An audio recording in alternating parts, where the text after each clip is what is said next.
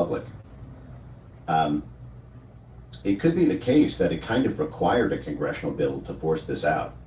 Like when you, if there's a internal investigation and it's not a part of a court document that's entered into evidence, you can't just FOIA the Justice Department to get dirt on your political enemies because you think that they might be involved in something. Now, I don't know if it could have been done through an executive order around Epstein transparency around the time of the first binders. Certainly, it looked like there was friction between the president and Thomas Massey over this issue. But I don't know the details of what went down there. But the fact is, the bill passed 427 to 1 in the House. Who's the one? My recollection is that it was Randy Fine, but I might be wrong on that, so I don't want to smear. There was or- one or person imply that anything unduly. didn't want it released because they thought it would compromise the victims, right? At one point in time, at least. Yeah, I don't know what the rationale, is, and because I don't recall offhand who the one is, I don't want to lean on that too much, but the fact is nobody wanted to be on the other side of this. I can't think of anything that both Republicans and Democrats voted on 427 to 1 and, oh, sorry, Clay Higgins, sorry, apologies to Randy Fine. Yeah, so there was there was obviously friction because this implicates everybody, Republicans and Democrats, Americans and a dozen different foreign countries, heads of major hedge funds and multinational corporations, donors to all political parties, major university and science institutions. Almost every major player in world affairs was in some way either involved in or adjacent to this network, or the network tried to reach out to them because they were influential. And so, there was kind of a mutually assured destruction around the Epstein hot potato for a decade now, which is that, out of power, the Republicans said, oh, the Democrats don't want to disclose this because of the Clintons. And then the Trump administration gets into power and there's a very slow, reaction to the kind of disclosures that culminated in what happened this week. And so you had the Democrats saying, oh, they're not disclosing it because of, Trump world and his associates. Meanwhile, they controlled the Justice Department and the FBI for 4 years and didn't release any. So, it took a moment like this, and what's really interesting about it is this bill only compelled the disclosure, this law that passed in Congress only compelled the disclosure of Justice Department originated files. Justice Department, by extension, FBI is the investigative arm of the Justice Department. It does not compel CIA originated files. And one of the coolest moments of transparency we had last year in 2025 was when Tulsi Gabbard, as the ODNI, is the head of director of national intelligence in charge of the whole intelligence community, spearheaded the JFK files release, and we got basically fully unredacted documents. Now I know there's a contest over how complete they are, but the fact is it was hundreds of thousands of files that had never been seen before, or unredacted versions of documents that had been fully or partially redacted for decades. The only reason that we have JFK files at all is because in 1992, Congress passed a bill to force the CIA to start turning over documents. The law, I believe, was called the JFK Records Collection Act. And it forced, by law, the CIA to establish this independent presidential assassination review board that would review documents for declassification and compel, on the basis of that independent body. Given all of the intelligence intrigue around Epstein and the fact that it is, in my view, physically impossible over Epstein's 40-year career in intelligence adjacent work that there's not Epstein files that are CIA originated. And we actually, I saw this in the files that were just released. Jeffrey Epstein himself twice FOIA, that's the Freedom of Information Act, which is a law that I think came around in 1966, which allows any U.S. citizen to ask any government agency for all public records that it has about anything. There are certain things that get blocked in that. There were a lot of FOIA fights about COVID. Fauci, famously, there's this exchange where one of the folks in Fauci world says that they learned cool tricks from the FOIA lady about how to get around requests. But the fact is, you can FOIA the CIA for records because that FOIA forces the CIA to give you declassified or unclassified records. And if it's classified, it'll issue a GLOMAR. We cannot confirm or deny and the existence or non-existence of classified information. Before we get any further, the JFK stuff, I never heard anything about it. I mean, I know the files came out, but there was no big revelations. There was was there anything that came out of that was significant? I thought it was huge. I learned, I guess people are looking at the JFK files, most people are looking at it for clues as to who killed JFK. Right. And I know that there are many researchers who specialize in the JFK assassination that have sharpened their theories, I suppose, on the basis of it in a useful way, for whatever it's worth. For me, I was never expecting to see a CIA document saying, I, James Jesus Angleton, authorized the assassination of President of the United States. But the fact is what it revealed were all of these tangential and ancillary documents that showed the structure of intelligence work at a very fine and detailed level, the kind of revelations that really only come around once in a generation. There's a video online by Michael Parenti, who was a CIA whistleblower around the time of the Iran-Contra hearings in the 1980s. And he says, pay attention to these hearings. This may be the last time for another 20, 30, 40 years that you ever get an inside look at the detailed minutia of a covert operation, because all of this was being blasted on a congressional jumbotron with hearings and formal congressional investigations and public testimony. And I sort of look at the JFK files released like that. We got a very detailed look at everything that was happening around effectively Operation Mongoose. Because can you refresh my memory? What was Mongoose again? Yeah, so Hell yeah. There was Operation Mongoose and Operation Condor, which were related to the. How about you, man? Nominally, what you'll read is that they were related to the attempts by the CIA for Mongoose, for example, to destabilize the government of Cuba in order to induce a regime change.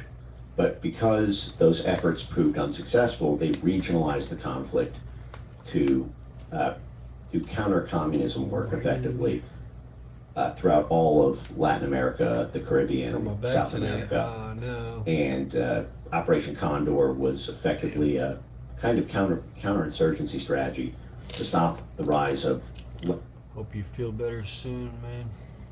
left-wing Marxist groups. Take it easy. Were trying to throw off the yoke of American imperialism, so to speak, as they put it. And so you had a massive CIA operation to try to tilt the internal politics of basically every country south of the border.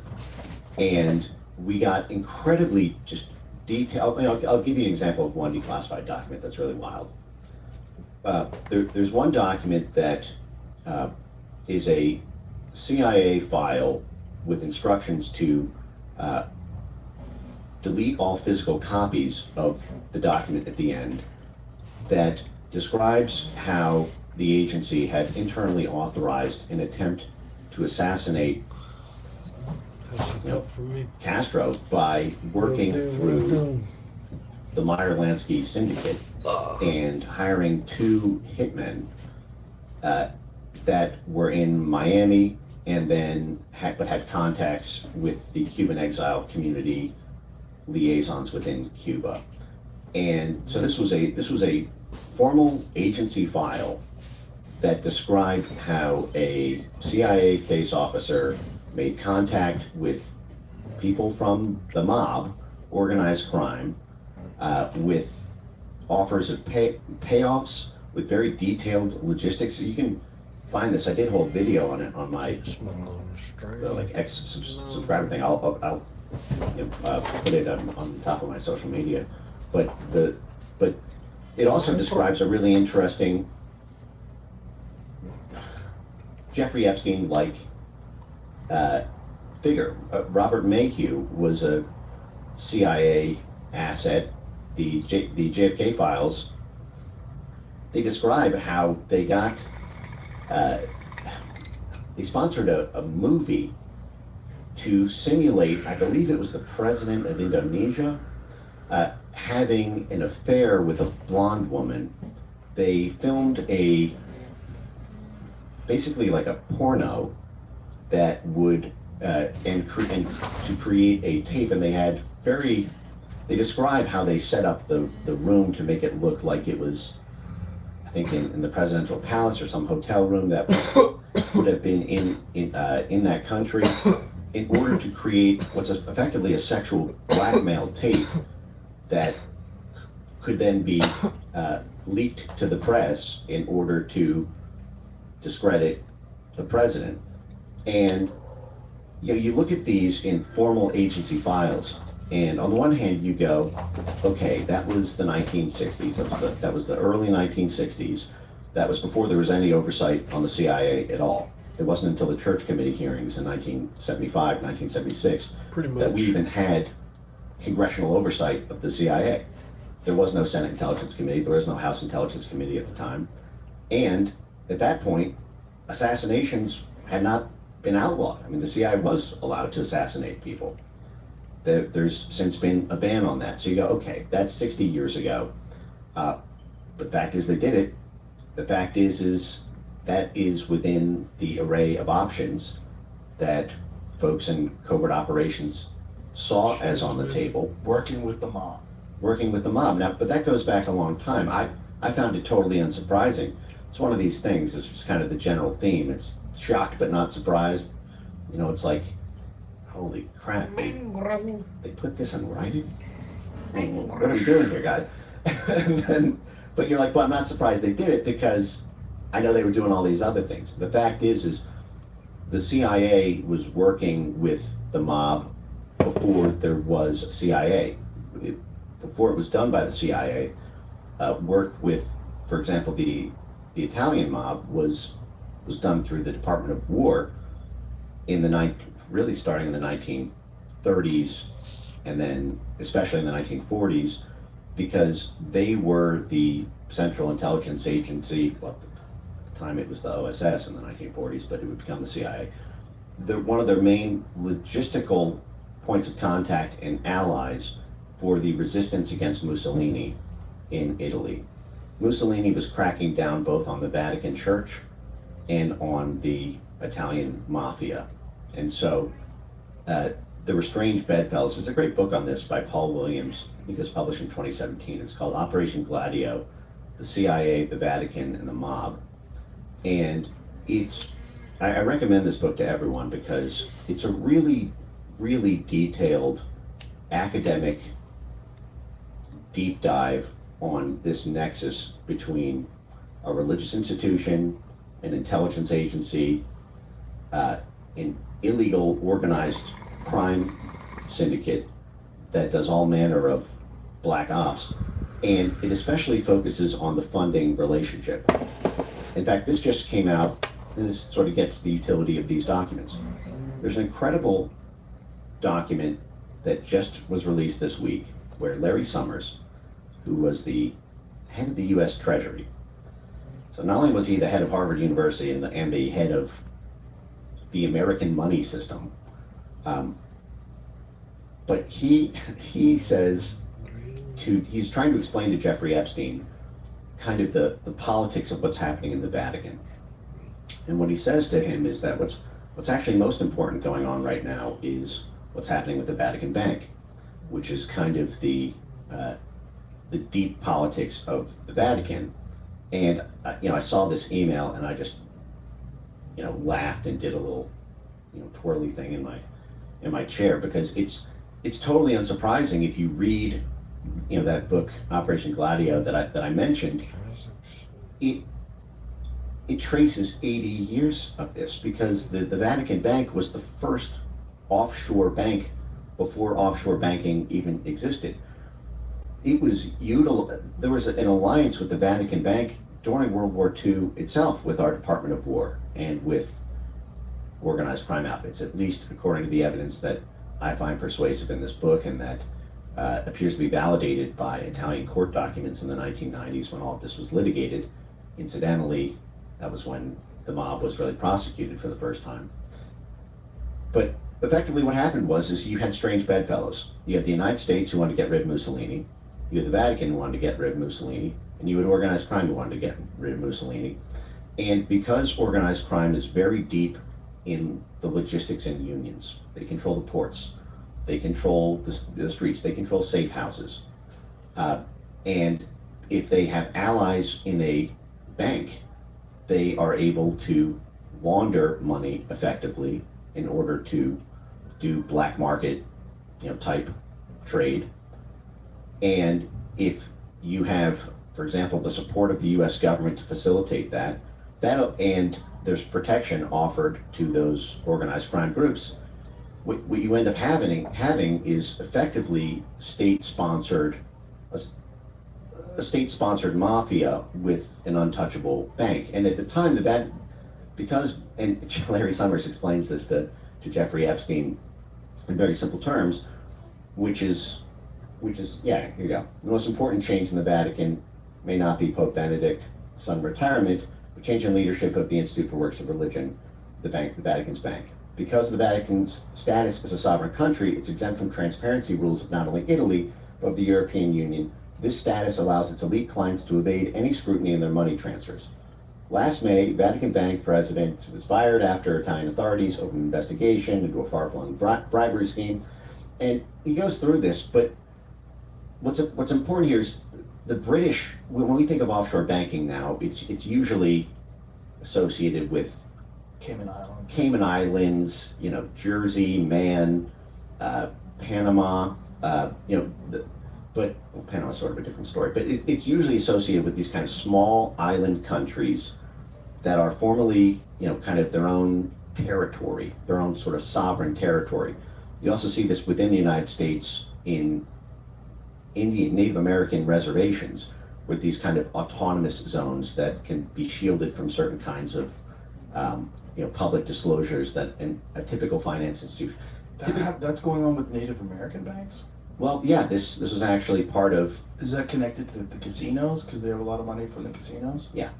Super Bowl 60 deserves a sportsbook built for the moment. DraftKings Sportsbook, an official sports betting partner of Super Bowl 60, puts you right in the center of the biggest game of the year. Anything can happen during the Super Bowl, and DraftKings has your back with early exit. If your player goes down in the first half, you still get paid in cash.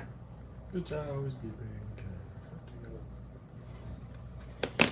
How this was used effectively by the NSA during the Promise Software scandal and the Iran-Contra scandal of the 1980s, where you had basically the NSA and then the U.S. government running money laundering effectively through, casinos on Native American sovereign territory. But the fact is in the 1940s, the Vatican Bank was really the only game in town. This traces back at the CIA level to a lawyer named Paul Helliwell, who was kind of the architect of money laundering for the CIA. And it didn't even start really started with the attempt to try to stop Mao in the 1930s and 1940s. There were the Opium Wars in the 1830s, where effectively the British Empire and the East India Trading Company were making ungodly amounts of money by selling opium to China. They would grow the opium on the Golden Crescent, India, and then they would sell it to China with a huge customer base, which would bring in huge amounts of revenues to the British Crown. And then there were two opium wars that were fought in the 1830s and 50s, I believe, around then. And the opium wars were China's attempt to stop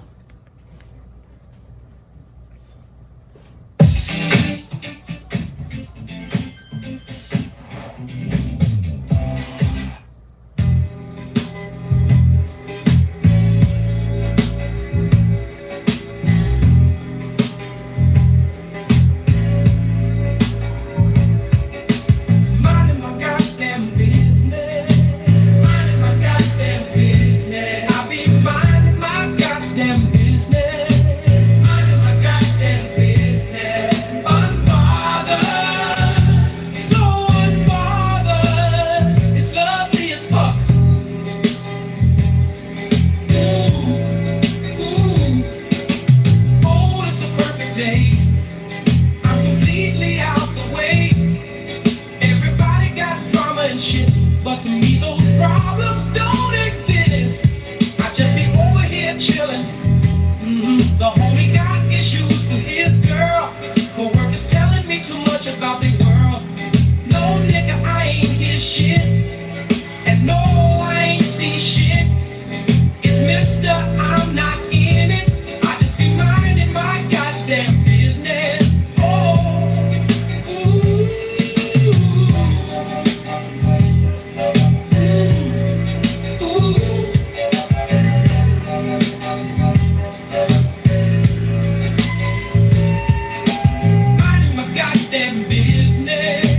Minding my goddamn business.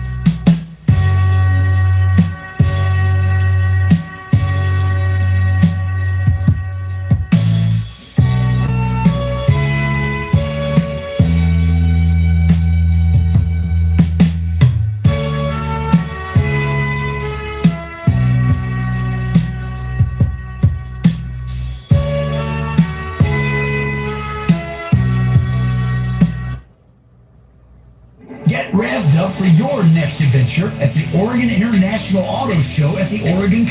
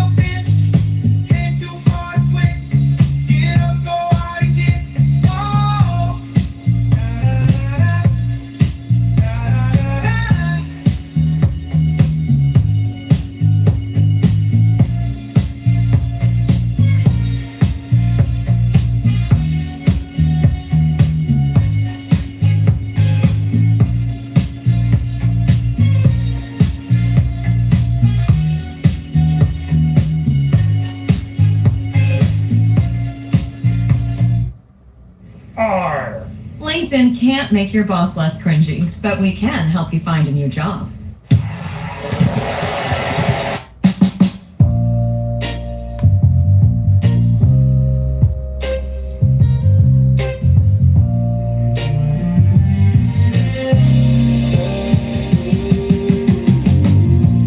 I'm just a simple nigga.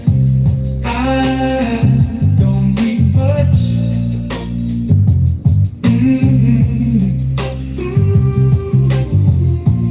I'm just a simple nigga.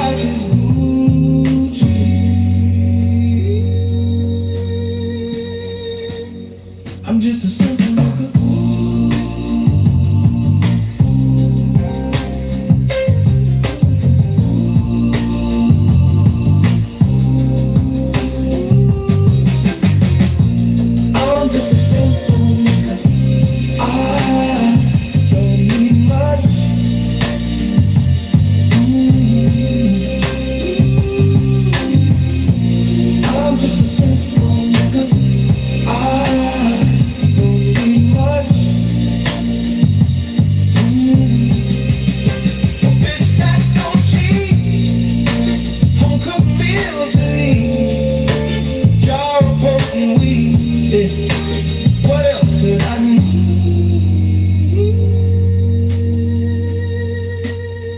I'm a simple nigga.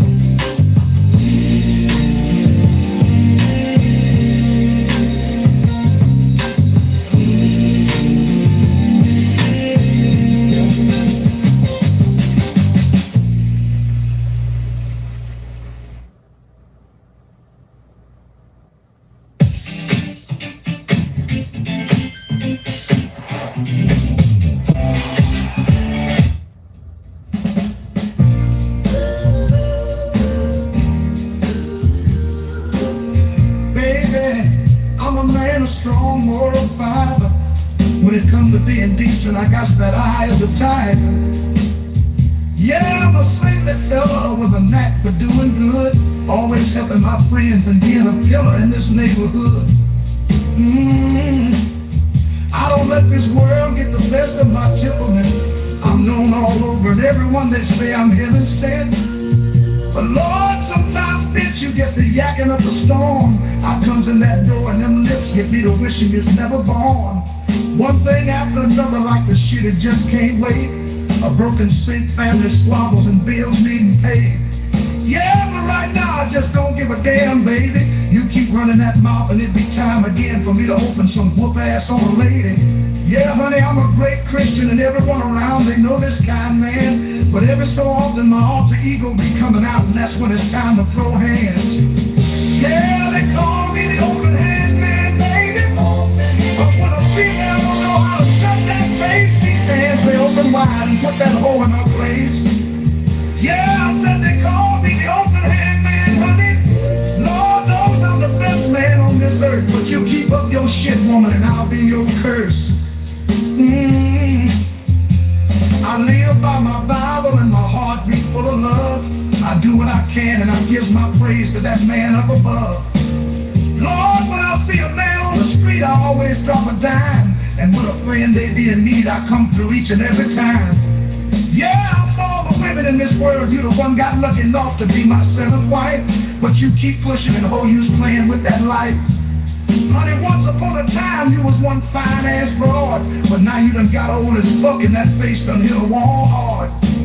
Yeah, you used to mow that lawn and cook and clean, and now your busted ass do nothing but yak that jaw and complain. See, it just ain't worth it no more, baby. This God-fearing man done had enough of living with a do-nothing bitch or a lady.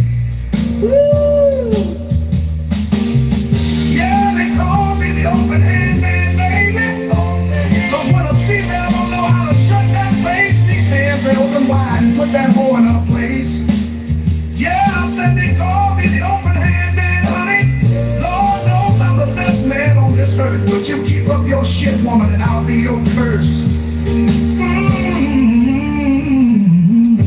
Lord, I'm the best man in this world. I pray and I pray till I just can't pray no more. My faith be strong and my dignity be for what I'm known. But sometimes, Lord, these open hands got to get thrown. Lord Jesus, I'm a man that be living in your image, but I'm also a man that can't abide this whole her loud mouth bitching. Woo! Here come the open hands, baby. Yeah, they call me the open hand man, baby. Cause when a female don't know how to shut that face, that's when these hands they open wide and put that hole in her place. Yeah, I said they call me the open hand man, honey. Lord knows I'm the best man on this earth, but you keep up your shit, woman, and I'll be your curse. Lord, I'm the best man in this world. I pray and I pray till I just can't pray no more. My faith be strong and my dignity be for what I'm known. But sometimes, Lord, these open hands got to get thrown.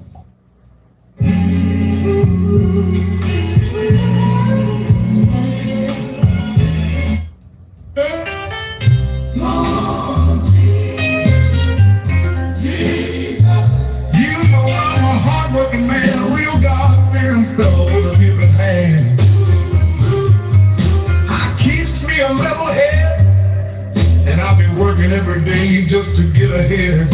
Yeah. Yeah. But you know there'll be one thing that I just can't stand. A stupid asshole with a habit of back-talking a man. Yeah, Lord, I do everything right. I go to church and I be helping anyone in need right on the side.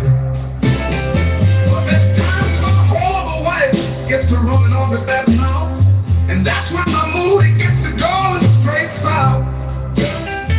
Yeah, my vision it goes red and my hand be opening up, and that's when you know this bitch's face about to be swole as all fuck. Yeah, Lord. Yeah, Lord, I'm the best man you could ever imagine. But there's just one problem in this life I need your help in managing. Yeah. Lord Jesus, I got them bitch smacking blues. Cause when a woman thinks she might equal just what the hell you expect this godly man to do. Yeah, Lord Jesus, I said I got them bitch smacking blues. Yeah, I'm the best man around, the real pillar in this town. But goddamn, sometimes I just wanna put a bitch down. Everyone says I'm the best Christian man they've ever met. Yeah, I'm known for my compassion and I'll always be giving more than I get. But there's times I come in from work and this bitch gets to honking on me. Every day some new bullshit and she just won't let it be. I try, Lord, but it just can't be helped. Sometimes this hand gotta do the talking and that bitch face gotta catch a whelp. But yeah, there's more to this man than just smacking me a hoe. I'm an upstanding citizen, and when someone needs help, I'm always ready to go. So Lord Jesus, when my time comes, just remember what I say. I may smack me a bitch, but I'm the best man in this world today. Yeah. Lord Jesus, I got them bitch smacking blues. Cause when a woman thinks she might equal just what the hell you expect this godly man to do. Yeah, Lord Jesus, I said I got them bitch smacking blues. Yeah, I'm the best man around, a real pillar in this town. But goddamn, sometimes I just wanna put a bitch down. See, it ain't that I wanna do it, Lord. It's just every day this bitch be pushing my ass more and more. Yeah, as long as she cooking clean and keep quiet, I ain't got no qualm. But her ass keep her talking, and you know she about to feel this open palm. Lord Jesus, I got them bitch smacking blues. Cause when a woman thinks she might equal just what the hell you expect this godly man to do. Yeah, Lord Jesus, I said I got them bitch smacking blues. Yeah, I'm the best man around, a real pillar in this town. But goddamn, No, I don't want to be the queefing avenger. Rushing Wind by Keith Green. Elton John gospel. I've never heard it. Yeah, Knight Rider and Street Fighter.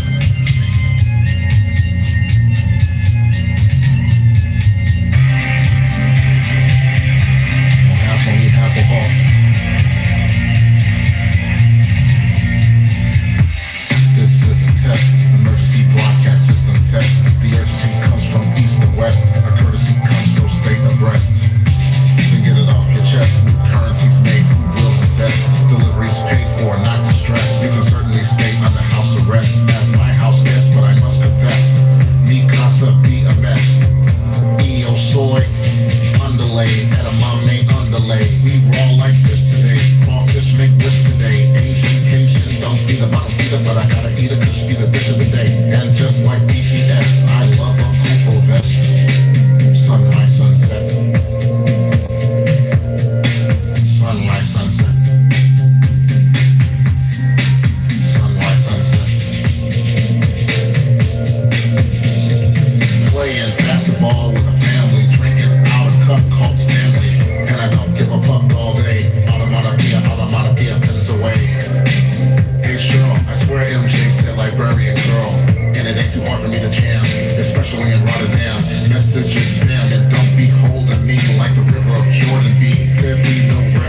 police in this sport. I'll make you bleed on this court. You best believe abort mission of what you envision and did your decision. Don't put yourself in debt just yet.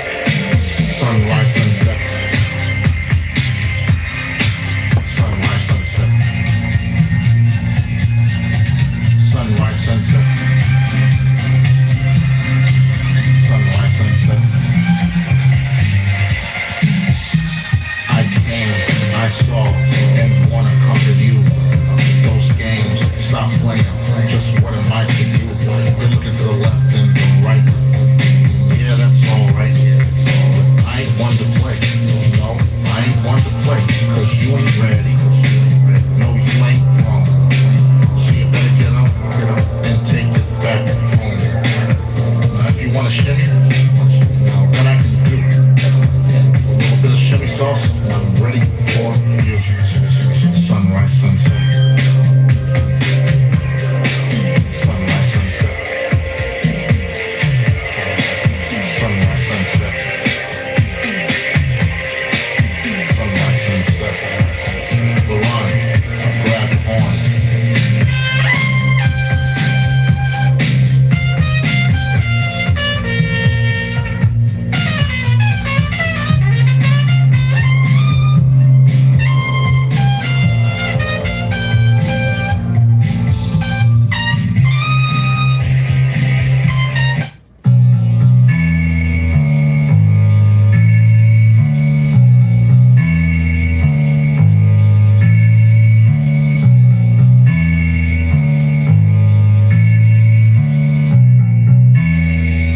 Tic-tac-toe, one back go.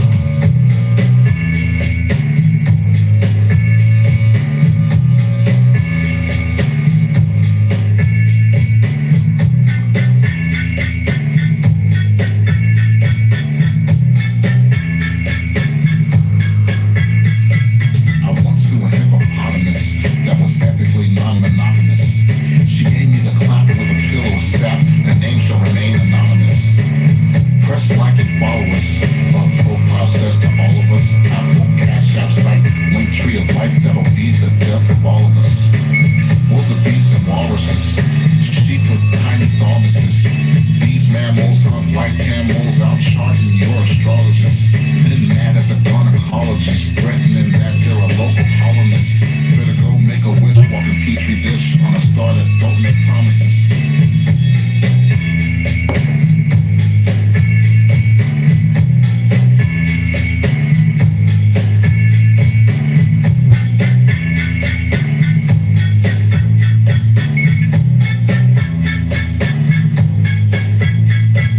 Then galloped the zebra, a goddess guided Libra. She was quite profound with the use of pronouns in which she, they, all agree first. Don't shame her and she'll treat ya. Blame her and she'll leave ya. Against the stars, she'll read your cards and say that it's to free ya. A cosmic dealer, two self-medicated healers. She gets elated when you're sedated. Her friends be lots of dealers. My little feature in the script of a nocturnal leecher. I thought tiger types don't change their stripes. Well, neither do zebras.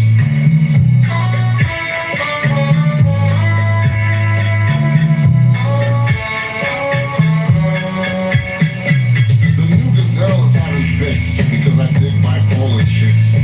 It's a warrior gene, at least to me, but gazelle can't get with it. I try to tell her that it's in the past, and though it was a blast, I'd rather her be wild and free, but you and me, I think we'll last. Gazelle is not impressed. Nevertheless, I protected text, Samurai X, and yo, I did my best. Shows what I know, to please gazelles it takes a rhino. She tried to cross the river, but a crocodile bit her. We'll end this on a high note.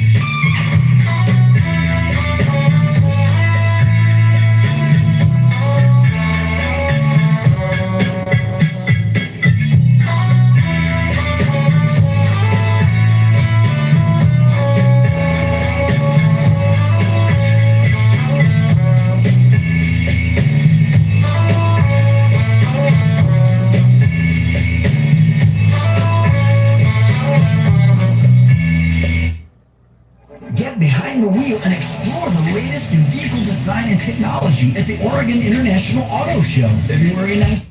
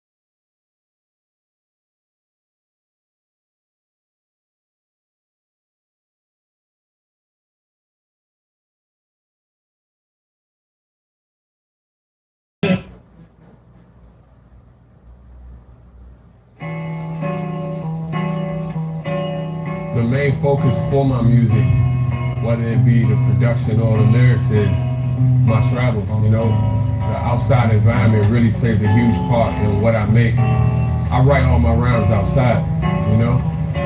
Every city I go to, I set up my studio in the hotel. I make the beats during the day. I start coming up with ideas, and I just hit the streets and start walking. And whatever I see really kind of inspires me. It may not be literally, but it always finds its way into my music. The streets of city is my main inspiration.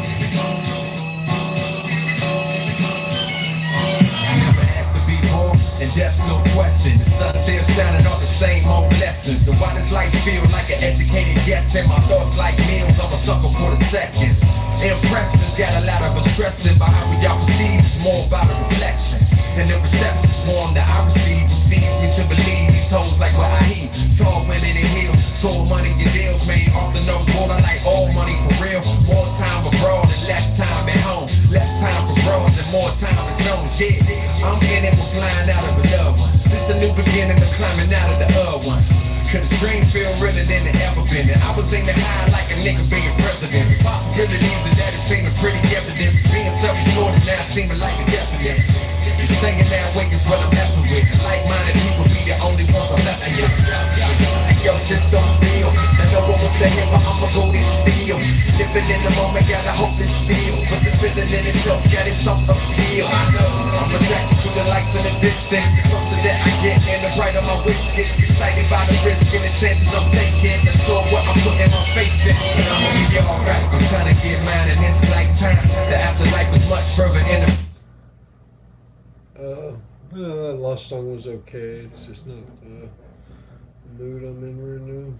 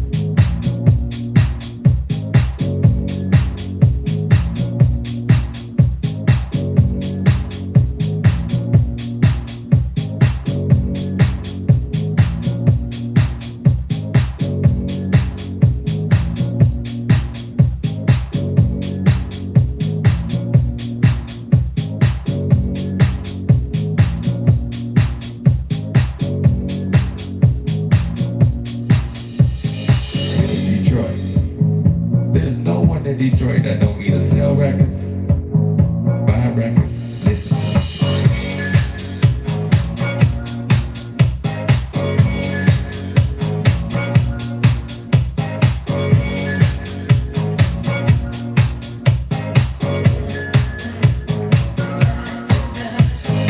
Let's tell you something.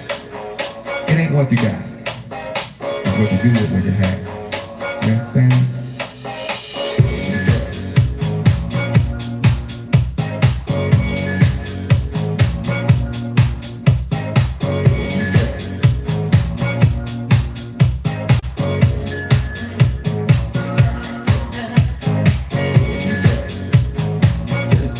Detroit that don't either sell records, buy records, listen to them. Detroit.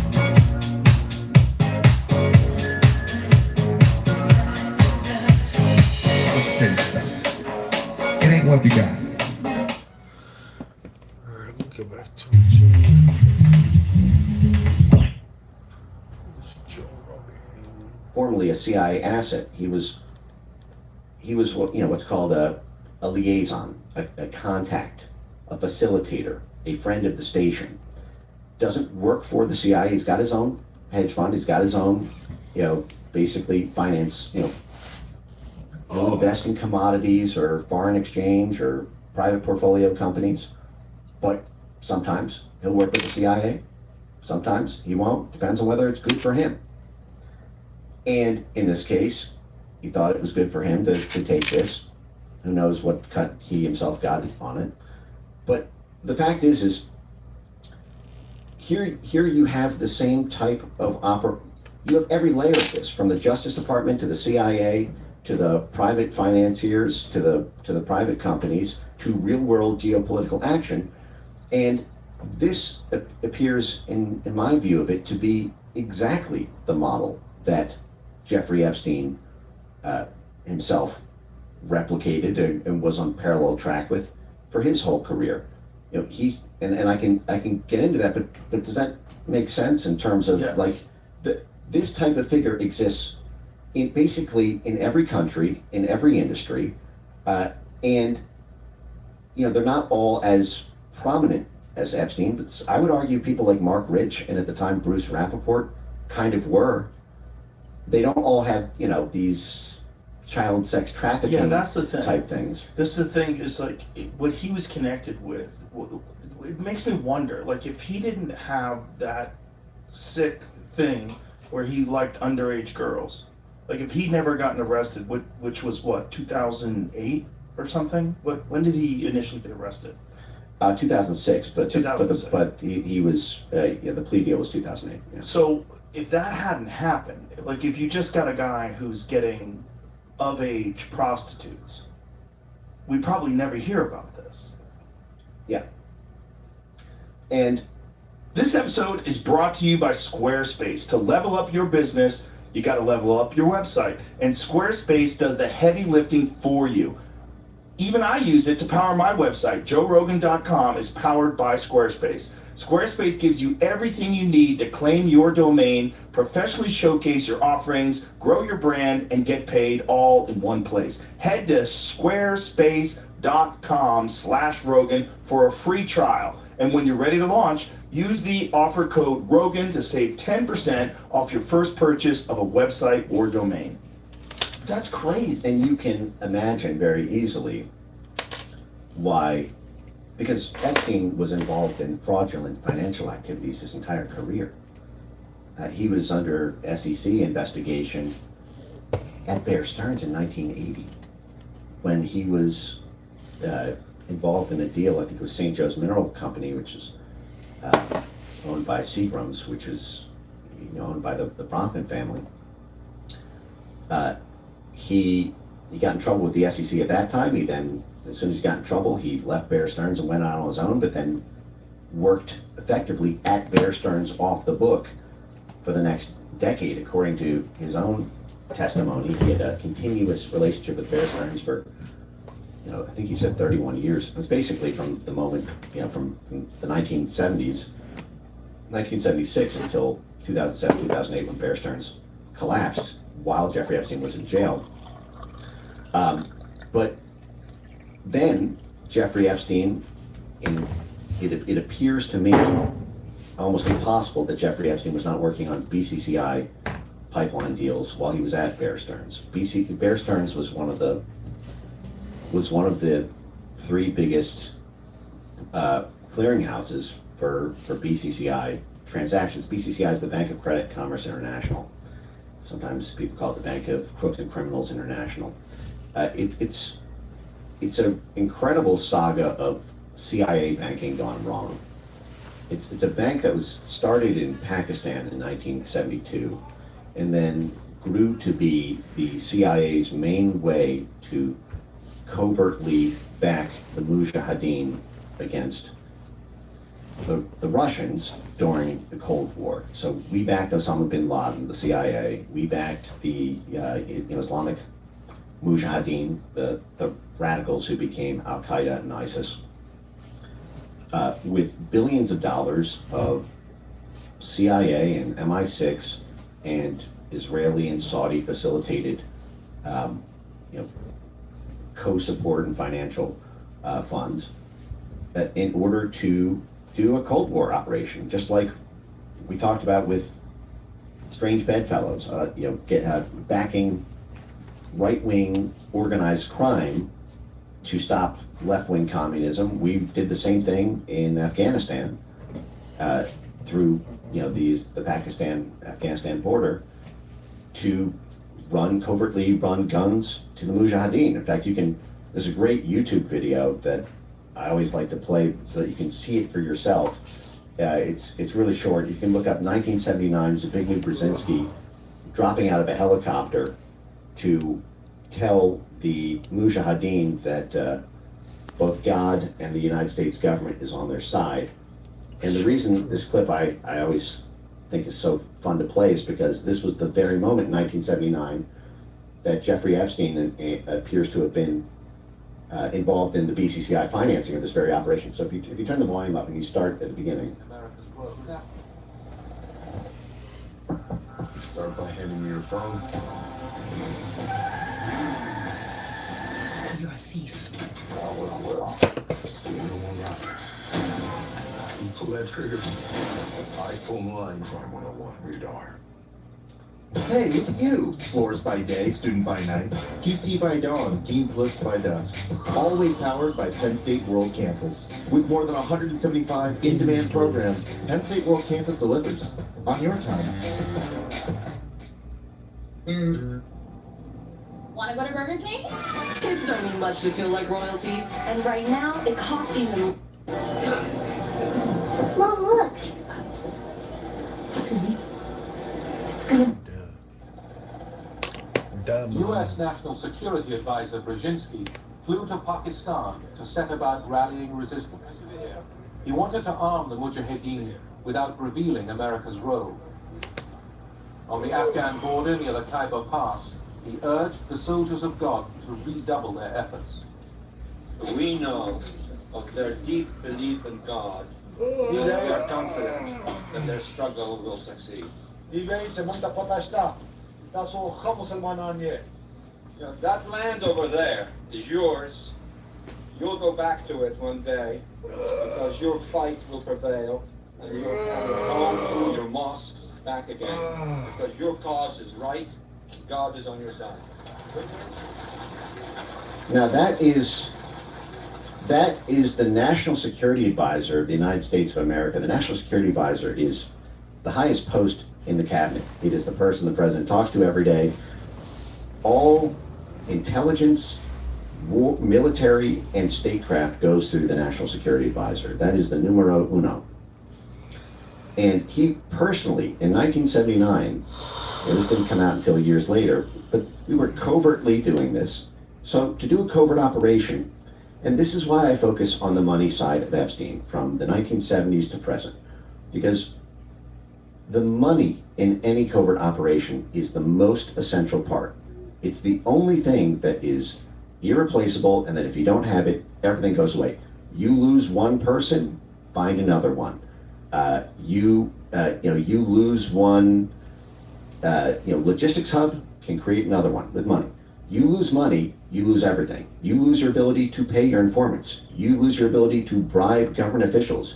You lose your ability to win the support of local institutions. We lost Vietnam, not really so much because we lost, at the kinetic war level, but because we lost the ability to fund it because it got defunded. So we literally couldn't do it anymore. And there's another great clip just to show how sophisticated CIA money laundering was even by the 1960s. Sorry, I'll stop doing this after, run around clip to clip after this, or I'll chill on it. But if you go to my X account, you can also find this on YouTube. There's a great, I believe it was CBS in the 1960s. It's called In the Pay. I think it's called In the Pay of the CIA, or but if you type in CIA money laundering, you'll see this great clip about how sophisticated CIA money laundering was already by the 1950s and 60s. And because everything the CIA does has to be laundered. it's a spy agency. If it writes a check, if it doesn't conceal the origins of the money, gigs up.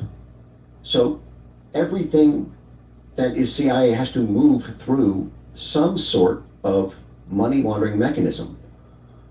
Well, to kind of, I guess, borrow a phrase from the president, somebody's doing the money laundering. You need outside contacts who do not work at the agency or necessarily for the agency to facilitate that money laundering. And that was done through, for example, the Pakistanis with BCCI as well as contacts in London. That is what I believe Jeffrey Epstein was doing his entire career after that, from Towers Financial to his tenure with Leslie Wexner, to kind of the way I think that he helped model the Clinton Foundation itself with the Clintons in the early 2000s. And his expertise in that, I think, is what made him useful. Really not, well, it's more the connections of, I guess, donors and billionaires around him that made him the most useful. But the fact is he specialized, when he went out on his own, formally he leaves Bear Stearns in 1981 and starts a one-man group called Intercontinental Assets Group out of his New York City apartment. He's not even 30 years old. Right away, he gets big-level clients like Adnan Khashoggi, who is at the time was alleged to be the world's richest man. He was the Saudi arms dealer, and to give an impression of how significant this figure was in the weapons trade, he earned more in commissions from Lockheed Martin, Boeing, and I think one of the other big military contractors than every other commissions agent in the entire world combined. That's why, there were rumors that he was the world's richest man. In fact, we actually had legislation passed because of how influential he was. He was the one who, in 1983, flew to the National Security Council, to the White House, to orchestrate the Iran-Contra affair. He was the Saudi middleman that was part of this operation where the United States used the Saudi middleman, Adnan Khashoggi, to run guns to Israeli contacts to smuggle into Iran to fight off the Iraqis. It's a bit of a long sequence, but effectively you can think of it as the United States and Israel, Saudi Arabia in the middle. Now, Adnan Khashoggi was one of the major clients of the CIA's BCCI bank, and he was the host of the CIA's offshore operation that was created in 1976 called the Safari Club. In 1975, 1976, when the CIA started getting handcuffs put on it with the Church Committee hearings, Jeffrey Epstein starts his career at Bear Stearns in 1976, the very moment of the biggest shakeup of the CIA in CIA history. At that moment, the Church Committee hearings were ongoing, and the public was seeing, Colby and Angleton holding up a heart attack gun. How the CIA can kill someone and make it look like they died organically of a heart attack. Operation Chaos had just broke about the CIA funding student groups on American college campuses. COINTEL broke. MK Ultra broke. It was one house of horrors after another on everybody's TV that only had 3 news stations. And so Democrats were completely fired up about getting rid of the CIA or putting massive handcuffs on it, which is what they did. They created effectively what's now the Senate and House Intelligence Committees, so there's oversight of the CIA by the people's representatives. The first year Carter was in office in 1977, went through what was called the Halloween Massacre, fired 30% of all CIA operations personnel. They massively cut funding. And so in response to this, you had a set of stakeholders who wanted that CIA dirty work to still be doable, but they didn't have the legal authorization to run it out of the CIA. So what they did is they took the same group of international partners that the CIA had been working with. That includes Saudi Arabia, Israel, the UK, France, at the time Iran, because this was before the 1979 Iranian Revolution. They were all part of this thing called the Safari Club, which got its name from the Mount Safari. It was basically a resort club in Kenya, which was the main hub. Just like Colombia, for example, was the main U.S. government hub for logistics. It was kind of a foothold for our ability to do work in Venezuela or Guatemala or Nicaragua or Brazil. In Africa, Kenya was our main stronghold. And so, but I'm not gonna show you ran that. This was basically a 7-8 country joint covert operations intelligence network. And it was informal. It wasn't technically the CIA. And it was set up, and you can pull the Wikipedia for this actually, just so you don't need to take my word for it. Like literally the sanitized Wikipedia will tell you everything that I'm saying here. And that network ended up becoming one of the main, so if you start at the top, you'll see that there it is on the right, the Safari Club. It was a covert alliance of intelligence services formed in 1976 that ran clandestine operations in Africa. Now what they're leaving out here is that it was also Asia. It played a huge role in Pakistan and Afghanistan and the like. But these were all these different countries attempt to offset the restrictions that the Democrats had put on the CIA. When Reagan gets back to power in 1981, you still have these handcuffs on the CIA. You still have the Democrats controlling the House of Representatives. The Democrats I think there are so many common stigmas about people with ADHD, like we're lazy, or just super disorganized, or to choice, we're chaotic, talk too much, just too much. And it's a bummer. For me, exercise has been really helpful with my ADHD. Moving every day, getting my body going really helps to calm my brain. And also my treatment plan of taking Qelbree once a day, which is a non-stimulant ADHD medication for adults and kids ages 6 and older. For me, Qelbree has helped me manage my ADHD symptoms, and in turn, it's really made me want to advocate to end the stigma surrounding ADHD so that more people feel comfortable asking for help. Visit Qelbree.com and talk to your healthcare provider today to see if Qelbree is the right fit for you. Once-a-day Qelbree is a non-stimulant prescription medicine used to treat ADHD in adults and children 6 years of age and older. Important safety information. Qelbree may increase suicidal thoughts and actions in children and adults with ADHD, especially within the first few months of treatment or when the dose is changed. Tell your doctor if you or your child have, or if there is a family history of suicidal thoughts or actions before starting Qelbree. Monitor your or your child's moods, behaviors, thoughts, and feelings during treatment with Qelbree. Report any new or sudden changes in these symptoms right away. You should not take Qelbree if you or your child take a medicine for depression called a monoamine oxidase inhibitor, MAOI, or have stopped taking an MAOI in the past 14 days. Also, you or your child should avoid alozitron, duloxetine, ramelteon, tesmelteon, tizanidine, and theophylline. Qelbree can increase blood pressure and heart rate. Your or your child's doctor will monitor these vital signs. Qelbree may cause manic episodes in patients with bipolar disorder. Tell your doctor if you or your child show any signs of mania. Do not drive or operate heavy machinery until you know how Qelbree will affect you or your child.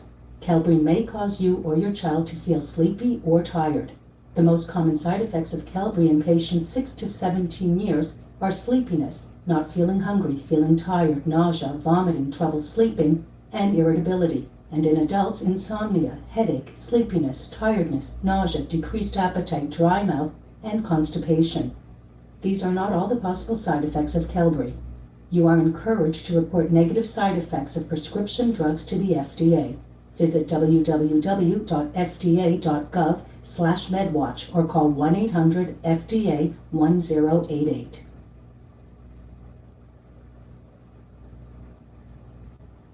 So there was an international arms embargo First of all, in 1979, the Iranian Revolution happens, and it's blamed on the CIA being cut back.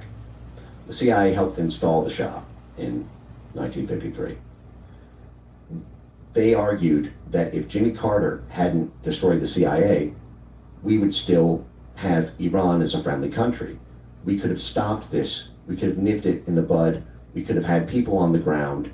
It's Jimmy Carter's fault that he cut the CIA, that we're in this disaster with the world's third largest reserve of oil and gas and this hugely geostrategic country now being an enemy of America rather than a friend. So an international arms embargo was put on Iran, but then Iraq threatened to invade it. And we didn't want Iraq to take it over. So we had to do something illegal if we wanted to help Iran. And it was against international law to give them weapons, but if we didn't give them weapons, it was perceived massive geostrategic, geopolitical earthquake that we lived with for centuries. So you had to do one illegal action with the gun running, and then there was an inter-party dispute. The Democrats at that time, the majority, did not want to do intervention in Nicaragua.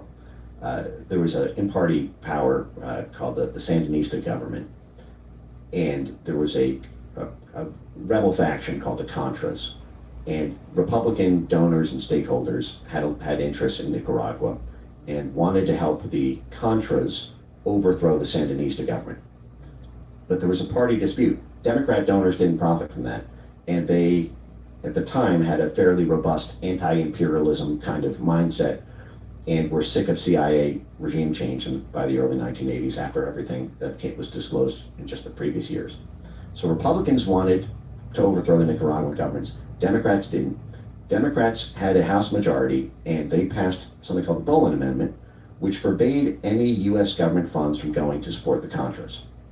So this put the Republicans in a pickle. By the way, this is what's happening kind of today around Ukraine if you flip the parties. 100% of Democrats vote for Ukraine funding. The Republican Party is split about it. This is the inverse of that was happening in the early 1980s. 100% of Republicans wanted to fund the Contras against what they called the Soviet-aligned Sandinistas. And the Democrats were split. But they successfully passed this Bolin Amendment, so the CIA was in a pickle. How do you run guns to Iran when it's against international law? And how do you fund the Contras when it's illegal to spend U.S. government money to fund them? And so what they came up with is effectively the structure. I think it's the most useful structure for understanding American statecraft and intelligence activity to this day. What they came up with is what they called a structure called the Enterprise, which the CIA Director Bill Casey referred to as a private, self-sustained, off-the-shelf, standalone entity that did not exist within the U.S. government, but was instead, it comprised, the money came from outside fixers who would then effectively channel donor money and black market trade to fund the Contras. So the money didn't come from U.S. taxpayers. It didn't come from U.S. aid. It didn't come from an allocation from the U.S. Department of War or foreign assistance from the Department of State. As it turned out, the money came from, cocaine and a couple of other things. But this was the famous Freewood Ricky Ross. Yeah, Gary Webb. Yeah. John Kerry, and this was the soup that Jeffrey Epstein was coming up in. And a funny story related to this is that the main airline used to transport the drugs and guns in the drugs for cash for guns operation was a CI proprietary airline called Southern Air Transport. Southern Air Transport was the proprietary CIA airline, meaning it was owned and operated exclusively by the Central Intelligence Agency. And it was the airliner that all these aircraft moved through. Iran-Contra was basically the early 1980s up until like the mid-late 1980s. It was based in Miami. In 1994, Southern Air Transport, the CIA proprietary airline, which in the intervening time was spun out to not be owned by the CIA, but rather be owned by someone who had worked for the CIA. At the time, it was owned by the CIA, so pretty thin layer there. But it moved from Miami to Columbus, Ohio, primarily to service the limited. Oh, I know all about this, Jay. I have a video on this. In I fact, look over at Jamie because he's obsessed. Yeah, and in He's fact, obsessed with Patel. Yeah, I probably told you about this 5 years ago. Yeah. yeah. Okay. Well, there's a great article. I think Spook Air, and on this. But how many roads lead back to Ohio? Most, if not all. What is this connection with Ohio?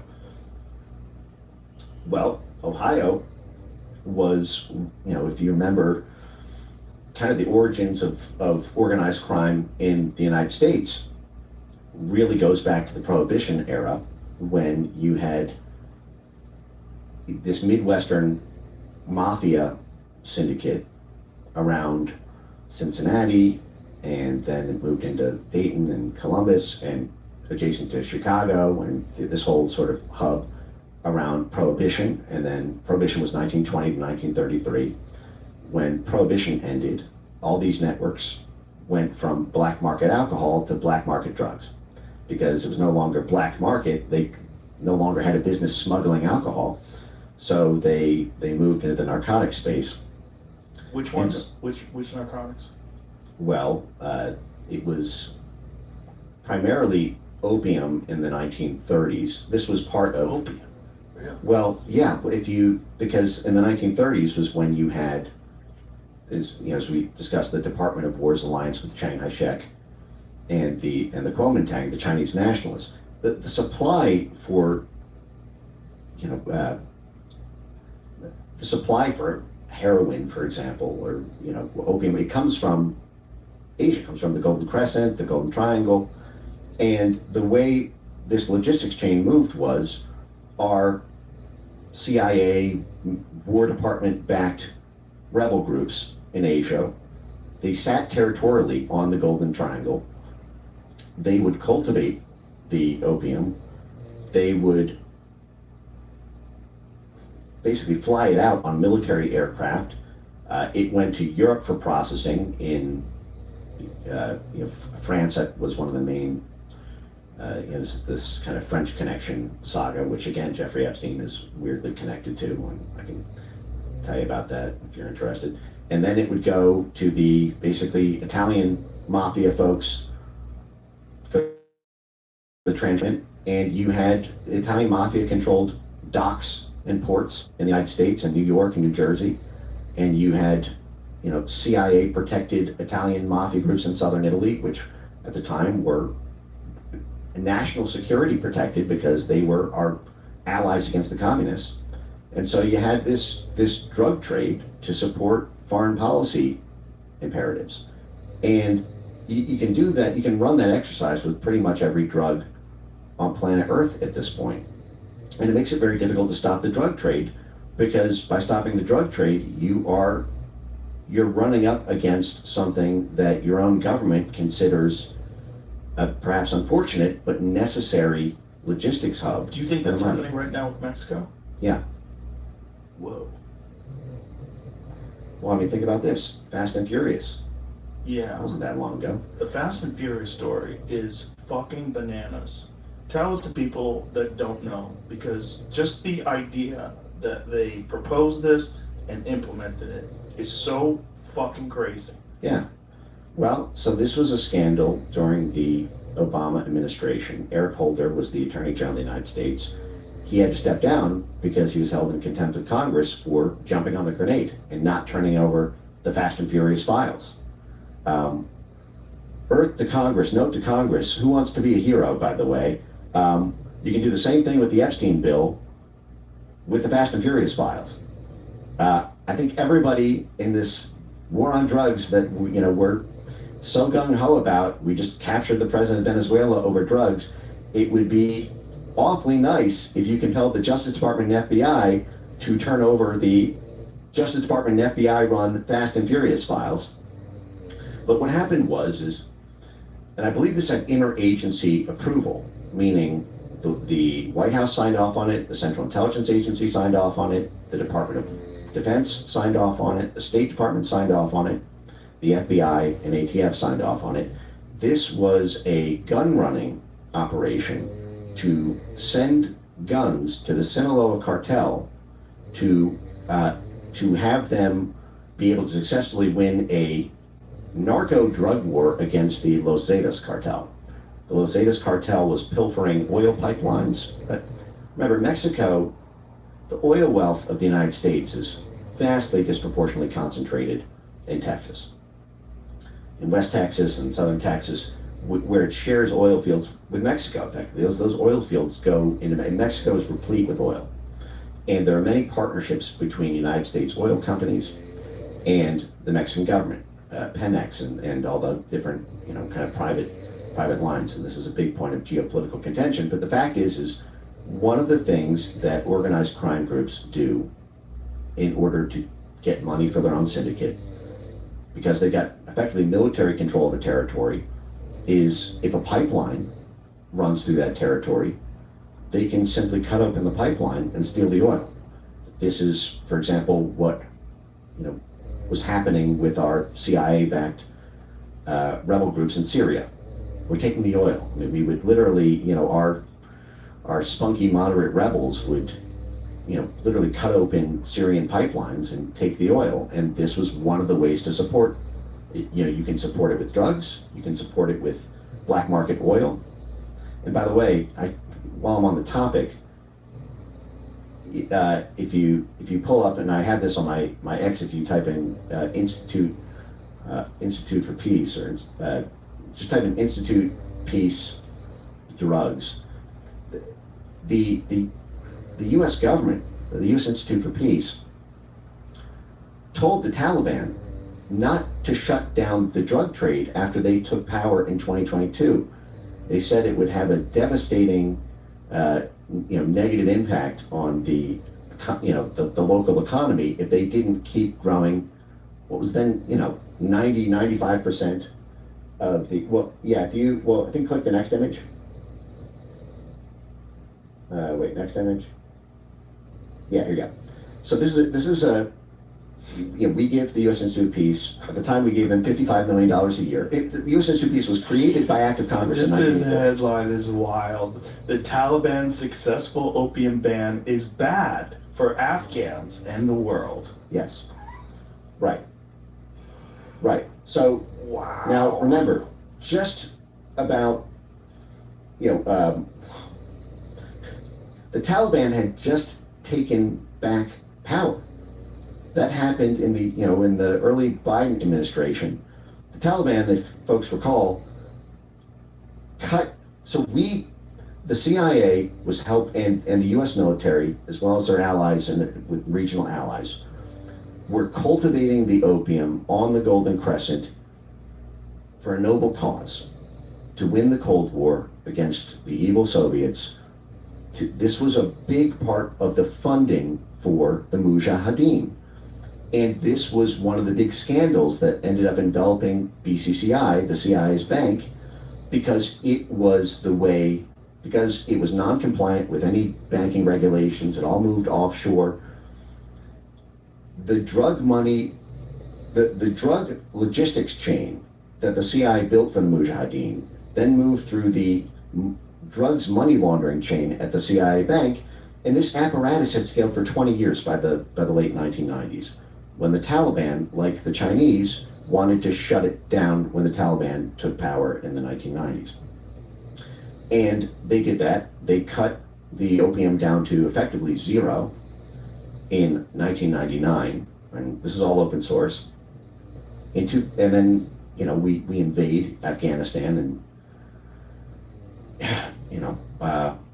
2001, 2003, it becomes a U.S. military occupied zone, and it goes from 0% of the world's heroin to 95% of the world's heroin, all under U.S. military occupation. In fact, we installed their dictator, whose brother was the main drug kingpin of the whole country. And some of this moved through the Cold War CIA-backed Turkish Grey Wolves outfit. And there's a funny quote, I think, in the Michael Hastings article on Stanley McChrystal, where Stanley McChrystal's team refers to Hamid Karzai's funny little hat that he wore. Hamid Karzai was the CIA installed, strongman after we took over Afghanistan. He referred to his hat as the Grey Wolves vagina. I mean, they're basically saying, like, this is the drug logistics orifice.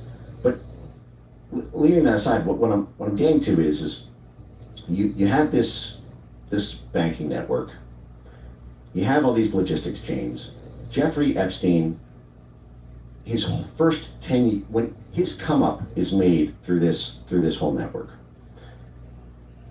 It turns out that Bear Stearns, opened a trading desk to clear BCCI transactions in 1978.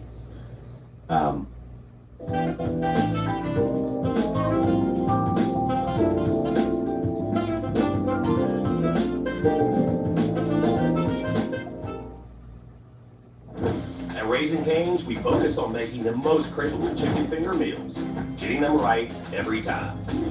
That's why we hand batter every chicken finger, mix every cane sauce, butter every Texas toast, stir every slaw, salt every fry, squeeze every lemon, and brew every ounce. We do this inside every Raising Cane's, every day. Because when you do it right, you can taste it in every bite. Raising Cane's chicken fingers, one love.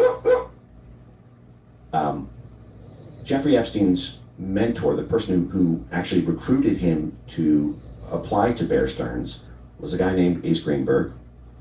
Ace Greenberg then was a senior executive at the time, and then I think in 1978 or 1979 he becomes CEO, so the head of Bear Stearns. So he sets Jeffrey Epstein up with his daughter. So Jeffrey Epstein is a young kid. People wonder, how did Jeffrey Epstein make partner at Bear Stearns so fast? Well, there's a couple explanations.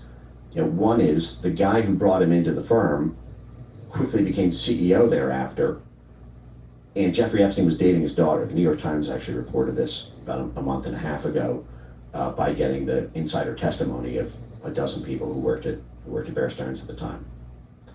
And so, he's dating the boss's daughter, but also Ace Greenberg, as the CEO, would have to approve all of these transactions, and it looks like was involved in, these clearinghouse activities. What happened was Bear Stearns cleared about $13 billion worth of BCCI transactions, and it looks like these transactions were involved in the very same Adnan Khashoggi Society and Doug Leese, who was a British arms dealer that Jeffrey Epstein was flying to London to meet with and working with all those years.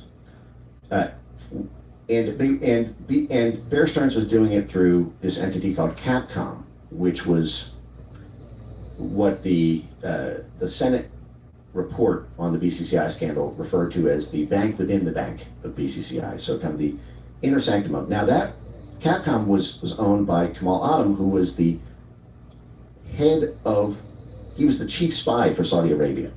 So Bear Stearns, the New York Times reports based on a dozen of these, insider, testimonies. They got like 3 of Epstein's bosses on the record to talk about, what he was doing there. Amazingly, the New York Times does not mention a single deal name in the entire 20,000 word report. Why do you think that is?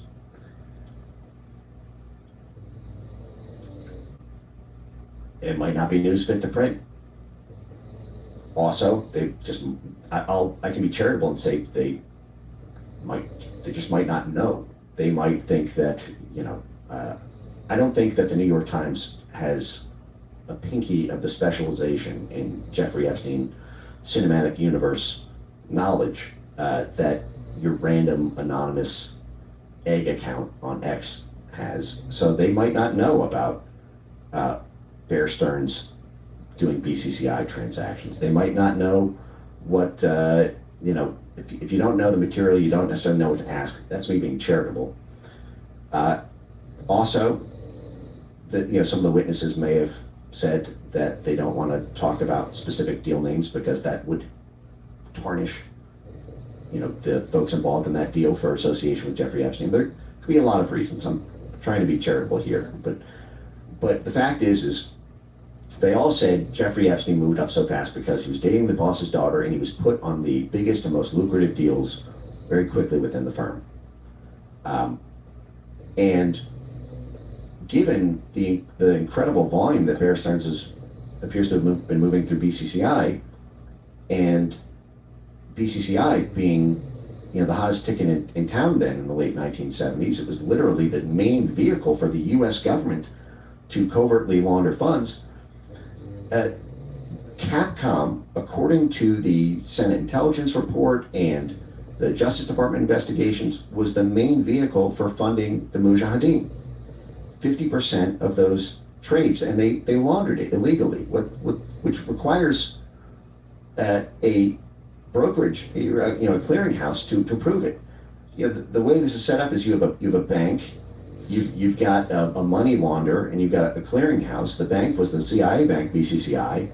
The money launderer was the CIA's literal direct partner in this, the Saudis. Capcom was run by the chief Saudi spy master. And then in 1982, Jeffrey Epstein obtained a fake Saudi passport. It was a fake Austrian passport because that was a big loophole passport during the Cold War for spies. But it said his residence was Saudi Arabia. We didn't find this out until 2019 when his safe was raided. But at that exact time, Jeffrey Epstein has this fake Saudi passport. And it's being done to support the CIA-backed rebel group, the Mujahideen in Afghanistan, but that requires a clearinghouse to clear those money laundering trades. They were using these mirrored commodities trades, which is this technique of basically selling to yourself to make money look clean, so that it looks like profit, and it looks like you won or lost it in a market trade rather than through drug money. And then they were then sending that on, to the Mujahideen. But the fact is at the same time that was happening, Adnan Khashoggi, who had become Jeffrey Epstein's client in the 1980s when he went on his own, was the one facilitating the weapons. You have this drugs for cash for guns.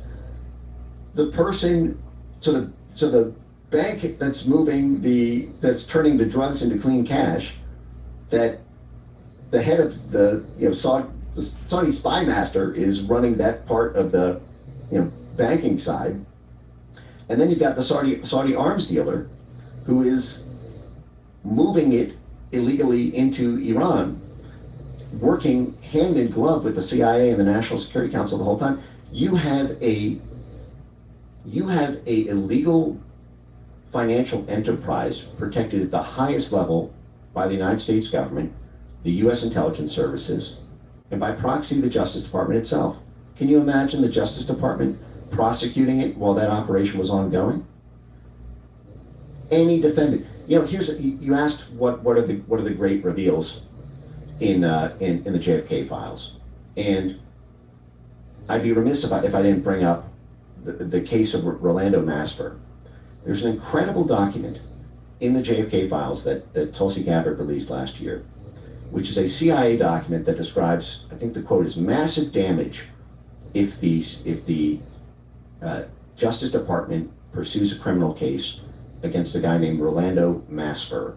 If you just type in Rolando Masper, JFK files 2025 release, or like massive damage or something like that, you'll see this.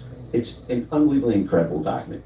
What it documents is that there was a dispute between the CIA and the State Department. The State Department sets foreign policy. The CIA is supposed to serve covertly the State Department.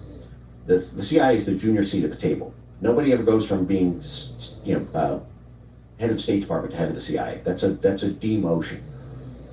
The CIA is supposed to be kind of the, I use like the, Sopranos records. Silvio comes in and shakes down the hairdresser shop or whatever for the money it owes the family. If you are that hairdresser, it's easy to think that Silvio runs the mafia, because he's the one who shows up at your house, breaks your windows, breaks your knuckles, and takes your money. But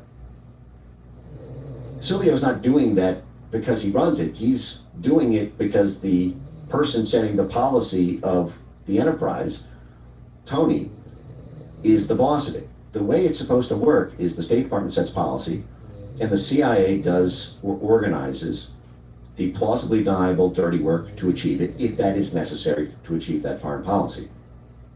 This is why there was a lot of debate in 1948 about whether the CIA should even take on this role. This is this great 1948 George Kennan memo that says maybe we should have a office within the State Department called the Bureau of Organized Political Warfare, and then 2 months later they decided the CIA would take that. But the fact is it's basically a State Department function, but CIA is supposed to defer to state. But what happened was there was a factional dispute between state and CIA over Cuba policy. The State Department thought that the CIA-backed rebel groups in Miami were being too aggressive and too provocative, too hot-headed, doing acts of terrorism and sorts of things that looked bad to the international community. JFK was trying to rein them in. But the CIA, the careers and folks there, wanted to take a more aggressive posture. And so one of the CIA's key assets and ringleaders had a logistics hub with a massive CIA-backed Cuban exile community network at that time in the early 1960s in Miami. Thought that JFK was being too impatient, too cautious. They wanted to invade basically a section of Haiti, departing from Miami, to use that as a base to then do kinetic attacks against Cuba. The State Department learned that this CIA-backed network, led by Orlando Masfer, was going to do this, and stopped it. They had a Customs and Border agent, basically, who was like manning the docks and caught them as like 300 of them were departing to try to take over a part of Haiti to do this. And then the State Department directed the Justice Department to pursue criminal charges against Orlando Masfer. In steps the CIA. And if you can find this memo, it's MAS for, I think it's FERRUR, Orlando Masfer. It's the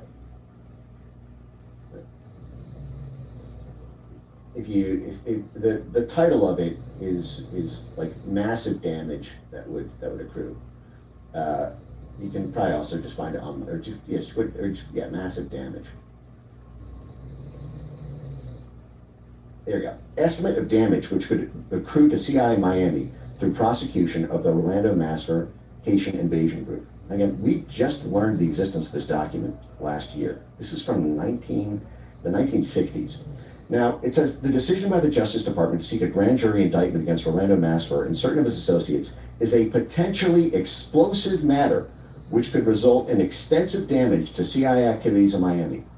Recent adverse publicity on the national scene and in the Miami area have added substantially to the already sizable embarrassment potential.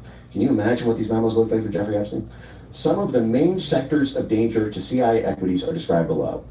Basic national publicity regarding student and foundation topics have already attracted attention of the local press to the CIA in general. Usually any reference to CIA covert activities leads press to check files for references of any such activities locally. However, before this action can be taken, the story regarding, and then he goes over the Pan Am Foundation, the University of Miami, which was what hosted JM Wave. The University of Miami, then the CIA's largest station house in the world, it was called JM Wave, was hosted in a facility off of the University of Miami campus. again, the biggest CIA station house in the entire world.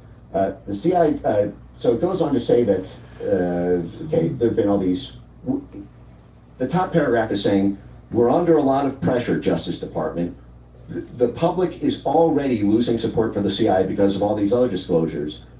And it will be disastrous if you pursue the prosecution of him, because Rolando Masfer is going to squeal. So I think if you go down to the next page, he says, as has been the case for the past 6 years, and he says basically the CIA has been working with the head of the president and treasurer of the University of Miami. They're extending the cooperation and all of this. So basically all these touch points that Rolando Masfer's network connects to will be exposed, and they go over all these what were previously redacted CIA cutouts in the area. And then he goes on, the memo says, even if the above circumstances do not exist, we would remain concerned regarding the possible effects of the prosecution of the Masfer Group. Although no station agents or persons with whom the Miami station has contractual arrangements are among the persons arrested or those who will be prosecuted, it will be very easy for the defense to drag CIA Miami into the case. The defense has only to obtain testimony, true or perjured, they consider to be true, from one of the defendants, or summon as defense witnesses one or more disaffected former agents of the CIA station in order to begin a chain reaction, surfacing such detail and rumor concerning CIA operations against the Cuban target.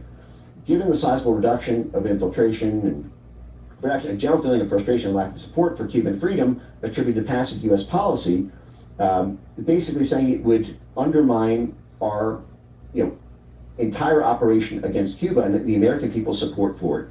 If the Justice Department indicts these people who just committed this crime, because they can the whole network is CIA, and they can just call to the stand that their friends and associates had been talking with the CIA about this well before they had done it, and that'll be a massive scandal. Now, that's just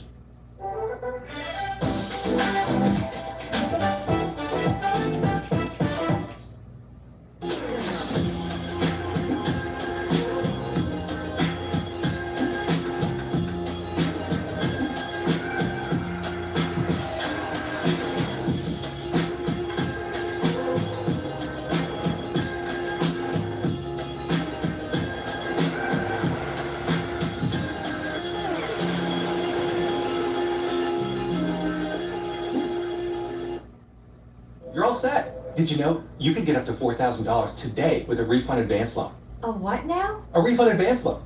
It's a loan for up to $4,000 ahead of your refund. Seriously? Yeah, it's interest free and doesn't come with loan fees like some others do. You're telling me I could get up to $4,000 today? Yeah. Now can I have a unicorn? File at H&R Block, and you can get a refund advance loan up to $4,000 within minutes of filing.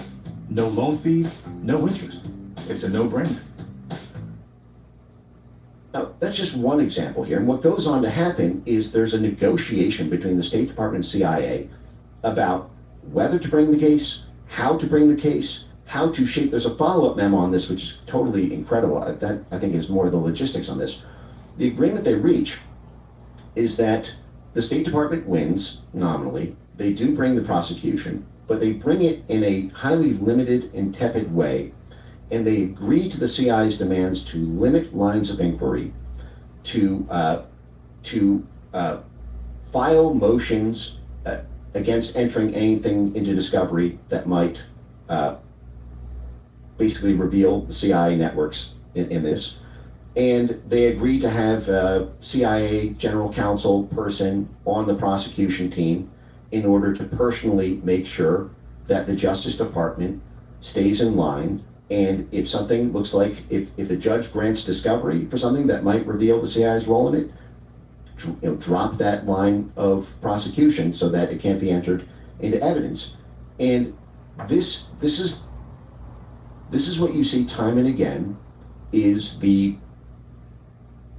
how these networks get protected, whether it's drug cases, whether it's foreign policy scandal cases, whether it's money laundering cases. I believe in the Mark Rich case, part of, I think his lawyer cited at one point, or maybe it was in his pardon application, the work that he had done for U.S. intelligence services as part of the reason that he should be granted leniency. But the point I'm getting to here is, given Jeffrey Epstein's involvement in the BCCI network, given Jeffrey's involvement in the 1990s with all the foreign policy activities happening in the Middle East at that time, given Jeffrey Epstein's involvement through the early 2000s Clinton era and everything, given his involvement in everything from Israeli to Saudi to British to French high-level government officials, Jeffrey Epstein was investigated by the SEC in the 1980s. He was one of the two people who ran the biggest Ponzi scheme in history at the time in the United States, the Towers financial collapse. Epstein's business partner goes to jail for like 30 years or 20 years or whatever. But Epstein escapes completely free. Epstein gets involved in this huge fraud in the U.S. Virgin Islands with this, like $1 billion fraud case in the U.S. Virgin Islands. Never prosecuted for any of it. Why is that? Well, one is, he may have, we know in the U.S. Virgin Islands case, he was sponsoring the campaigns, basically, of the politicians there. The prosecutors answered the politicians. Could be that. But I would be shocked if there, in 40 years of this Where's Waldo, Forrest Gump, he's always in the room, in 40 years of American foreign policy and intelligence activity, money sourcing for all the crimes that Epstein committed, the concern was the same one they had with Orlando Masper. Don't bring the case, and if you do, bring it in a highly limited way. And that's exactly what happened in 2006, the first time he was indicted. Everybody was up in arms that it was a sweetheart plea deal. It gave protection to all co-conspirators, known and unknown. And it was swooped in quickly before there was a trial in full, so that lines of evidence couldn't be opened about the network. It's just crazy that statutory rape is what took it all down, right? Because it's underage hand jobs, right? That's what took it all down. Yeah, it seems to be what took Jeffrey Epstein down. Kind of crazy. Even that has a really interesting geopolitical history. There was a similar scandal in the early 2000s with a private military contractor called DynCorp, which again runs through this Adnan Khashoggi kind of Middle Eastern network. DynCorp got in trouble for trafficking, facilitating the traffic. It was a major U.S. military and CIA contractor for logistics and institutional support and military assistance on the ground for the U.S. military all over the world. They got in trouble basically trafficking underage kids to Middle Eastern sheikhs. And I believe in the early 2000s, and I believe the reason that was alleged by Congress that they did that was to juice the deals with them. That basically, these people who were critical. If you're operating on the ground in Kuwait or, pick your Middle Eastern, country, in order to serve your purpose for the U.S. government to be this outside, plausibly deniable, but extensively infrastructured professional support outfit on the ground, you need the support of the local government. You need the support of the local high-level officials. They need to be happy. And there's several currencies for that. There's financial payoffs, and there's other things they might like parties and young women. Especially in places where being with the very young female is not illegal. And so what DynCorp, I believe, got busted doing, and you can look up the DynCorp scandal here, was doing this, and I believe their argument was, well, you wanted us to do this thing on the ground. You wanted us to help the U.S. military and kind of covert support nodes that were happening here. We had to do it somehow. This is part of what helped us do that. I would not be surprised if the Epstein trafficking apparatus started with similar motivations. not, that it's not for necessarily for blackmail, but because it makes clients or customers or, VIP people happy. It makes them owe you something. It makes them want to get involved in a deal you do, even if the deal is not one they would ordinarily do, because they just want to stay close to you because you're their supplier of the thing, of their vice, of the thing that they, want but can't get. If you're a 70-year-old billionaire, you can't walk into a bar and leave aside the underage thing. You can't walk into a bar, and meet an 18-year-old who's going to, I presume, these things are facilitated at private parties, and it needs to, for a lot of these guys, it has to be discreet. They've got wives, they've got reputations, and there's an aspect of this that plays out at every institution. I worked at a New York law firm, and there's ways that you can make partner. At least this was kind of the vibe that I felt like. Some people make partner because they're really good technically at what they do. They're just amazing. They're just technical whizzes on the minutia of how to structure a merger or acquisition. They're just really great at structuring an offshore banking transaction, or they just know absolutely everything about tax law. There's some people who move up because of nepotism. They're the brother and the son-in-law of a major partner. There's some people who make partner because they brought in one client who's just a really big rainmaker. And there's some people who move up because they open doors to partners while they're associates. They introduce them to someone, they host events, they've got, tickets to exclusive things, and the partners just like being around that person because they get access to that person in a currency that they can't get on their own. And that includes hosting, cool, exotic parties, having, attractive women. I've never been convinced that the central role of the Epstein young girl, in my view, sidebar of the Epstein money laundering story is that it was for blackmail. And part of this is because the moment Jeffrey Epstein officially threatens somebody with blackmail, and that person tells his wife, and that wife tells her friends, and that gets out to somebody else that knows Jeffrey Epstein's access goes away overnight. That's the sort of thing that even a rumor of that spreading, and nobody else is going to want to do business with them. So you think people just assume it's blackmail because that is how you would blackmail someone, especially underage girls? I think it is very possible that there could have been indirect blackmail, meaning Epstein passes it on to an intelligence service, to a corporate espionage client or something, and they use that for their own purposes. But even then, imagine, for example, if, like on the Bill Gates thing, like there was Bill Gates gets an email, I have a video of you sleeping with this person, and or somebody much lower level. The moment they send that to the press, if in order to, they figure they have nothing to lose. There's not been anybody in the 7 years that's transpired who said I was personally blackmailed by Jeffrey.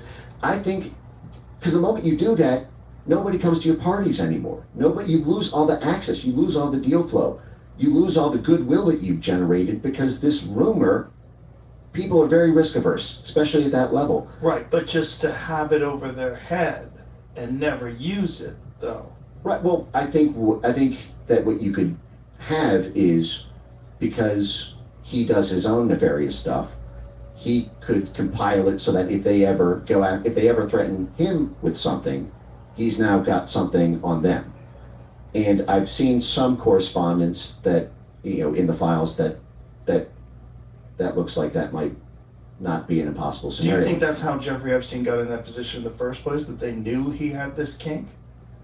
No, not at all. I mean, Adnan Khashoggi had the same thing. Adnan Khashoggi was running around with dozens of young and apparently underage girls the whole time. I think that Jeffrey Epstein probably learned how powerful that can be through that network, seeing that's what powerful people do, that gives them something that gets them a lot of local influence and wins them a lot of favor. That's a very specific illicit desire to want underage people. Well, how do you even find out that someone's into that? Well, I don't think that the majority or anything close to it of the women were technically, I think it was largely young, very young, barely legal, so to speak. But and I know that there were cases of underage, but I think most of it was just very, very young, but not like 20-year-old not girls, like 13 type thing. And then remember, because this is an international enterprise, and many of the clients are like in countries that don't necessarily have the same norms about that that we do.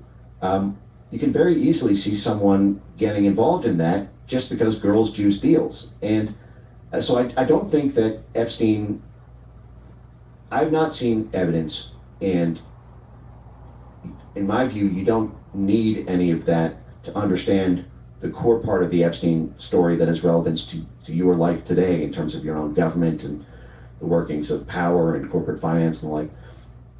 But I do think that girls juice deals, and the fact that he had the coolest parties on a private island with the hottest girls is something that brought in a lot of intellectuals, stimulating conversations, scientists, all these very interesting people. So that was part of the thing, right? That was the draw. Try hosting a cool party as a guy with a bad ratio, so to speak. Sausage party. With a sausage party, and when you develop a reputation for having attractive women at the parties you host, you become an important person to know in the network, because basically every male has a desire for attractive women. Not saying underage, obviously, but that is like a universal biological desire for men to want to be around attractive women. And what did they do for gay guys? I have no idea. Is that a part of the file or the lore? I've not seen evidence of it. Or if I have, I can't recall it offhand. But again, the whole point is he's throwing these very attractive, cool parties to get all these people together. But that's what juices deals. Right. If you kick off the new year in new true. Show up for 2026 in stitch denim that gets noticed, sweats that flex, and graphics that hit every time. Make your style manifestations a reality. Shop new styles at truereligion.com.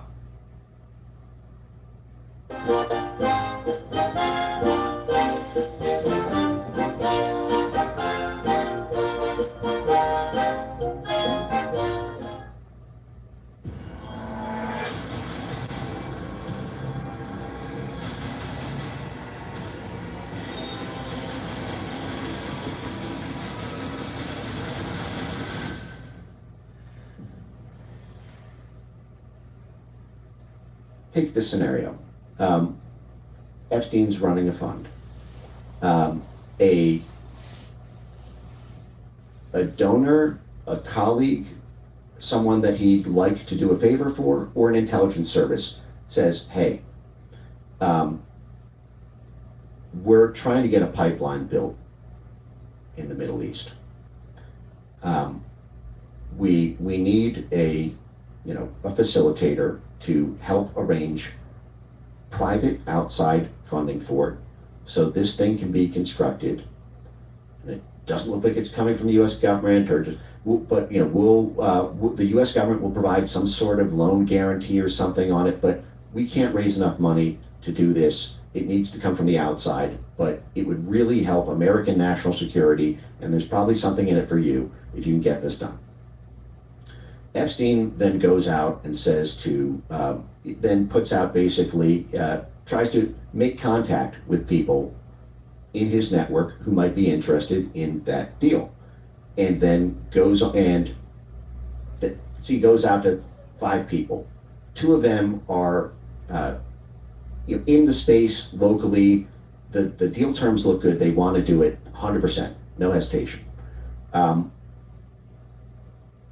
then 2 people say, well, listen, it's a good idea in concept, but I don't know, the risk profile on it looks a little high. This normally would not be something that my team would clear. We, it's interesting, but it's a little rich for my blood in terms of the risk profile. But Jeffrey Epstein asked them to do it. And Jeffrey Epstein, for the past 3 years of their lives has been the best weekend they've ever had. Has made them feel alive again in their mid 50s or 60s. Mm-hmm. Has opened all sorts of other deals for them, and this deal might work out. So I'm afraid that if I say no to Jeffrey Epstein on this deal, I'm not going to get an invite to the next party. I'm not going to be able to get laid again with a girl that women I find attractive, or that yada yada. And Epstein hooks those up. I'll get in on this deal just because I want to be in the good graces of Jeffrey Epstein, not because the deal as a standalone thing. It's because it's juiced by the girls, the parties, the lifestyle that Epstein allows you to have access to. But in the public eye, the narrative is underage girls, and this is the thing that makes it so disgusting. When people talk about it, everyone says "fuck kids on the island." This is the big conspiracy about it, and this is the reason why people are so outraged about it. My concern with the runaway train on that is that it's a massive manhunt for something that it may be true. To me, it's a needle in the haystack. It might be true. Good luck looking for it. And when I think about it logically, with the role that Epstein played between BCCI, Iran-Contra, Latin American politics, African politics, Asian politics, major world foundations, you don't need. It would seem ludicrous to me that Epstein, doesn't mean it's impossible, but logistically, if Epstein ever directly threatened someone, proactively, that is, if the person tries to blackmail Epstein could, reactively say, well, I've got shit on you too. But proactively and really do someone in like that, and word gets around that happens, everything he built goes, the whole Rolodex finds out. And then even if that rumor if that rumor existed, people aren't going to want to go to the parties, because now that's not like an unfettered good time. That is like, oh, he did this to this guy I know. Right. And so, and the fact that these sorts of things, they have a value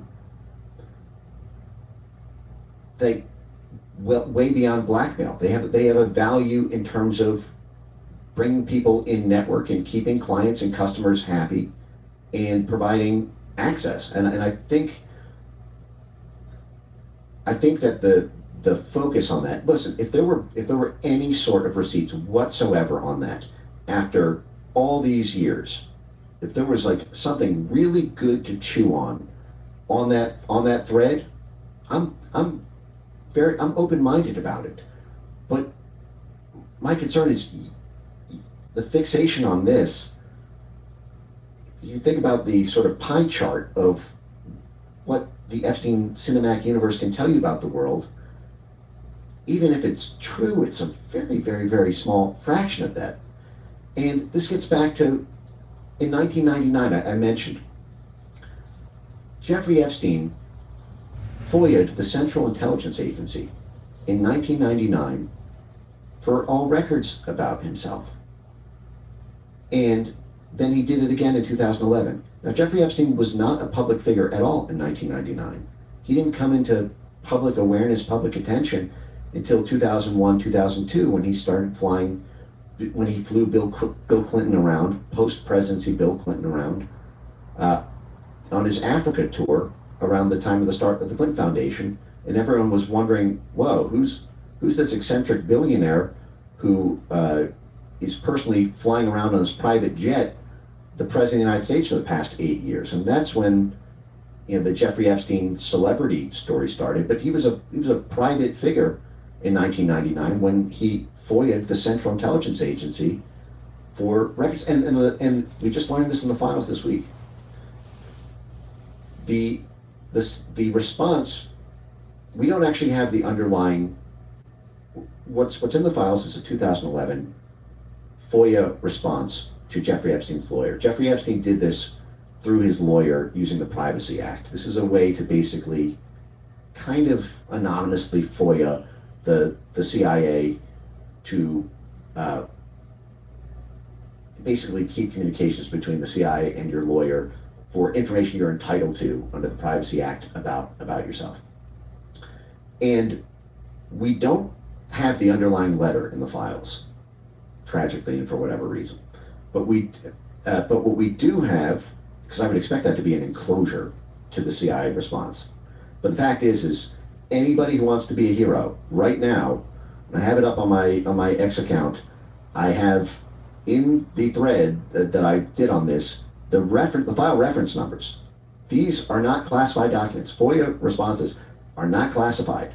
So anybody right now can FOIA the Central Intelligence Agency for all records and communications related to the CIA's written communications with Jeffrey Epstein via his lawyer, both in 1999 and 2011. But the 2011, what it says is, we have received your request for your client Jeffrey Epstein's records search under the Freedom of Information Act. We've granted the request to search for all open and acknowledged agency affiliations between Jeffrey Epstein and the CIA. We have run that search, and the answer is no documents are responsive to the request. And then it says in the next paragraph, with respect to your request that touches on classified documents, we can neither confirm nor deny the existence or non-existence of any such documents. So you can consider this a partial denial of your FOIA request. Now, what's so interesting about that is, you may think if you read that Jeffrey Epstein, just requested any public-facing links between him and the CIA,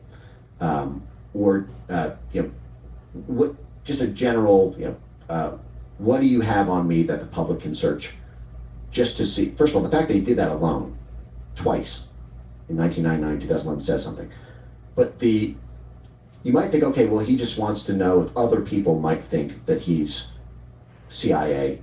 He's moving up in the world in 1999. He's about to be a massive public figure. He wants to know if other people FOIA the CIA for records on him, what they will see. But it turns out that response to a FOIA, partial granting of the FOIA to look for open and acknowledged agency links, and partial GLOMAR, can neither confirm nor deny existence, non-existence, is a stock CIA FOIA response whenever you FOIA the CIA for someone's personnel files. Which leads to the question, because the fact that the CIA says we consider this a denial of your request for things that touch on classified matters, means that he didn't just ask for all open and acknowledged links between the CIA and himself. He asked for something, and whatever that thing was, it touched on something classified. There would have been no GLOMAR if there would have been nothing to deny about the request if it had only been limited to open and acknowledged links. To me, this is a bombshell and should prompt Ro Khanna and Thomas Massie and the 427 members of the House of Representatives and 100% of the U.S. Senate to pass the same bill that the United States Congress did in 1992 for the JFK Records Collection Act, when the CIA was forced by law to stand up an independent auditing body to review all classified records relating to the JFK assassination for the first time ever, and then declassify them over months and years through the work of that independent board. The existence of this correspondence we just learned about this week alone should prompt a 427-1 and 100% Senate to do the same thing they just did with DOJ files for CIA-originated files. That's actionable immediately. Who's going to want to be on the other side of that in Congress? No, the CIA's records about Jeffrey Epstein, prolific child sex trafficker, however you want, whatever you see in the Rorschach inkblot test of the Epstein universe. I think it would be very hard to be, if that bill gets introduced, for a sitting member of Congress to be on the other side of it. I think it would pass. And it would legally compel the CIA to turn over what I think are quite possibly, arguably very likely, 40 years of CIA documents referencing Epstein. The CIA would not be doing its job if it didn't have records about Jeffrey Epstein. Jeffrey Epstein was a counterintelligence threat with all the foreign countries that he was dealing with, if he had been a double agent sort of thing. The CIA would not be doing its job if it was not keeping tabs. Epstein's network was a key financial and logistics hubs in highly geopolitical sensitive areas of operation of the CIA. The economics division of the CIA, let alone the operations division, is going to have to keep analysts informed about money flows in those countries.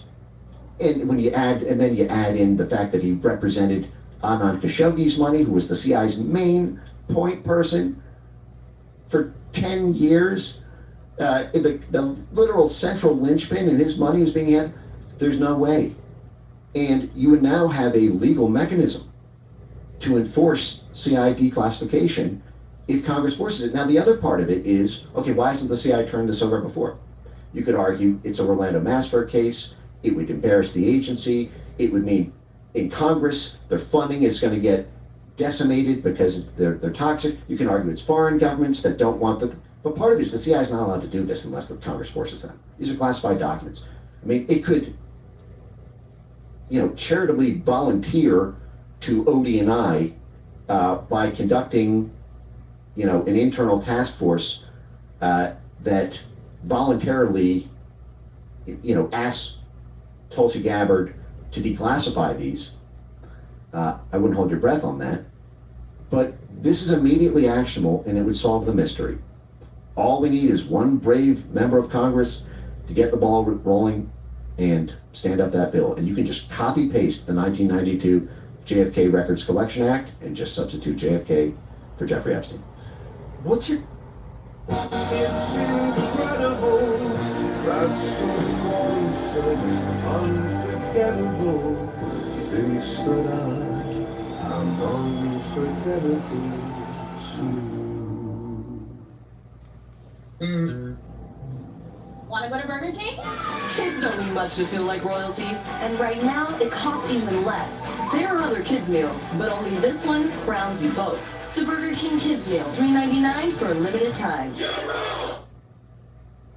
What's your take on the circumstances around his death? I don't know. It's weird that they took a guy who is one of the most high-profile defendants ever, and you put him in jail with a mass murderer. Yeah. Yeah. Kind of crazy. You put him in jail with a cop who had killed drug dealers. A juiced-up, gigantic cop. Yeah. Who was obviously a psychopath. And then 18 days before he died, he complained that that guy tried to kill him. Yeah. I mean, it doesn't look good. It's just crazy that this guy wasn't in protective custody. It's crazy that the cameras go down. It's crazy that the footage that they've released is weird because it's missing. It's missing time. And it's crazy that it happened under the watch of an attorney general who himself was so deeply embedded in the Epstein network his whole life. I mean, from the weird kind of coincidence of Bill Barr's father, Donald Barr, and Jeffrey Epstein's Dalton School, to the fact that Bill Barr started his career in the CIA during the Iran-Contra operation that Jeffrey Epstein appears to have been doing the covert money laundering for. I mean, Bill Barr was like 7 years. He went to Knight Law School, trained to be a lawyer while he was at the CIA, and then his main job was being the CIA's blocker and tackler to obstruct. He was the CIA's point of contact to Congress during the Iran-Contra scandal that Jeffrey Epstein was so deeply involved in, and was blamed in the press at the time for being the person at CIA blocking Congress from seeing the CIA documents that were so central to the scandal. Then he becomes the Attorney General of the United States, and he writes the pardons of the BCCI officials.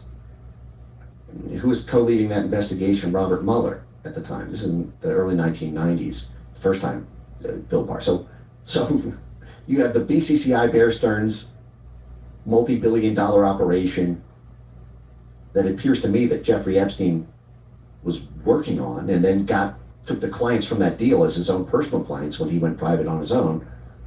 And Bill Barr is who lets the people from the crooked CIA bank off the hook. And then he becomes Attorney General again, and in 2019, he's the one in charge of the FBI. The FBI answers to the Justice Department. The FBI is the same relationship with justice that the CIA has with state. They're the investigative arm of the Justice Department. So, I think it's hard to trust anyone on this.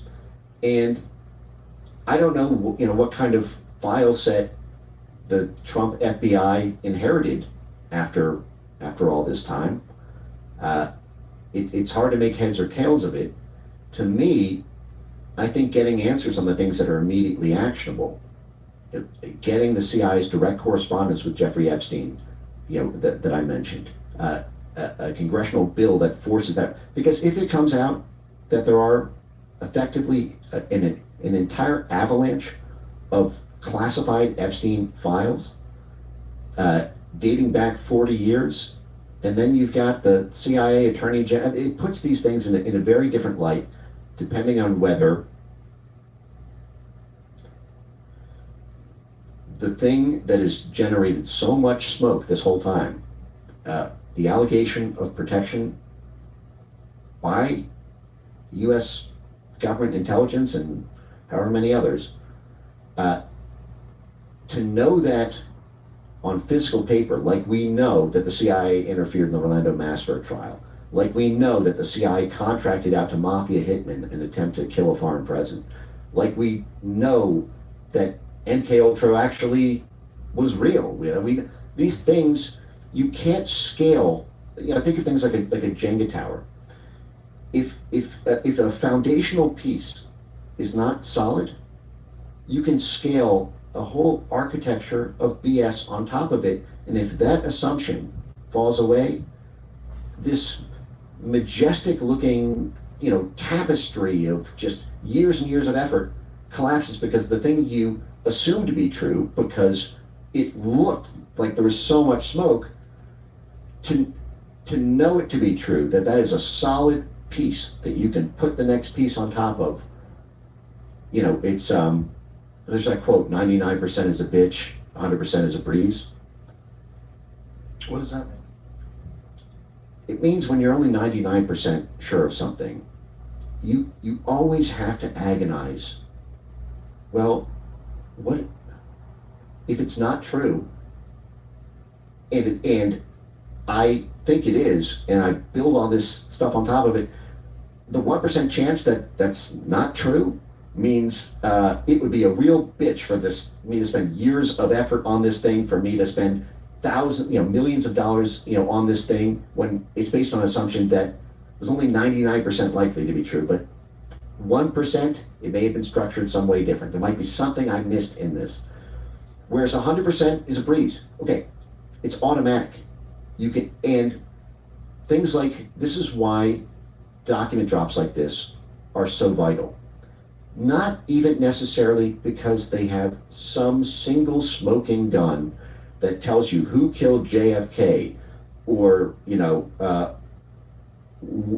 what client Jeffrey Epstein trafficked women to, but because it allows you to put down real Jenga pieces about what actually happened, and that process itself allows you to ask the questions that might get you to those answers. That makes a lot of sense. Is there anything else you want to add to this? I mean, we could kind of go on for days. Yeah. I mean, you spend so much time on this stuff. How do you have that kind of an attention span? It's kind of nuts. I mean, I follow some of your live streams. I'm like, first of all, your recall is insane. I heard something once, which I think is really helpful. I don't think I'm special in any way like this. I think literally anyone can do this if you just kind of apply this kind of trick. I heard this once, which is that if you read a history book, don't just read it agnostically. Have a theory in mind about what you think this is and how it worked. Even if you are wrong about that theory, what you will find is that names, dates, locations, your brain will remember them forever, because they're not, if I'm thinking about something that happened in, I don't know, like November 11th, 1983.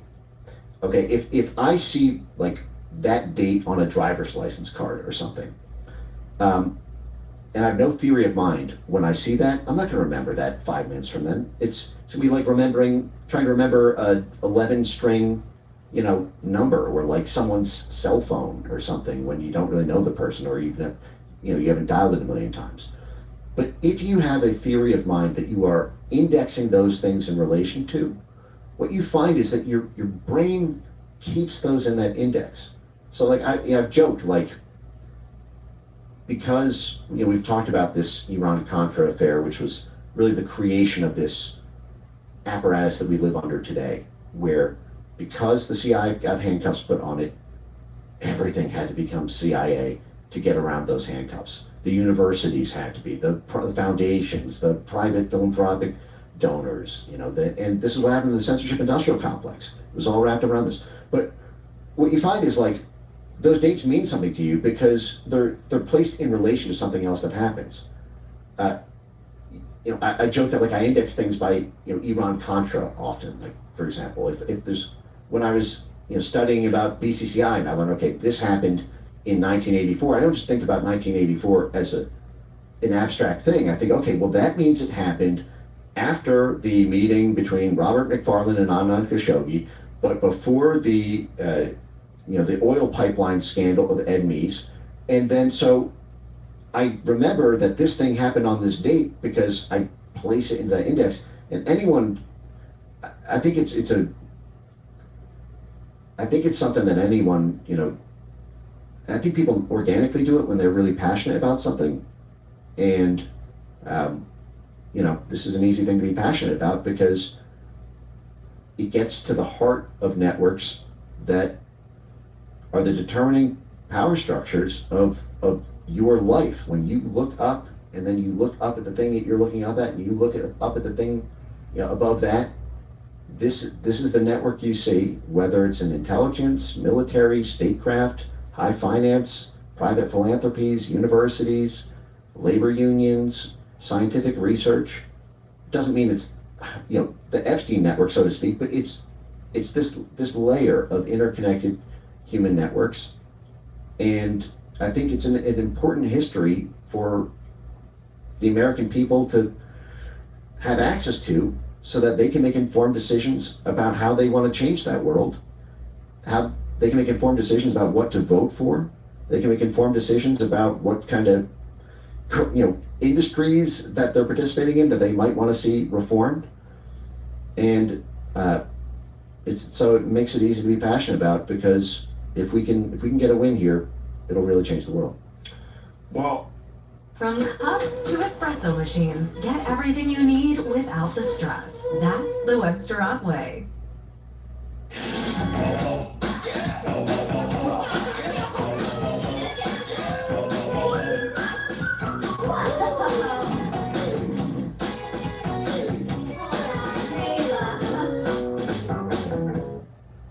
Welcome to Sunday.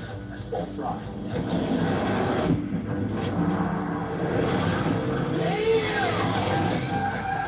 So America,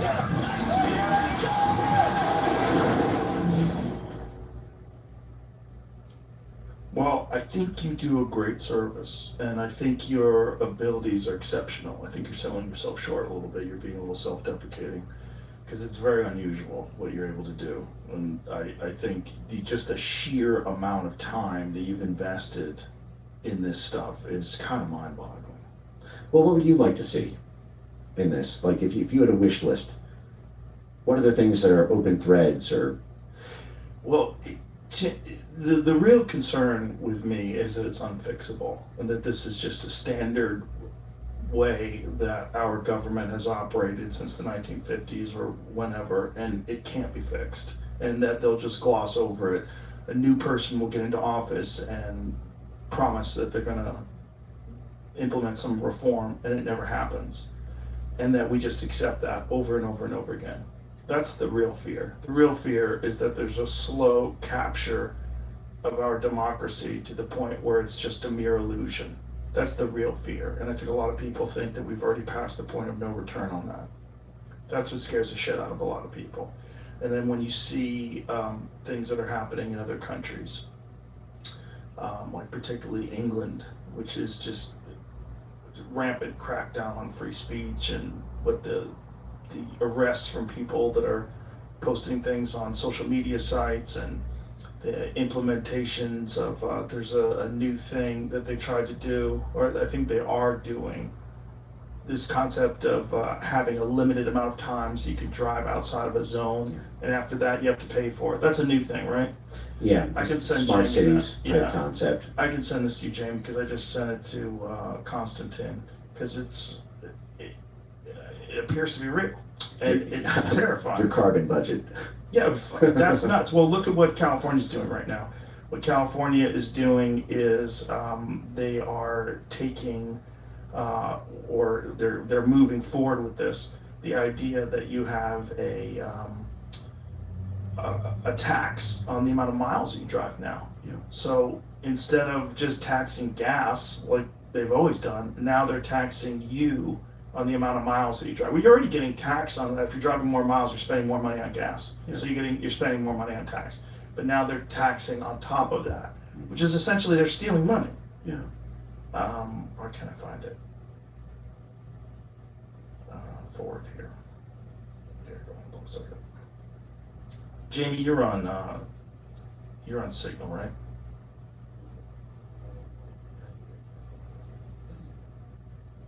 It is really interesting how that whole thing. I sent it to Jamie on Signal.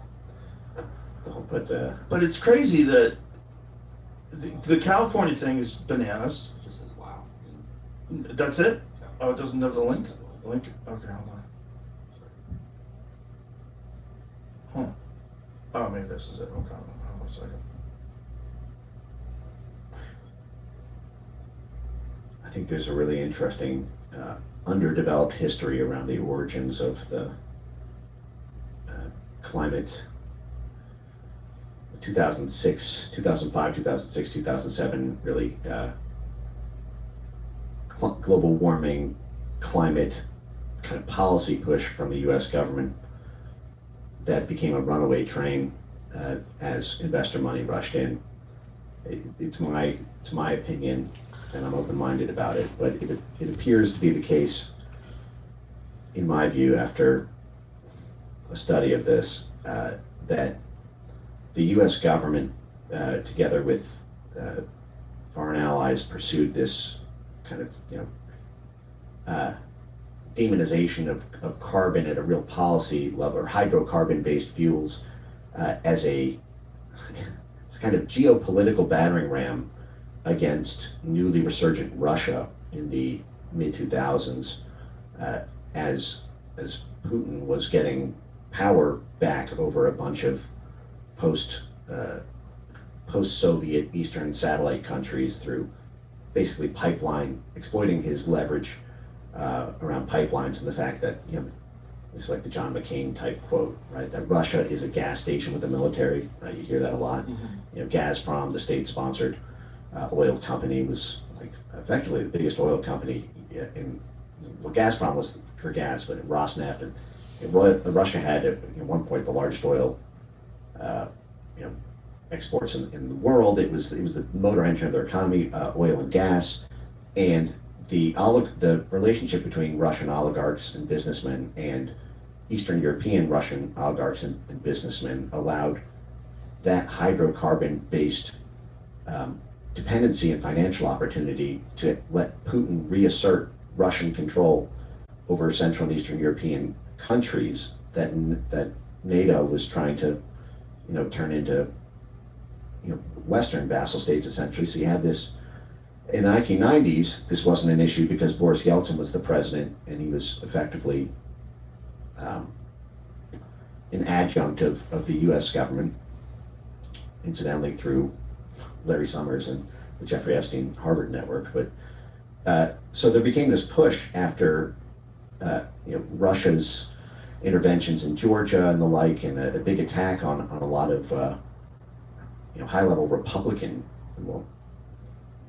Basically, I think this push to try to create a shift in the types of energy the world uses was a way to kneecap Russia's main source of revenue, to ensure that the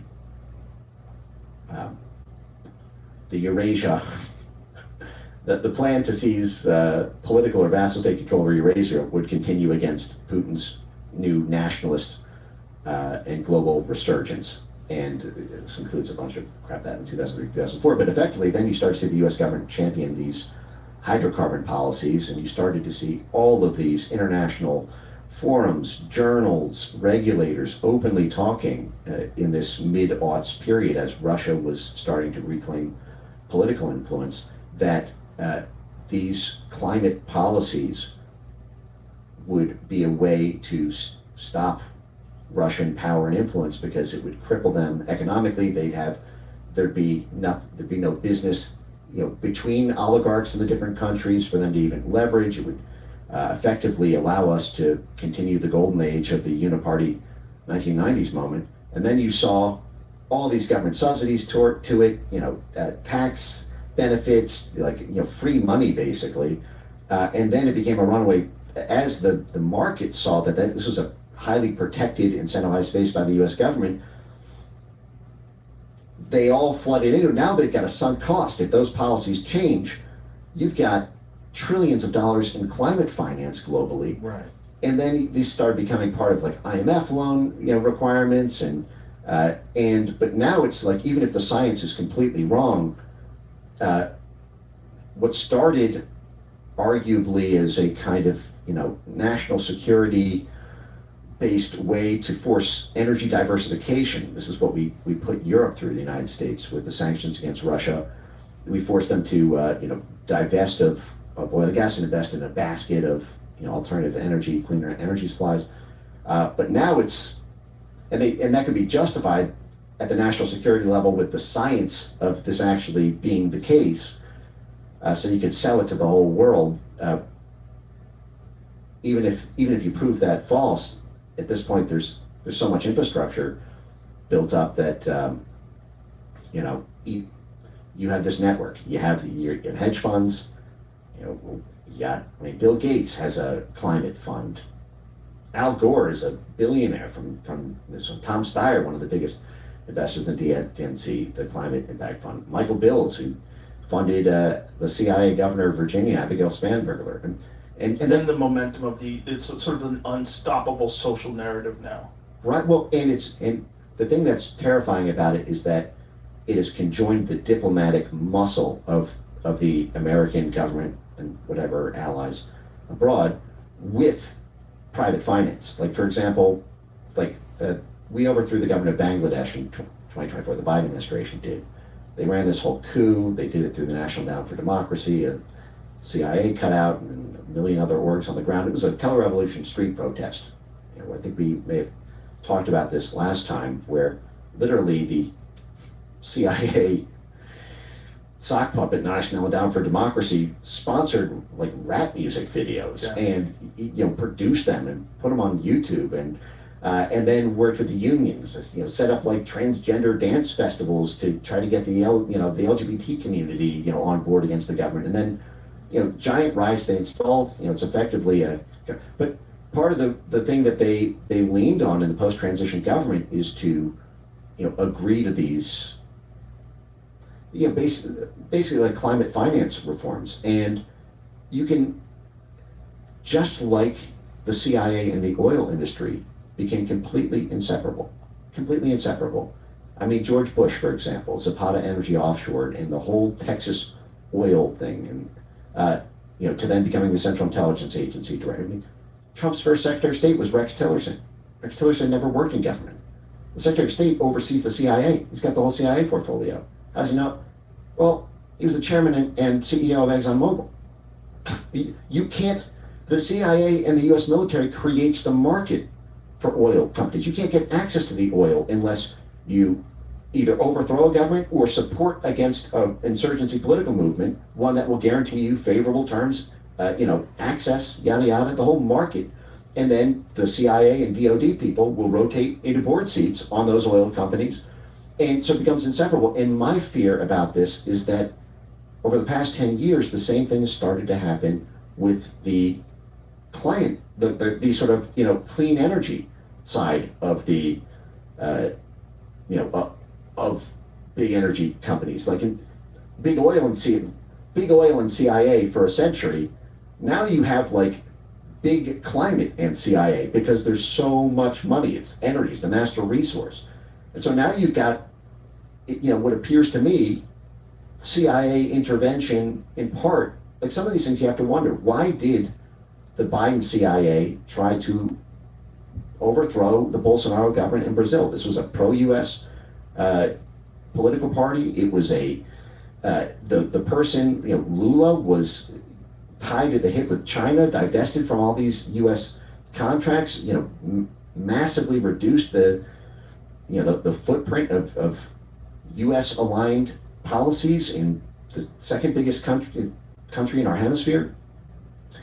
And Brazil just announced like this $1.3 trillion climate finance initiative. And all of these people all these New York hedge funds and London banks who've skated towards this are in on that.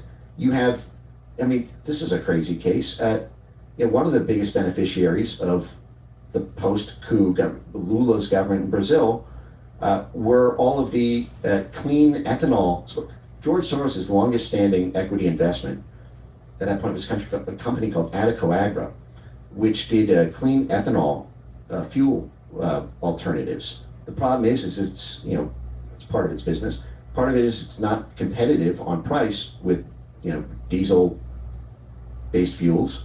So the only way to compete and win that market and make millions of dollars is if the government imposes a mandate, a quota that forces people to buy your product. Well, George Soros co-sponsored those CIA-adjacent National Endowment for Democracy operations all over Brazil. Well, he's holding an equity interest in the thing that day one there's an imposed mandate to use those climate products. It's the same thing in Africa. You have like CIA regime change to force clean energy companies so that the people who sponsor the donors who sponsor the politicians who pick the staff of the CIA enacts policies that makes money for those hedge funds invested in climate finance. So fucked up. I think that's what's happening in California. Without the regime change element. I think the kind of, I think you have investors who profit from this, and the only way those investments can be profitable is if government imposes mandates, quotas, and bans on alternatives to that product. I mean, that's kind of the way the vaccine market works. Did you get that link?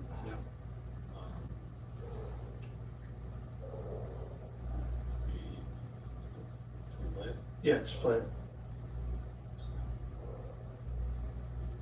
They just set up their little 15-minute city, and they are now charging people for leaving the city. You get 100 free days. They call it a free day. You get a free pass to leave the 15-minute city. And if you exceed your 100 free days, you have to pay the US dollar equivalent of $93 per day. And if you live outside of the 15-minute city, if you want to travel into the 15-minute city, you get 25 free passes, free move. Oh, the government's giving you free movement capability. You get 25 free passes, and if you exceed those 25 days, it's $93 a day. And how are they tracking all this? Oh, there's not a man at the gate. They're not writing up tickets or having police officers set up. Oh no, they are monitoring you with digital AI surveillance and cameras. And then they're automatically finding you. This is why we have to be against the flock cameras in the United States. They're not just speed trap cameras. This is why we have to be against the Palantir whole of government database. This is why we have to stand up and raise awareness and bring attention to these matters instead of arguing with each other and NPCs on the internet over left versus right issues or my side, your side. They are keeping us artificially divided because they're setting up this infrastructure in the United States right now. Divide and conquer. We are in the division part of the divide and conquer agenda. Conquer is next. You think it's bad now? Wait till you have to pay $100 a day to leave your 15-minute city. Conspiracy. Right. So only rich people are going to be able to afford. It's just like the meat thing, right? It's like, you know, the irony of, you know, Australia being a prison colony, and now you've got now it's like the homeland in the UK. But I mean, look, the UK just got rid of like jury trials for a lot of cases, Yes. and Yeah. You know, has 12,000 speech arrests a year, and some people arrested for what seems like even holding up their own country's flag at an opportune moment or silently praying. And you know, we need to liberate the British people. I mean, it's unbelievable that, I mean, they call it perfidious Albion, right? British statecraft has been so pernicious to the American people in the past decade. It was Russiagate. The entire 3-year special prosecutor saga was because of a British spy, Christopher Steele, and an Iran-Contra veteran, Stephen Halper, residing abroad at Cambridge to kick that off. And then the British government conspired with the Biden administration to create, to conjoin the US-UK censorship industrial complex. America First Legal, Stephen Miller and Gene Hamilton's nonprofit law firm they started, obtained these incredible documents that showed a planning meeting between the British government and the Biden administration, attended by the CIA, the National Security Council, USAID, hosted at the White House, and it was the UK Digital Commission. They brought a huge slide deck of all the ways that their new censorship law, which they call the Online Safety Act, the OSA, would effectively help throttle misinformation in the United States. Like basically, it was like, you scratch your back, our back, we'll scratch yours, and it was this, you know, U.S. Democrat Party, UK Labour Party alliance. Meanwhile, the Biden government was paying British censors. The Global Disinformation Index, which, you know, killed like the ad, you know, revenue for like, they went after Daily Wire, Federalist, 1 million conservative news sites and social media accounts, you know, went after the social media platforms in the United States. They're British black ops by their own language, well, CCDH was, but they were funded by our government to censor our voices, but laundered out to the UK. And I think we need to fundamentally restructure that special relationship. We've had that relationship for a long time, totally unquestioned. We can't farm that out. And if that's not addressed and we don't fix that relationship, I think you can't really fix our own system unless we, you know, cut out some of the poison that we inject from the outside. Well, Mike, we gave people a lot to go over.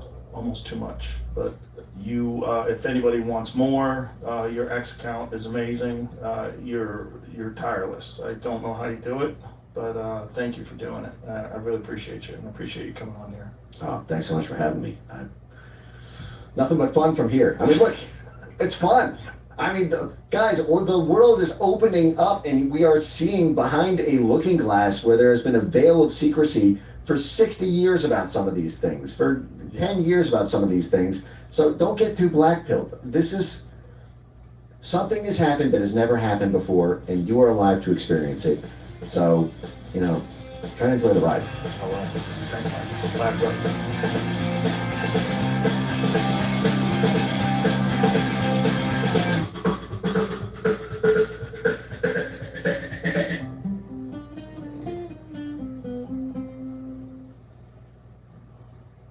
Dear Acorns, I'm planting seeds with deep intention for my children and grandchildren. As a first-time investor, this journey means everything to me. My name is Chiani Hall, and this is my Acorns Potential. Step aboard the world's most luxurious fleet. Cruise in all-inclusive, unrivaled luxury with Regent Seven Seas Cruises.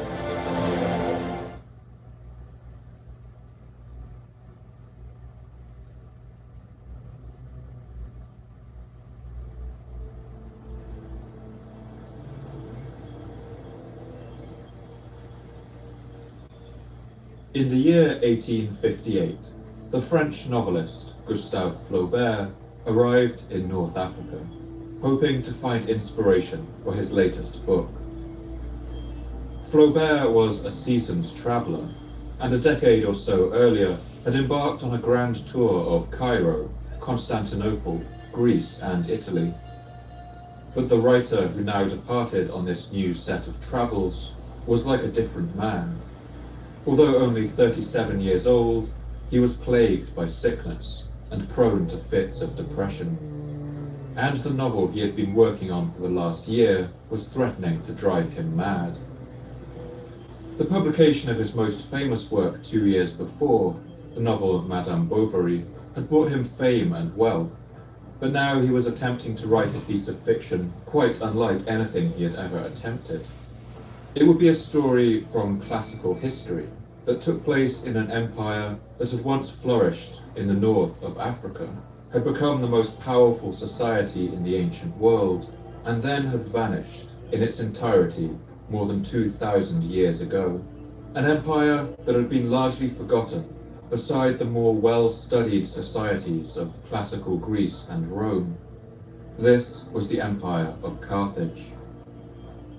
He had spent the last months locked up in his study like a hermit, surrounded by the work of ancient historians, trying to bring the lost city of Carthage back to life. But the writing just wouldn't come, as he wrote to his friend, Ernest Feydeau. I'm done for, my friend. Done for. For the past month, I've found it impossible to write. I can't find a single word. Just think of what I've let myself in for. To resuscitate an entire civilization with nothing whatsoever to go on. Flaubert made the decision that something would have to change. He wrote of his intentions to his friend, Mademoiselle Le Royer de Chantepie. I absolutely must take a trip to Africa. So, toward the end of March, I'll return to the land of dates. Once again, I live on horseback and sleep under a tent. I need only to go to El Kef and explore the environs of Carthage in order to acquaint myself thoroughly with the landscapes I'll be describing. When he arrived in Tunisia, Flaubert jotted down hurried impressions in his notebooks as he explored the ruins of the ancient cities of Utica and Carthage, now all but buried beneath the modern Tunisian capital of Tunis. In the green wheat, full of flowering poppies, the road climbs a little, sloping to the left and arrives at a valley, flat plains in the middle, at a league's distance, ruins like palm trees, and here and there, blocks of masonry. We are walking on the remains of a Roman road. As he walked among the ruined walls of this ancient city, Flaubert felt himself connected to the ancient people he had been trying to write about, and saw ways of life that must have remained almost unchanged since the days of Carthage. In the south, the village of Sidi Bou Said, the sea behind, like a great block of indigo. All Carthage now stretches out before me. A camel on a terrace, turning a well. Flies are buzzing. Weeds hang from the holes like chandeliers. A bird takes flight with the sound of a wing. Another sings. Very fine dust. Silence. Green marks on the walls. Livid and thick water in some basins. By the time he had finished his wanderings among the Carthaginian ruins of Tunisia, Flaubert had decided to completely rewrite the draft of his book, as he writes to Mademoiselle de Chantepie. Everything I had done on my novel has to be done over. I was on the wrong track entirely. So it turns out that a little over a year since I first had the idea for the book, and after working hard on it most of that time, I'm still only at the beginning. Armed with his Tunisian notebooks, Flaubert finished his book 4 years later, and it was published under the title of Salammbô. The book was an enormous success. It inspired plays, and later even silent films, and it is credited with renewing public interest in a city and a culture that had once been considered a side note of history. As Flaubert walked those ruined walls and sunken harbours, as he kicked his way through the dust and scree of the crumbling city ruins, he must have asked himself again and again, what did it feel like to walk the streets of that ancient city? What was it like to see Carthage at the height of its golden age? And what would it have felt like to see this entire city, its streets and houses, its temples and theatres, its harbours and its homes, utterly destroyed and buried in dust and ash?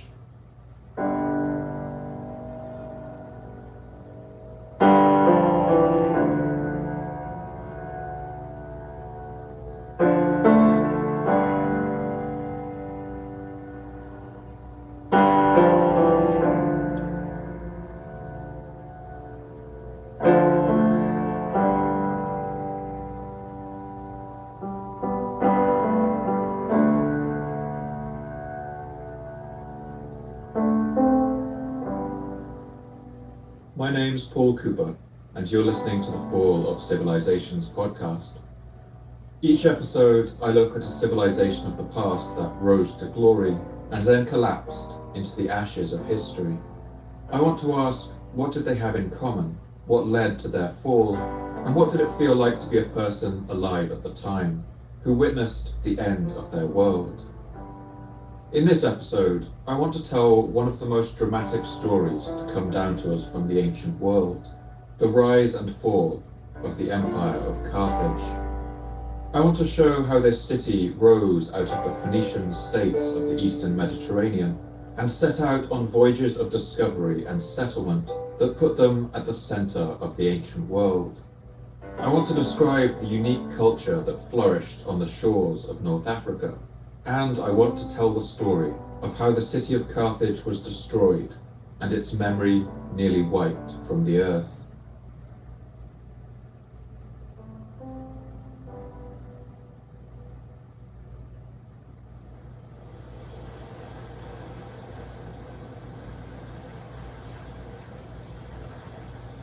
The Mediterranean Sea is a vast body of salt water that lies between the continents of Europe and Africa. It's by far the largest inland sea on the planet, stretching around 4,000 kilometers from end to end, and in the west it's connected to the Atlantic Ocean by a thin opening at the Straits of Gibraltar. The coastline of this sea is more than 46,000 kilometers long, or enough to wrap around the entire circumference of the planet. And this coastline has provided a home to countless cultures and civilizations over history. One of these cultures emerged on the easternmost corner of the Mediterranean coast, on a stony stretch of shore in what is today Lebanon, overlooked by towering mountains covered in cedar forest. Here, a series of city-states rose up more than 4,000 years ago that would give rise to a culture that would one day be called the Phoenicians. The largest of these cities were named Tyre, Sidon, and Byblos. Pinched as they were between the waves to the west and the forested mountains to the east, the territories they ruled over were never large. But this relatively isolated geography also meant that they were somewhat protected from invaders. The people we now think of as Phoenician wouldn't have ever used that word. Phoenician is a term invented later by their great rivals, the Greeks, and it's unclear if these cities ever thought of themselves as a unified people. They had a common Phoenician language and were united by the worship of certain gods, among them Baal Hamon, a heroic god named Melkart, and his wife Astarte. But there's very little in the historical record to suggest a common identity, architecture, or literature. Even the Greek word Phoenician has a somewhat mysterious origin. In the earliest texts, such as Homer's Iliad and Odyssey, the word Phoinike is used to describe a particular colour of purple or crimson, and it is also used to describe a date palm, possibly due to the reddish colour of its fruit when ripe. And so it's possible that the word came to be used as a result of one of the Phoenicians' earliest and most successful industries.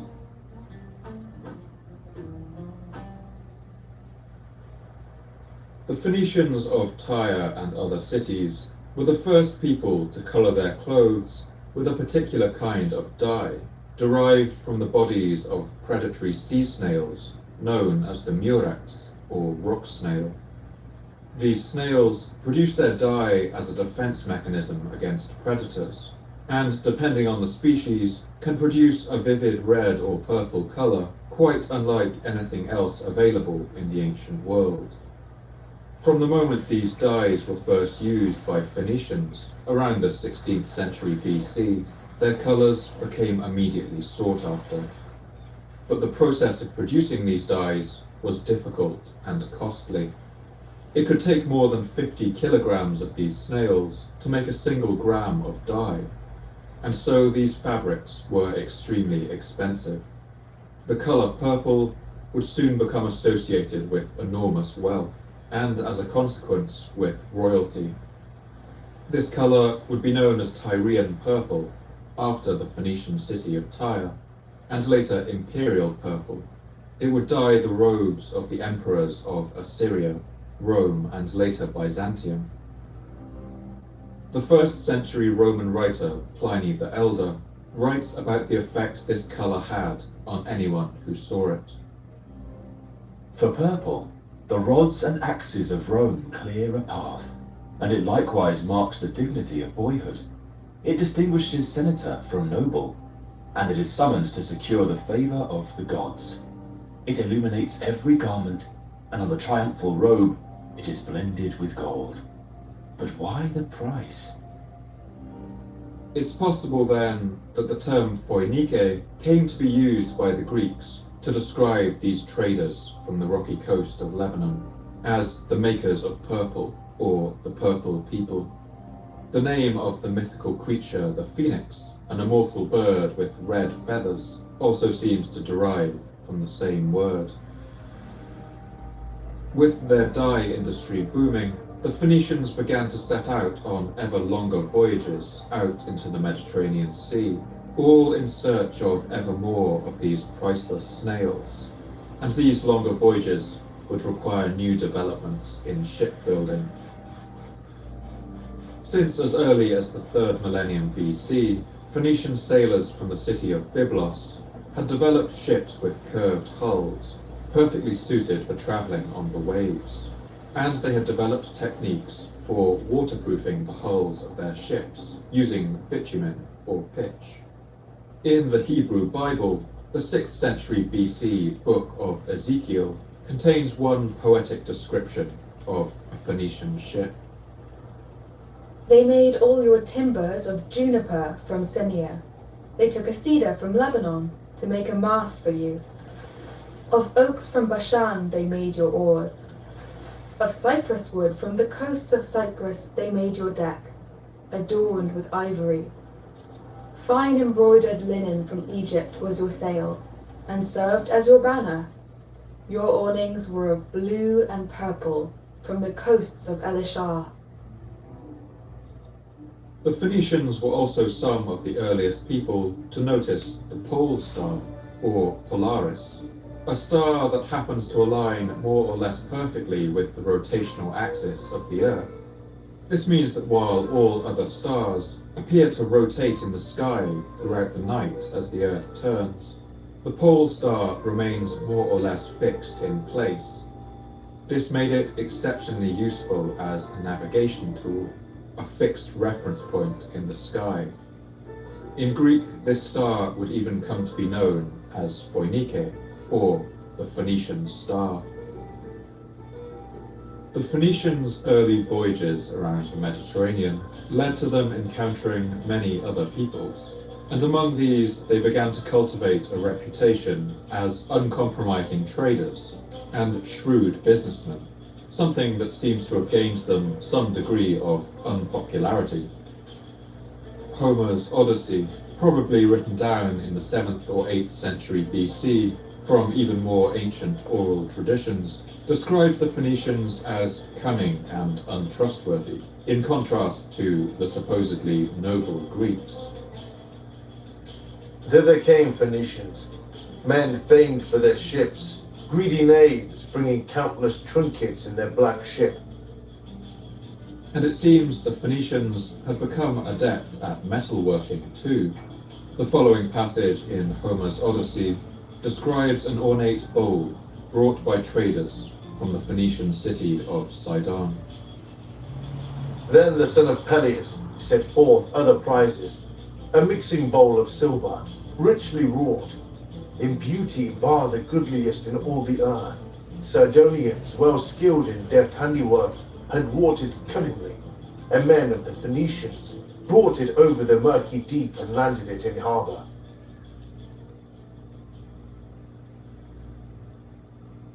As a seafaring people, the Phoenicians had a clear preference for building their cities on narrow, easily defended peninsulas, and where possible on islands set just offshore. Their most influential city of Tyre was a perfect example, located on a small island just off the rocky coast. In the Hebrew Bible, the prophet Ezekiel gives us a sense of the trade that the people of Tyre drove with their surrounding neighbors. Tarshish did business with you because of your great wealth of goods. They exchanged silver, iron, tin, and lead for your merchandise. Greece, Tubal, and Meshech did business with you. They traded human beings and articles of bronze for your wares. Men of Beth Togarmah exchanged chariot horses, cavalry horses, and mules. Aram exchanged turquoise, purple fabric, embroidered work, fine linen, coral, and rubies. Judah and Israel traded with you. They exchanged wheat from Minnith, honey, olive oil, and balm. While the natural defences of their geography had kept cities like Tyre independent for much of their history, this wasn't to last forever. The first millennium BC was an age of iron and an age of empires, and soon the Phoenicians found themselves in a world of increasingly violent and aggressive neighbours. Perhaps the most terrifying of these was the power of the Assyrian Empire. From its heartlands in what is today Iraq, the Assyrian war machine would periodically stretch its power right to the coast of the Mediterranean and threaten to engulf the Phoenicians. One inscription from the palace of an Assyrian king gives just one example of the typical fate of a city conquered by the Assyrians. That city I destroyed. I flung my soldiers like lightning upon them. I piled up heaps of heads in front of his great gate. Bands of captive soldiers I impaled on stakes on every side of his city. His palm trees I cut down, and from the city of Amiti I departed. The Phoenicians had every reason to be nervous. At the start of the 8th century BC, the Assyrian king Adad-nirari III conquered the territory of northern Syria, as he boasts in his royal palace inscriptions. Conquering from the Saluna mountain of the rising sun, and from the banks of the Euphrates, the country of Hatti, Amurra in its full extent, the land of Tyre, the land of Sidon, the land of Israel, the land of Edom, the land of Philistia. I made them submit to my feet, imposing upon them tribute. The Assyrians were now breathing directly down the necks of the Phoenician cities of the coast. But as time went on, the Phoenicians were able to carve out a niche for themselves that ensured they were quite simply too useful for the Assyrians to destroy.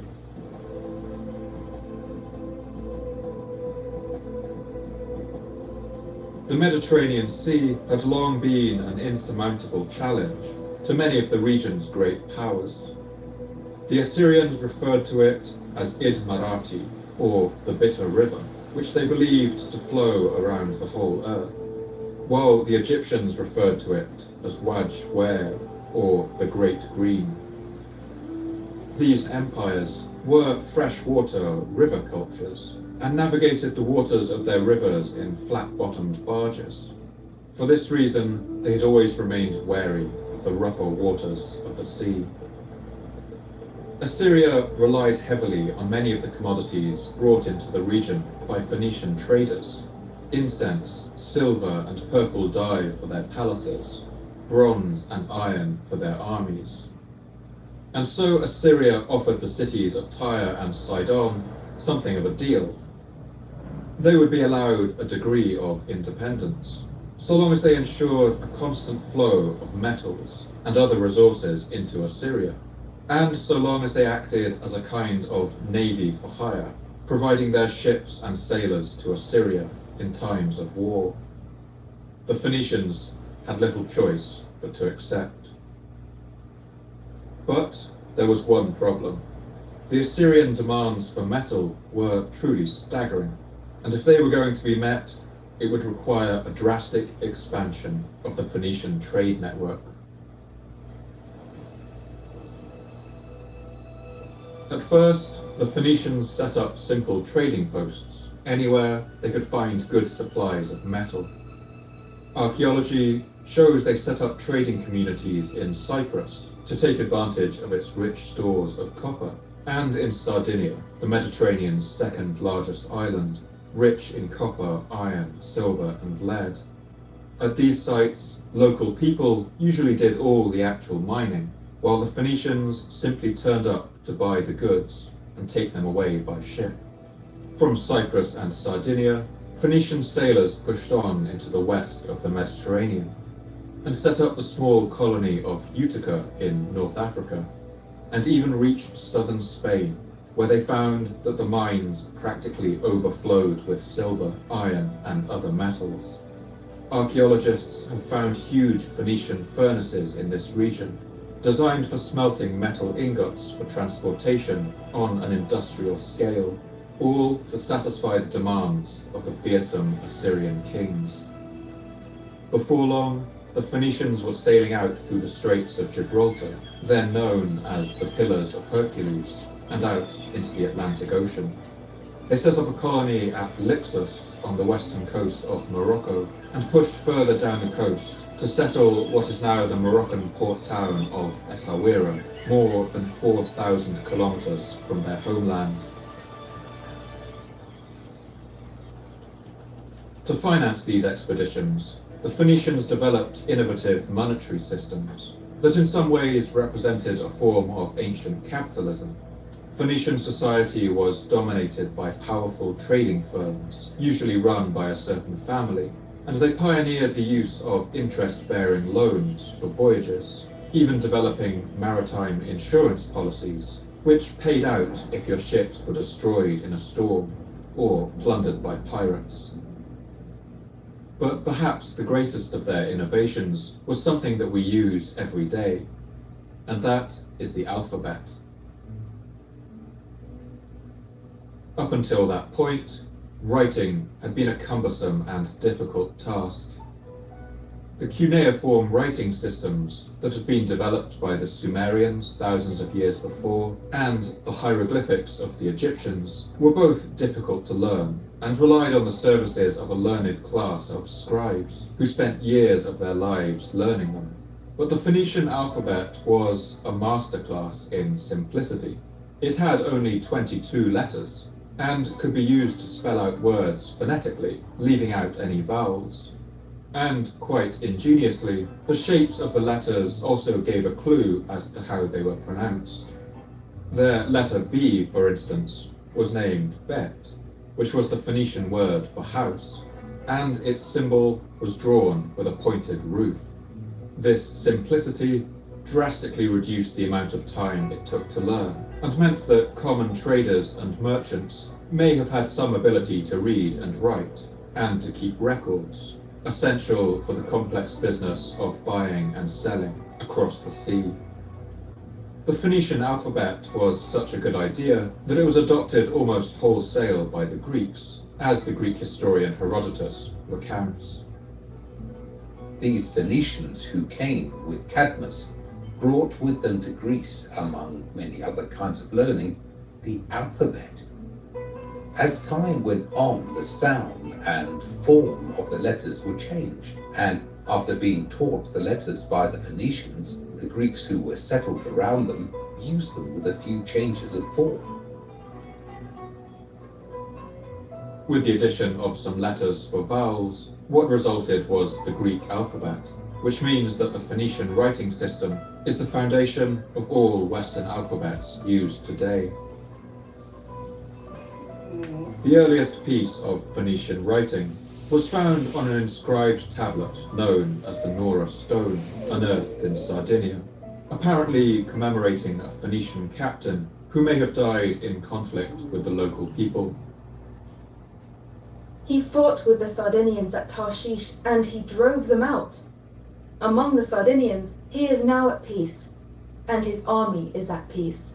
Milcaton, son of Shubna, general of King Pumei. But for the most part, the Phoenicians seem to have interacted with the people they met relatively peacefully, and most of all, profitably. Before long, the cities of Tyre, Sidon, and Byblos found themselves at the far east of a sprawling trade network. Keeping such a loose and disparate collection of colonies together was no easy task, but it seems that here the Phoenician religion played a key role. The people of Tyre worshipped a heroic god known as Melkart, a warrior hero who the Greeks would later associate with Hercules. Temples to Melkart were set up at multiple Phoenician trading posts, and most had an olive tree, a symbol of the city of Tyre, growing in their central courtyard. The grandest of these temples was built at the furthest Phoenician colony from Tyre, then known as Gades, what is now the Spanish city of Cadiz.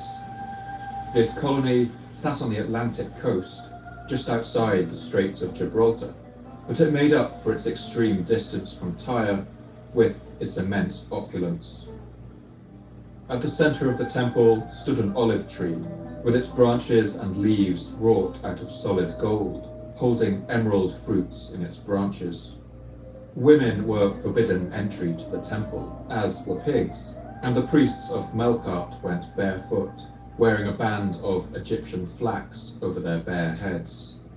The Greek geographer Strabo recounts the following description of the settlement of Gades. Now these islands are this side of what are called the Pillars of Heracles. Gades, however, is outside the pillars. Here live the men who fit out the most and largest merchant vessels, both for our sea and the outer sea. They say the Tyrians believed that the two capes which form the strait were the ends of the inhabited world. A great ceremony known as the Agersis, or Awakening, was conducted each year in the Temple of Gades. During this time, all foreigners were asked to leave the city, and a great effigy of the god Melkart was set afloat on the sea and burned. And even this temple was a crucial part of the Phoenician trading system. The institution worked to guarantee the quality of metal ingots produced in Gades by giving them a special stamp, and acted as a guarantor between merchants entering into contracts, with punishments promised from Melkart himself if any dared to go back on their word. With Phoenician trade increasingly drifting westward, the center of their power would soon also shift in that direction, to a place where they would finally be free of the overbearing empires constantly breathing down their necks. They would soon found a city on the shore of North Africa, right at the center of the Mediterranean world. A city that would become one of the largest and wealthiest on Earth. That city would one day be known as Carthage.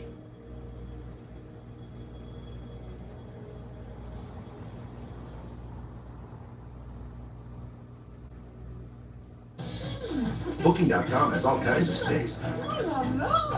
Because a romantic hotel works for some, but not others. Find exactly what you're booking for. Booking.com, booking.yeah. AI can't nail a double cork 1620. And it will never be told it's the best in the world. But it can help the humans who are. Find your edge with AI from Google Cloud. Bronze Series 9 Pro Plus. Cutting it close has never felt so comfortable. If you don't have a clear picture of your finances, you don't have a clear picture of anything. Before Relay, my business's financial setup looked like one big bucket. There's a big unknown. Can I take this money? What do I have?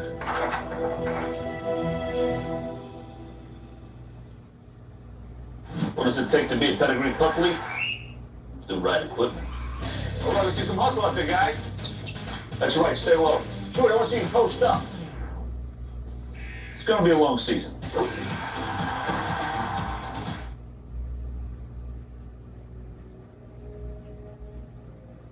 Like so many aspects of our modern understanding of the Phoenicians, the name Carthage is itself a distortion, filtered through the accounts of others. In Latin, the city was known as Carthago, while the Greeks called it Carchedon. But to its inhabitants, it was known as Kart Hadasht, or in Phoenician, the New City. Like many great cities of its time, Carthage soon developed its own founding myth. It begins with a princess of Tyre named Elissa, or Elishaya. In the legend, the king of Tyre promises that upon his death, his kingdom would be split between his two children, his daughter Elishaya and his son Pygmalion. But when the old king dies, the treacherous brother Pygmalion refuses to accept the splitting of the kingdom and moves to seize everything for himself, even killing Elishaya's husband to remove any potential rivals. Stricken with grief, Elishaya flees down to the docks, along with a ragtag band of her royal guards and temple women, and there they set sail westwards and make for Africa. The Roman writer Justinus, drawing on an earlier Greek text, writes his rendition of this story, along with a cunning deception to slow down any greedy pursuers. Elissa put the attendants, who were sent by the king to assist in her removal, on board some vessels in the early part of the evening, and sailing out into the deep, made them throw some loads of sand, put up in sacks, as if it was money, into the sea. This group of refugees sail along the coast of North Africa, until eventually they set ashore near the Phoenician colony of Utica. They camp on a nearby hill known as Byrsa, and the king who rules there, a man named Iarbas, takes pity on them, but not too much pity. He offers to sell them a plot of land on the hill no bigger than an ox hide. But Elishaya is cunning. She cuts the ox hide into thin strips, lining them up to enclose the entire hill, a much larger area of land than the miserly king had intended. Bound by his word, Iarbas has no choice but to give them the land he promised, and so the city of Carthage is born. Justinus recounts the city's early flourishing. Carthage was founded, an annual tribute being fixed for the ground which it was to occupy. At the commencement of digging the foundations, an ox's head was found, which was an omen that the city would be wealthy indeed, but laborious and always enslaved. It was therefore removed to another place, where the head of a horse was found, which, indicating that the people would be warlike and powerful, portended an auspicious sight. In a short time, as the surrounding people came together at the report, the inhabitants became numerous, and the city itself extensive. From the hilltop of Byrsa, the city grows and grows, soon eclipsing King Iarbas' town of Utica, which makes him understandably jealous. He demands that Elishaya marry him, so that he can absorb her flourishing town and everything she owns into his kingdom. If she refuses, he will burn Carthage to the ground. Faced with the choice of this capitulation or the destruction of her new city, Elishaya builds a great pyre and climbs onto it, saying that she must indeed go to her husband, meaning not Iarbas, but the man her brother had killed on the other side of the sea, waiting for her in the afterlife. This tragic but noble self-sacrifice has proven irresistible to generations of poets, and the Roman poet Virgil gives one rendition of this scene.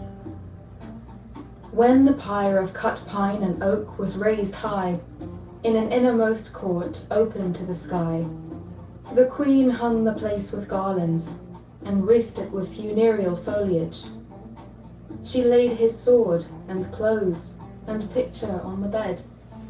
She lingered a while, in tears and thought, then cast herself on the bed and spoke her last words.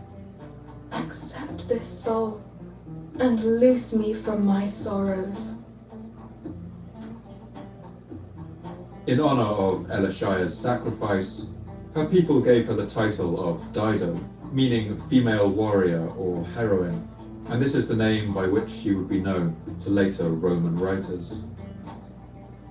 This Baroque tale of love and tragedy has all the hallmarks of ancient literature, and we can't assume that it bears any relationship to what actually happened.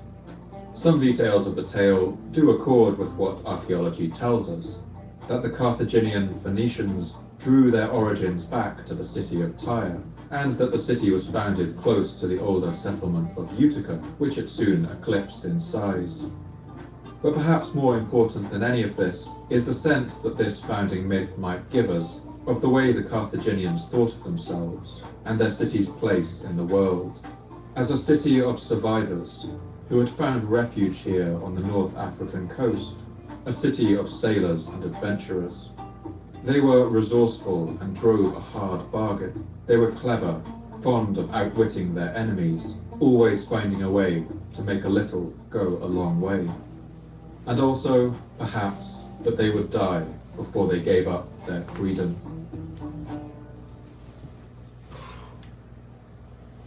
Regardless of the truth of its origins, it's clear from archaeology that after its founding in the 8th century BC, the new colony of Carthage did grow exceptionally quickly. In many ways, it was the perfect Phoenician settlement. Carthage was built in a small bay that itself belonged to a vast natural harbour, known today as the Bay of Tunis. The city sat on top of a series of sheer red cliffs, that looked down over the glittering blue waters of the Mediterranean in the north, and it was also easily defended on its landward side, where a range of rocky hills and a number of lakes and saltwater lagoons break the land into a series of narrow approaches, protecting the city from any would-be attackers. The Roman writer Appian writes one description of the city's location. The city lay in a recess of a great gulf and was in the form of a peninsula. It was separated from the mainland by an isthmus about 5 kilometers in width. From this isthmus, a narrow and longish tongue of land, about 1 kilometer wide, extended towards the west, between a lake and the sea. Near to the site of Carthage flows a river known today as the Megerda, which originates in the high Atlas Mountains of North Africa. This river flows for 460 kilometers to the sea and brings crucial fresh water into the bay, turning the otherwise arid landscape green and providing water for drinking and for irrigation. As a result, the land here was abundant with wheat, grapes, olives, and dates.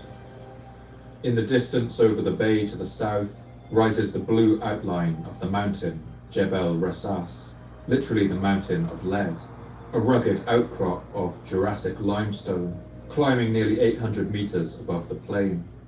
The hot desert winds known as the Sirocco would blow in from the Sahara during the summer season, rattling the shutters on the windows and the leaves of the date palms, and at the end of summer, thunderstorms would roll in from the sea.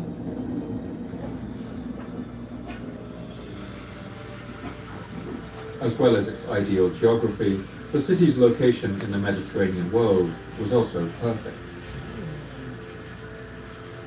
Carthage sat at a crucial halfway point between the city of Tyre and the wealthy mines of Spain, but it was also only about 200 kilometers by boat from the island of Sicily and about 300 kilometers from Sardinia, two crucial sites of Phoenician industry that were only growing in importance. Pottery found in even the earliest layers of Carthage shows a huge range of styles, coming from Greece, Italy, Spain, and all the Phoenician colonies. The Phoenician world was now a web, with Carthage sitting right at its center. The city in these early days must have been a humble sight. Archaeology paints a picture of a simple collection of mud brick buildings lining the seashore, but within a century this had exploded. One graveyard soon had to be moved in order to make space for a quarter filled with metalworking workshops, and the settlers built a wall about 3 meters in height to protect their burgeoning town. And soon more monumental buildings would be constructed. The Roman poet Virgil imagines the activity that must have accompanied the growth of this town from tiny settlement to booming city. Aeneas found, where lately huts had been, marvellous buildings, gateways, cobbled ways, and din of wagons. There the Tyrians were hard at work, laying courses for walls, rolling up stones to build the citadel, while others picked out building sites and ploughed a boundary furrow. Laws were being enacted, magistrates and a sacred senate chosen. Here men were dredging harbours, there they laid the deep foundations of a theatre, and quarried massive pillars. Other than what we can glean from archaeology, we know very little about the early history of Carthage. Apart from a few short inscriptions, no Carthaginian texts have survived into the modern day, and so in terms of written history, we have virtually complete silence from that part of the Mediterranean for the first 200 years or so of its existence. And beyond that, we have to rely on the writings of others. From the work of Greek writers, we learn that Carthage was a republic. It was ruled under a kind of oligarchic system, governed by a council of its wealthiest citizens. The Greek philosopher Aristotle, writing in the 4th century, spoke approvingly of the Carthaginian system of government and compares it to that of the Greek city-state of Sparta. Carthage also appears to have a good constitution, with many outstanding features as compared with those of other nations, but most nearly resembling the Spartan in some points. Many regulations at Carthage are good, and a proof of a well-regulated constitution is that the populace willingly remain faithful to the constitutional system, and that neither civil strife has arisen in any degree worth mentioning, nor yet a tyrant. But Aristotle also warns that the Carthaginian system put too much emphasis on the wealth of its rulers, rather than their competence, and expresses concerns that this could lead to corruption. They think that the rulers should be chosen not only for their merit, but also for their wealth, as it is not possible for a poor man to govern well or to have leisure for his duties. It is a bad thing that the greatest offices of state, the kingship and the generalship, should be for sale. For this law makes wealth more honored than worth, and renders the whole state avaricious. And it is probable that those who purchase their office will learn by degrees to make a profit out of it. The highest echelons of Carthaginian society were divided between the civil leaders, the Shofetim or judges, and the Rabbim or generals, who took care of military matters. These highest positions, senators and the heads of committees, drew no salary for their work, and so they could realistically only be held by those who could support themselves on private incomes, usually successful merchants or wealthy landowners. But there was a certain fairness to this. There seems to have been no barrier other than wealth, and people from common backgrounds who became wealthy could quickly rise to the highest parts of government. Certain powerful families were constantly vying for the most powerful positions, but there was no hereditary royalty in Carthage. It's possible that the myth of Elishaya or Dido may have played a role in maintaining this situation, since, according to the legend, the city was founded by a woman who had no children. No one could ever claim to be her true descendants, or have any kind of ancestral right to rule. Instead, the city was governed by a number of different semi-democratic bodies, made up of wealthy citizens. One of these was called the Tribunal of the 104, and another the Council of Elders, a kind of senate. The highest executive position was held by two elected officers, who ruled simultaneously, and who were elected each year. The arrangement was complex and likely prone to corruption, but for the most part, it seems to have worked.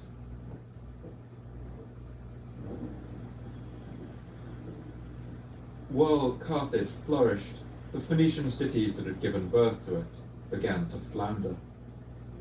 Tyre and Sidon were still under the boot of Assyria, and around 670 BC, the Assyrian king Esarhaddon began to place harsh restrictions on who they could trade with.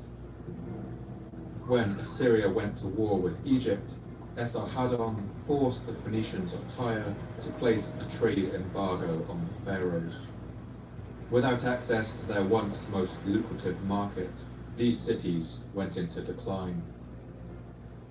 Soon, the king of Tyre was not even allowed to open messages without an Assyrian official present, as the following surviving fragment of one treaty shows. Nor must you open a letter which I send you without the presence of the royal deputy. If the royal deputy is absent, wait for him and then open it. If a ship of the people of Tyre is shipwrecked off the coast of the land of the Philistines, or anywhere on the borders of Assyrian territory, everything that is on the ship belongs to Esarhaddon, king of Assyria. As a result of the decline of cities like Tyre and Sidon, it's likely that large numbers of Phoenicians would have fled to what was now the undisputed capital of the Phoenician world, the booming port town of Carthage. They brought with them their language, their knowledge, their gods, and their gold. By the 6th century BC, Carthage was one of the largest and wealthiest cities in the Mediterranean, and its sailors, the finest in the world, would soon embark on voyages of exploration that would not be matched for another 2,000 years.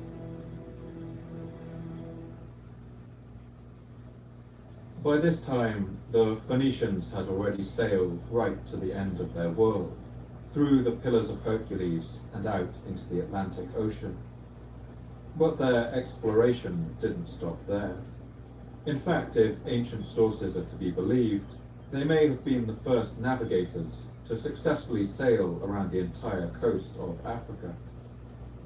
Herodotus recounts one expedition that supposedly took place around 600 BC, sponsored by a pharaoh of Egypt named Nekos, although he is frustratingly vague and short on detail.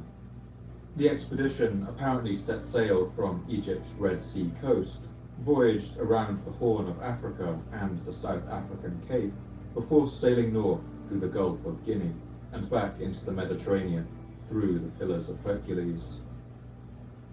Nekos of Egypt sent Phoenicians in ships, instructing them to sail on their return voyage past the Pillars of Hercules until they came into the Northern Sea and so to Egypt. So the Phoenicians set out from the Red Sea and sailed the Southern Sea. Whenever autumn came, they would put in and plant the land in whatever part of Libya they had reached, and there await the harvest. Then, having gathered the crop, they sailed on, so that after 2 years had passed, it was in the third that they rounded the Pillars of Hercules and came to Egypt. There they said, what some may believe, though I do not, that in sailing around Libya, they had the sun on their right hand. Interestingly, it is this detail that Herodotus personally finds unbelievable that has caused modern scholars to take the claim more seriously. The change in the position of the sun relative to the ship suggests that the voyage did indeed cross the Tropic of Cancer and perhaps even the equator, causing the summer sun to appear in the north. Modern estimates consider a journey time of 3 years to be a reasonable duration for a circumnavigation of Africa that would have been about 20,000 kilometers long, or half the way around the world. If this story is true, then it means the Phoenicians may have rounded the Cape of Africa more than 2,000 years before the Portuguese explorer Bartolomeu Dias would do the same thing in 1488, opening up the passage to India and the age of European colonialism.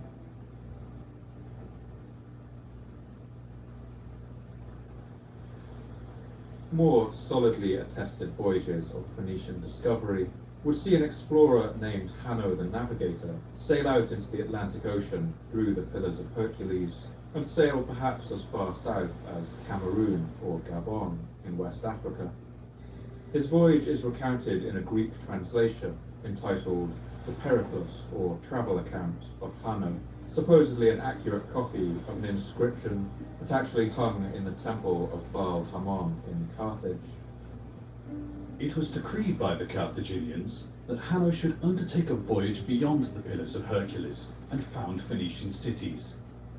We sailed accordingly, with 60 ships of 50 oars each, and a body of men and women to the number of 30,000, and provisions and other necessaries.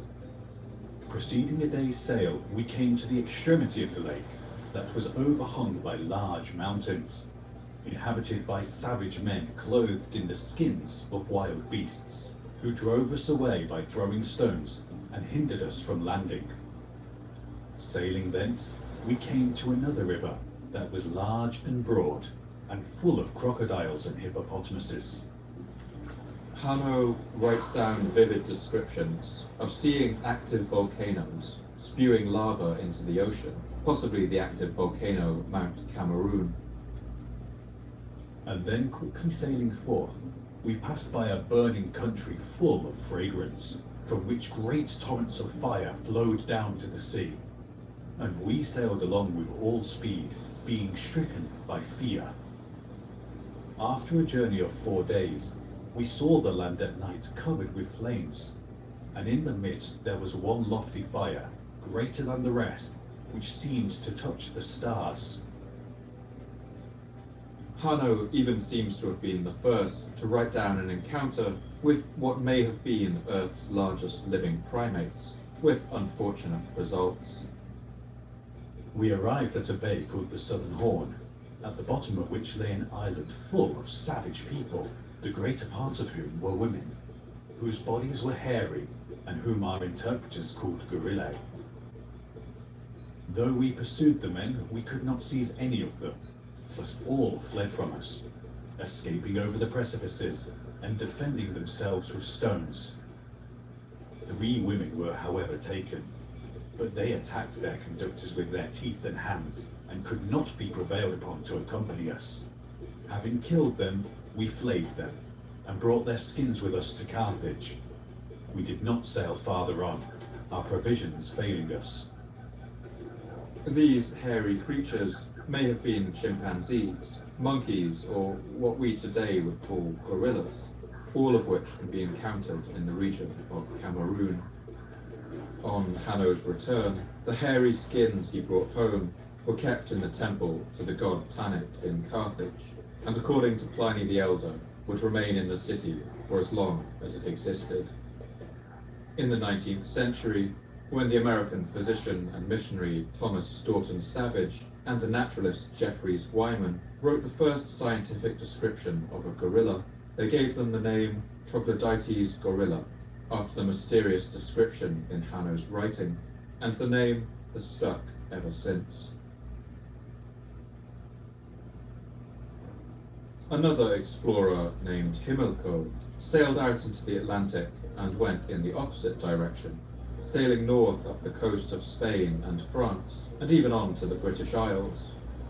Here he saw Celtic tribespeople sailing in coracles made of deer skin, a sight he found remarkable.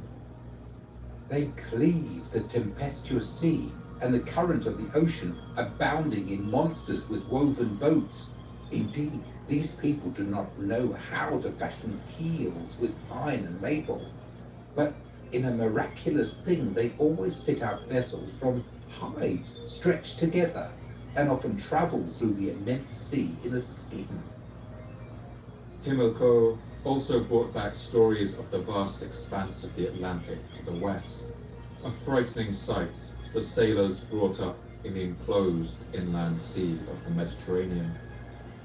Beyond, towards the area to the west, there is a sea without end.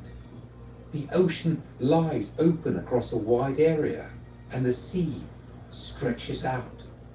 No man has entered upon these seas, because the sea lacks winds that would drive the ships along, and no breeze from the sky favors a ship. It also seems that he may have seen whales swimming out there in the ocean, which were then nearly 4 times more numerous than they are today. Here and there, sea monsters swim amid the slow ships sluggishly crawling along. Himilco reported that he had once seen these creatures in the ocean and proved their existence. These we have related to you, revealed a long time ago, deep in the annals of the Carthaginians. In 2019, a team of 20 modern sailors successfully piloted a replica of a single-masted Carthaginian merchant vessel across the Atlantic Ocean, departing from the site of Carthage and landing in the Caribbean 5 months later, demonstrating that Phoenician ships had the ability to reach the Americas 2,000 years before Columbus.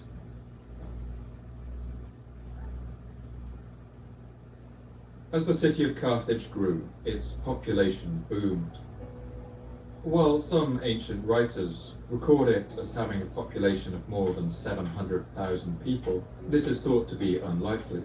But estimates based on the size of the city and the size of civilian armies drawn up in times of crisis have suggested that the population may have reached 400,000. By the year 400 BC, the city walls had been rebuilt to now stand a towering 15 meters high, with a triple line of ditches and defences on the landward side.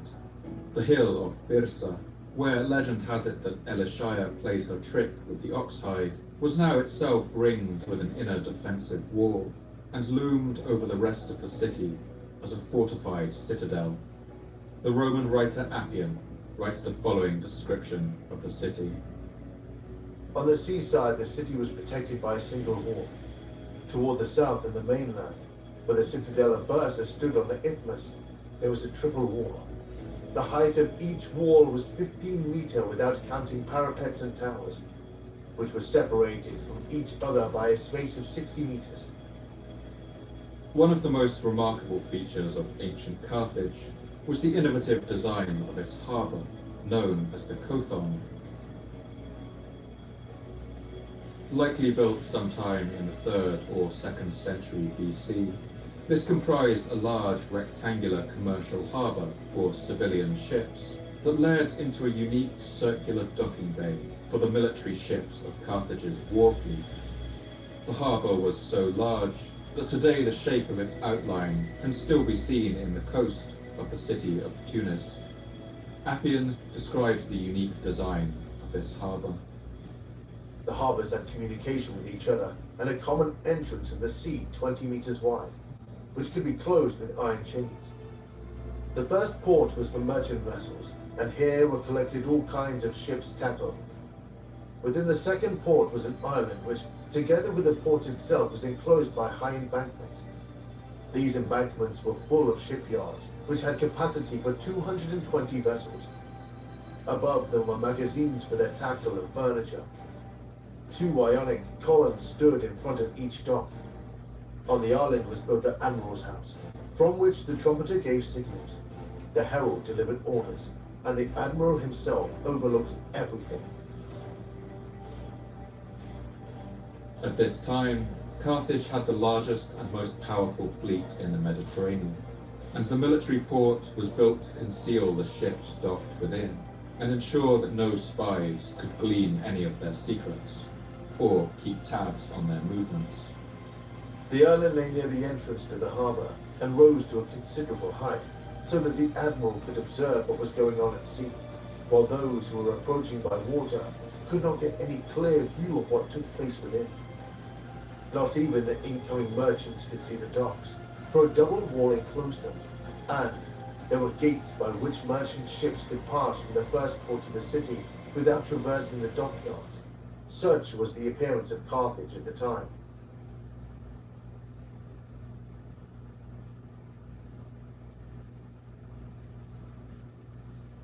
When they're counting on you to take the big shot, shouldn't your phone coach you through it? Oh wow, that was good. That's gonna be how Booking.com has all kinds of stays because a city hotel is right for some, but not quite right for others. Find exactly what you're booking for. Booking.com, booking.yeah. Down professional. Its grease cutting suds last 2 times longer, so we can wash double the pots in just one sink. This is the big mama beer. Simply unit. Absolutely beautiful. Watch the Winter Olympics, February 6th through 22nd. With NBC Universal's coverage on YouTube TV. Terms apply. Cancel anytime.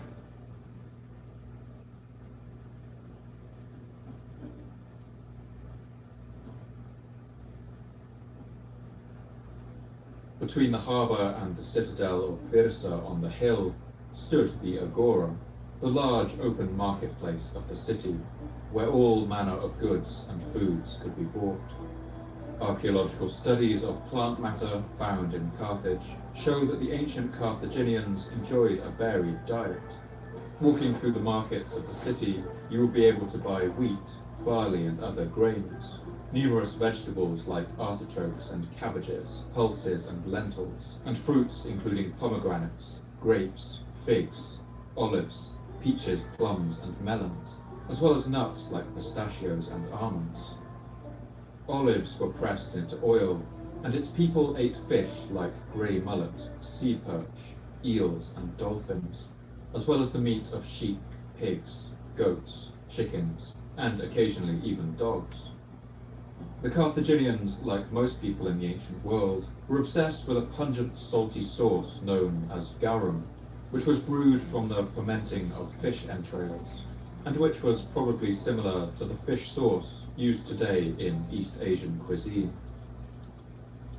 In the wreck of one Carthaginian ship, found off the coast of Sicily in Marsala, archaeologists have also uncovered the remains of cannabis stalks, which may have been chewed by the ship's rowers, and could also have been enjoyed on land, either chewed or brewed into a tea. Wine was particularly beloved too, and especially a particular kind of sweet dessert wine made from sun-dried grapes. One agricultural handbook, written by a Carthaginian named Margot, has survived in fragments of Greek and Latin translation, and it describes the process of making this wine. Pick some well-ripened early grapes. Discard any that are mildewed or damaged. Lay down reeds and spread the grapes out in the sun on top. Cover them at night so that the dew will not moisten them. When they are dried, pick the grapes off stems and put them in a jar or pitcher. Add some unfermented wine, the best you have, until the grapes are just covered. After 6 days, when the grapes have absorbed it all and are swollen, put them in a basket, put them through the press, and collect the resulting liquid. Bottle the liquid in stoppered jars, and after 20 or 30 days, when the fermentation is over, coat the lids with plaster and cover them with leather. As a typical Phoenician city, Carthage initially had a small footprint in North Africa, and in its early days, it was reliant on its overseas territories, in Sardinia and Sicily, for more than half of its food, brought across the sea on grain ships. But in the 6th century, it began to expand its territory around the city. The Carthaginians either expelled local people or came to agreements with them, and built a network of towns and forts to the south, east, and west, and began to farm the land themselves. A later writer, Diodorus of Sicily, would pen the following description of the abundant hinterland that would soon stretch beyond the city. All the lands were set with gardens and orchards, watered by numerous springs and canals. There were well-constructed country houses, built with lime along the route, announcing widespread wealth. The land was cultivated with vines, olive trees, and a whole host of fruit trees. On both sides there were herds of oxen and sheep grazing on the plain, and near the main pastures and the marshes there were studs of horses. In its outposts in Sardinia, Spain, and Sicily, Carthage began a similar process, turning what had once been small trading posts into more solid and fortified territories, with their own agricultural land. Soon the city of Carthage would be more or less self-sufficient, as the Roman writer Appian describes. Gradually acquiring strength, they mastered Africa and the greater part of the Mediterranean, carried war into Sicily and Sardinia and the other islands of that sea, and also into Spain. They sent out numerous colonies. They became a match for the Greeks in power, and next to the Persians in wealth. The typical Carthaginian house was built around a central courtyard, and the wealthier dwellings had an upstairs and a terrace.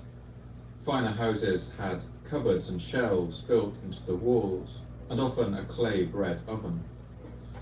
We can imagine the smells of this baking bread wafting through the city streets, along with the pungent aromas from the tanneries and wineries, the smells of animals and incense, cooked fish, and salty garum sauce. Wealthy houses also contained elaborate bathrooms, with separate changing facilities and baths plastered with water-resistant stucco. Before bathing, oil would be applied to the body, and a bronze tool known as a strigil was used to scrape dirt from the skin. While in Greek houses, these bathrooms were usually built off the kitchen The Carthaginians built their bathrooms next to the entrance to the house, suggesting that there was some sort of ritual purpose to the bathing, separating the dusty, unclean world of outside from the clean inner space of the home. A variety of animals would have been visible on the crowded city streets. These would have included beasts of burden, like oxen and horses, stray dogs and cats, and noisy caravans of donkeys coming in from the desert. But they also seem to have drawn animals as curiosities from all parts of Africa. A species of huge lion, known as the Barbary lion, could be found all across this region, and would later be captured for spectacles, including in the Roman arenas. And a species of monkey, known as the Barbary macaque, is also native to this area. Of Sicily records one account of Carthaginians keeping these monkeys as apparently much beloved pets. In these cities, many of the customs were very different from those current among us. For the apes lived in the same houses as the men, being regarded among them as gods, just as the dogs are among the Egyptians. And from the provisions laid up in the storerooms, the beasts took their food without hindrance whenever they wished. For any who killed this animal, as if he had committed the greatest sacrilege, death was established as the penalty. Around this time, monkeys began appearing as a motif in the art of regions of Italy, Sardinia, and elsewhere, suggesting that the Carthaginians were even exporting this animal to other regions. Some Barbary macaques were mummified in Egyptian tombs alongside pharaohs, and the skull of a Barbary macaque, dated to around this time, has even been unearthed as far away as Northern Ireland. And of course, in vast stables to the south of the city were kept the animals that in most people's minds are most inseparably associated with the city of Carthage. That is, the elephant.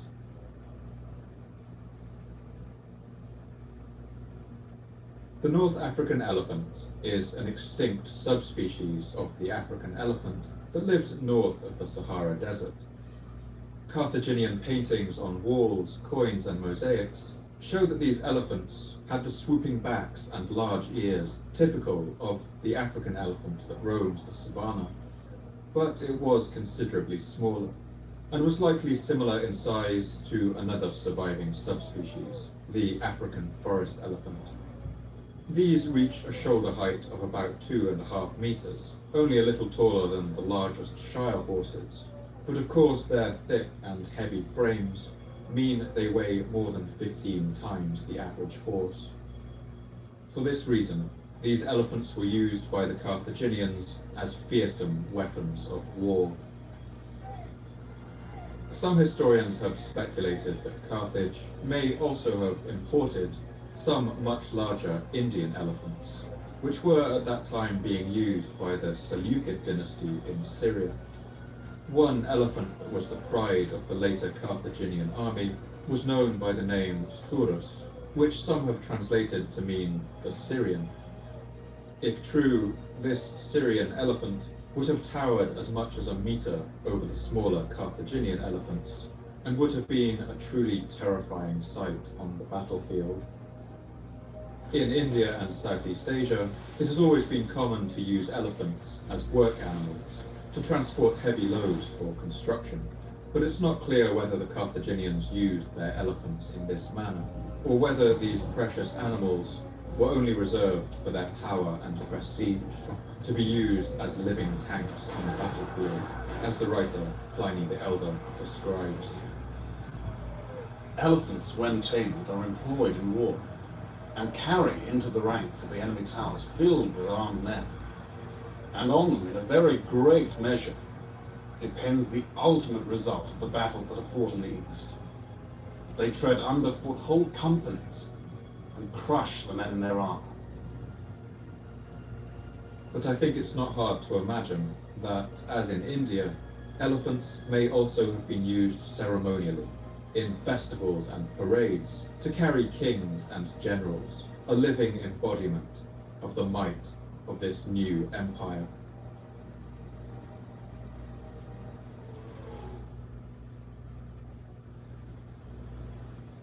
While Carthage didn't hesitate to go to war to defend its interests and protect its trade, it was not at heart a warrior culture, and it never suffered a conflict to continue any longer than it absolutely had to.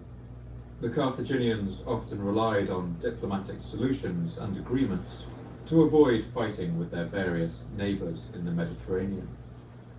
One such agreement was settled in the year 509 BC, with a minor city-state in central Italy, in the region of Latium, whose people spoke a small Italic dialect called Latin. This city's people had just that year thrown off the rule of their Etruscan king and abolished kingship in the city for good. In place of a king, they had brought in the rule of a pair of elected consuls drawn from the aristocracy, a system strikingly similar to, and perhaps even inspired by, the Carthaginians. This city's name was Rome. The Romans at that time were among several powers in central Italy, facing rivals in the Etruscans to the north, and powerful tribal confederacies like the Samnites, all fighting for dominance in the plains of central Italy. The Carthaginians seem to have taken note of this regional development and proceeded to sign a treaty with this new Roman Republic, the contents of which the Greek historian Polybius records. There shall be friendship between the Romans and their allies, and the Carthaginians and their allies, on these conditions. Neither the Romans nor their allies are to sail beyond the fair peninsula, unless driven by stress of weather or the fear of enemies. If any one of them be driven ashore, he shall not buy or take anything for himself, save what is needed for the repair of his ship and the service of the gods. And he shall depart within 5 days. Carthage shall build no fort in Latium, and if they enter the district in arms, they shall not stay a night therein. The theme of this treaty was simple. You leave us alone, and we will leave you alone. And while Rome was at this point very much on the Carthaginians' radar, it seems that they considered this Italian city republic to be little cause for concern.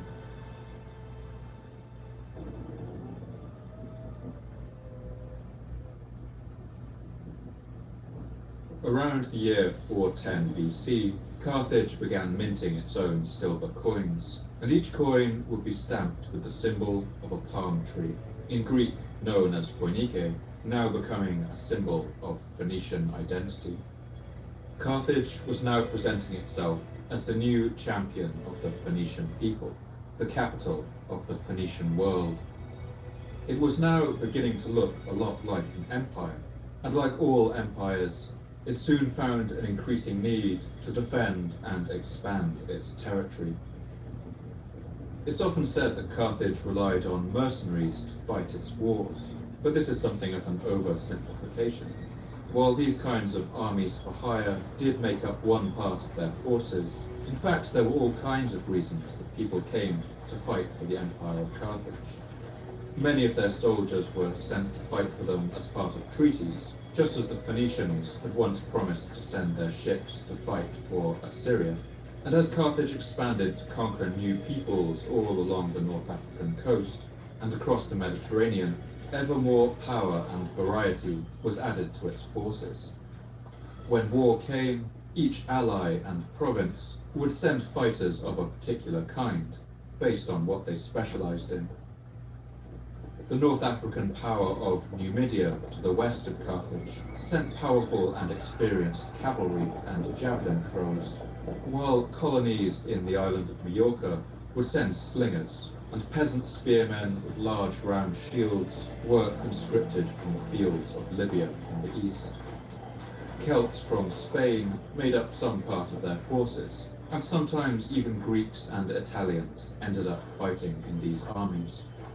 There was only one group of people who hardly ever fought for Carthage, and that was the citizens of Carthage themselves. The Carthaginian system relied largely on making life as comfortable as possible for the people of the capital. Few Carthaginian politicians ever risked the unpopular move of conscripting its citizens into the army, and so they amassed their forces out of units brought from all the four corners of the empire. Each army of Carthage was its own unique patchwork, and would have spoken dozens of different languages, as the Greek historian Polybius writes. It was therefore impossible to assemble them and address them as a body, or to do so by any other means. For how could any general be expected to know all their languages? And again, to address them through several interpreters, repeating the same thing 4 or 5 times, was, if anything, more impractical. It was a system that had many weaknesses, but it allowed the empire to raise large armies at short notice. And it meant that since they could never be accused of sending good Carthaginian men to die, the politicians of the city were largely insulated from the consequences of going to war. But soon these armies would find themselves embroiled in a bitter struggle that would test this system to its breaking point, and threaten to bring the whole empire to the brink of destruction. These wars would erupt over what would soon become the most fought-over piece of land in the Mediterranean. That is, the island of Sicily.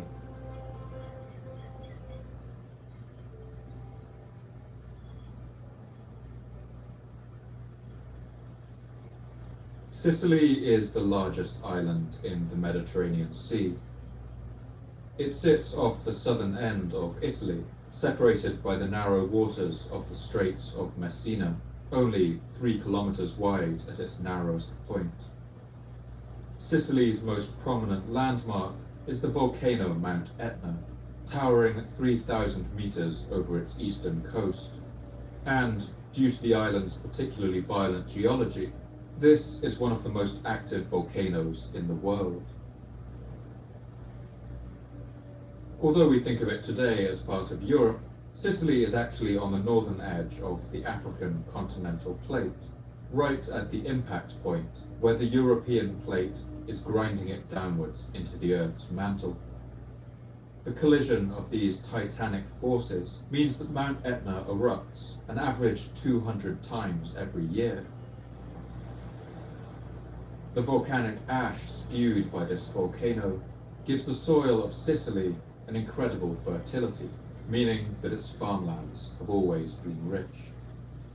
At first, Carthage enjoyed an unrivaled position on the island, trading with the Sicilian locals in the west, just a short hop away from their capital in Africa.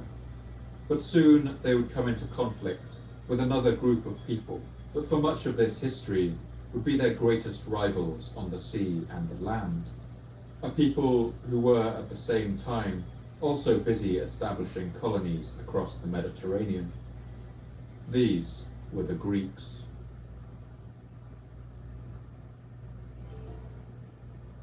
The Greeks, like the Phoenicians, were expert sailors and had built a number of thriving colonies in southern Italy, in what is now Turkey and in the Black Sea. And beginning in the 8th century BC, Greek explorers and traders began expanding their interests onto the island of Sicily. Like the Phoenicians, the Greeks at this time weren't a unified people. They spoke 4 different dialects of Greek and countless subdialects, and came from dozens of independent city-states and island kingdoms that often fought with each other more bitterly than with any foreigners. But despite these internal divisions, the Greeks would expand across the southern portion of Italy and Sicily, and joined up this series of colonies into an area that they would call Megale Hellas, or Greater Greece. Wherever they went, Greek settlers were in part inspired by the myth of their hero, Heracles, who the Romans would call Hercules. He was a half-divine warrior who travelled the length and breadth of Europe, performing his famous 12 labours, and meanwhile performing great deeds wherever he passed through. and wherever a new Greek colony sprung up around the Mediterranean, a new installment of the Hercules myth would quickly be added, to show that this had also been one of his stops. In some places he was celebrated for slaying giants and mythical beasts, while in others his feats were more mundane. In the Greek colonies of southern Italy, he was remembered for banishing a plague of flies that was harming the livestock. In Crete, he had rid the island of wild beasts, and in Sicily, he had caught an errant bull and bested the king in a wrestling match. In Spain, Diodorus of Sicily recounts that, depending on who you asked, Hercules was credited with either creating the Straits of Gibraltar by tearing the land apart, or with narrowing it to keep out sea monsters. Whereas before that time a great space had stood between Africa and Europe, he now narrowed the passage, in order that by making it shallow and narrow, he might prevent the great sea monsters from passing out of the ocean and into the inner sea. Some authorities, however, say just the opposite, namely that the two continents were originally joined, and that he cut a passage between them, that the ocean was mingled with the sea. On this question, however, it will be possible for every man to think as he may please. In one of the most dramatic episodes of these tales, during his 10th labour, Hercules is tasked with stealing the red cattle of the ogre Geryon, who lived in Erythia in southern Spain, close to the Phoenician colony of Gades. Since Geryon lived so far in the west, it was said, the hides of his cattle had been stained red by their close proximity to the setting sun. After killing Geryon, Hercules takes his cattle and herds them all the way back home to Greece, in a meandering route that took him from Spain through southern France and over the soaring snowy mountains of the Alps, and on into Italy, as Diodorus recounts. Hercules then made his way to Italy, and as he traversed the mountain paths through the Alps, he made a highway out of the route, which was rough and almost impassable. The barbarians who had inhabited this mountain region had been accustomed to butcher and to plunder such armies as passed through when they came to the difficult portions of the way, but he subdued them all.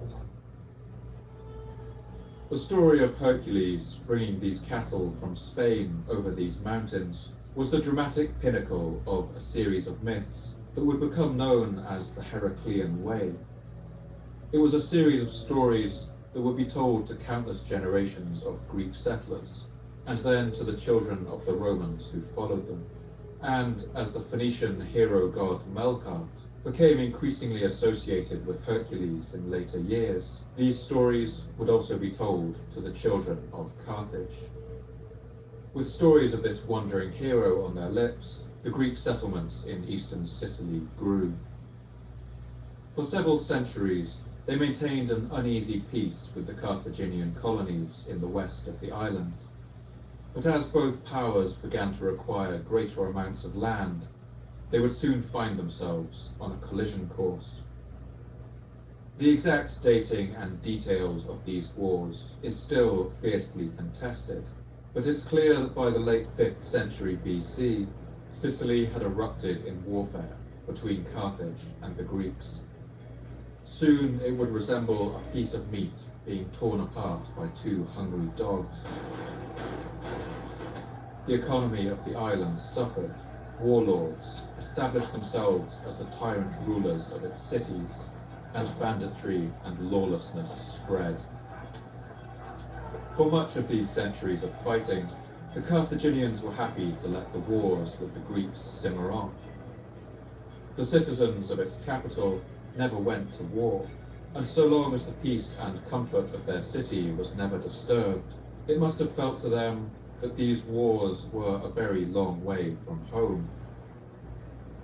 But the final episode of these conflicts, known as the 7th Sicilian War, would puncture this sense of invulnerability.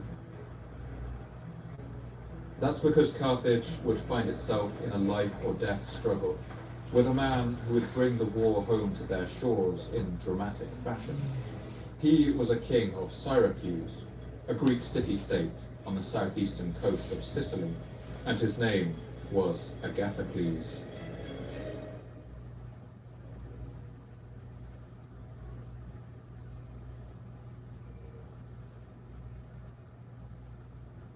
New protein pockets. Grab one on the go for just $3.99. Subway. Eat fresh, feel good.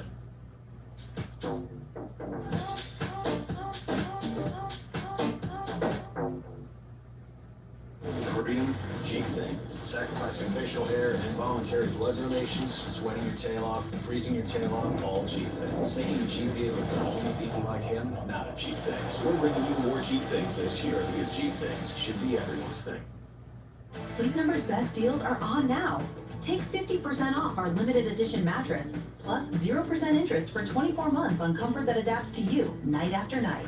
Shop now for a limited time, only at a Sleep Number store or sleepnumber.com. File your taxes 100% free in the app if you didn't file with us last year. Just file with TurboTax Do-It-Yourself by February 28th. No matter your tax situation, make the switch to TurboTax Do-It-Yourself and file free by February 28th.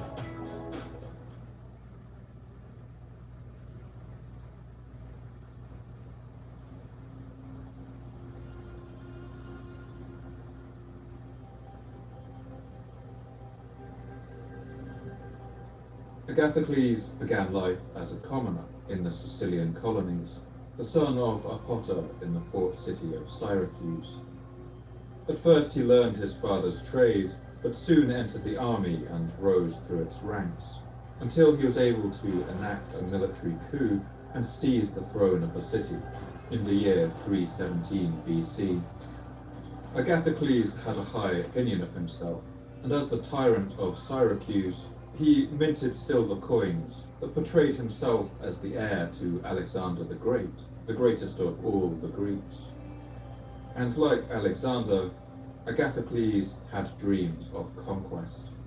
He soon set about subjugating cities all around him, as the historian Diodorus of Sicily recalls. Agathocles began unhampered to subject the cities and strongholds to himself. Mastering many of them quickly, he made his power secure.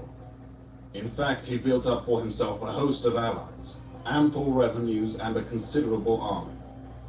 He had picked a mercenary force comprising 10,000 foot soldiers and 3,500 horse. Moreover, he prepared a store of weapons and of missiles of all kinds, since he knew that the Carthaginians would shortly wage war against him. As predicted, it wasn't long before the Carthaginians began to see Agathocles as a serious threat.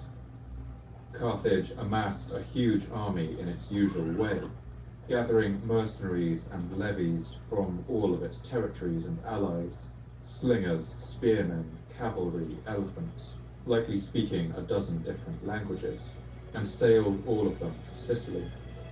On the way, many of their ships were wrecked in a storm, but the force that arrived was still easily enough to overpower the tyrant Agathocles, as Diodorus recounts. As Agathocles saw the forces of the Carthaginians were superior to his own, he surmised that not a few of the strongholds could go over to the Phoenicians, and also those of the cities that were offended with him. After a stinging defeat on the Himera River in central Sicily, Agathocles retreated east to his port capital of Syracuse, where the Carthaginians surrounded the city and laid siege. For Agathocles, it looks like all hope was lost. But it's here, in this desperate moment, that he decided on a truly daring course of action. He hatched a plan to break free of the siege by ship, set sail for Africa, and make a desperate strike at the heart of his enemy, the city of Carthage itself. When he saw that all his allies had changed sides, and that barbarians were masters of almost all Sicily except Syracuse, and were far superior in both land and sea forces, he carried out an undertaking that was unexpected and most reckless. He determined to leave an adequate garrison for the city, to select those of the soldiers who were fit, and with these to cross over into Libya. For he hoped that if he did this, those in Carthage who had been living luxuriously in long continued peace, and were therefore without experience in the dangers of battle, would easily be defeated. When the Carthaginians saw the Greek fleet leaving Syracuse, they believed Agathocles to be fleeing, and they pursued him. They chased the Greeks, harrying them across the sea for hundreds of kilometers, pelting them with arrows and sling stones. But luck was on the side of the Greeks, and Agathocles and his soldiers were able to land on the beaches of Africa. Agathocles must have feared that his soldiers would lose courage and attempt to flee, and so he ordered their ships to be burned in an offering to the gods, as Diodorus recounts. Standing by the stern, he bade the others also to follow his example. Then, as all the captains threw in the fire and the flames quickly blazed high, the trumpeters sounded the signal for battle, and the army raised the war cry, while all together prayed for a safe return home. This Agathocles did, for it was clear that if the retreat to the ships was cut off, in victory alone would they have hope for safety.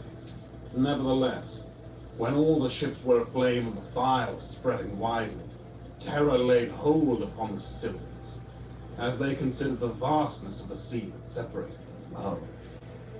From the city walls of Carthage, the fires of the burning ships would have been visible on the horizon, and now fear was beginning to spread among its citizens. For them, war was something that happened in other places. The city had never been significantly threatened before, and there were virtually no forces there to defend it. Panic and great confusion seized upon the city. The crowds rushed to the marketplace, and the council of elders consulted what should be done. In fact, there was no army at hand that could take the field against the enemy. The mass of the citizens who had no experience in warfare were already in despair, and the enemy was thought to be near the walls. For the first time, the citizens of Carthage would actually have to fight. They were conscripted en masse, given long spears and shields, perhaps given some rudimentary training, and, along with the small complement of city guards, marched out to meet the Greeks in battle. The Carthaginians hoped to make up for the poor quality of their citizen troops with sheer numbers, and, vastly outnumbering Agathocles, they were confident of victory. But that was not to be the case. When they met, the experienced and now desperate Greeks smashed the citizen soldiers of Carthage, ran them off the battlefield, and flooded into their camp. And here, Diodorus writes that they made a telling discovery.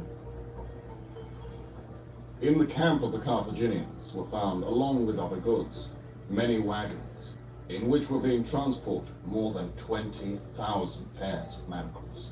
For the Carthaginians, having expected to master the Greeks easily, had passed the word along among themselves to take alive as many possible, after shackling, to throw them into slave pens. With this army defeated, the city of Carthage was now completely surrounded by hostile forces, and Diodorus can't help but comment on the ridiculous nature of the situation. In Sicily, the Carthaginians who had defeated Agathocles in a great battle were besieging Syracuse. But in Libya, Agathocles had brought the Carthaginians under siege. It's here that the Carthaginians, in their desperation, seem to have turned to an ancient ritual that forms one of the darkest and most controversial aspects of their history. That is, the rite of child sacrifice.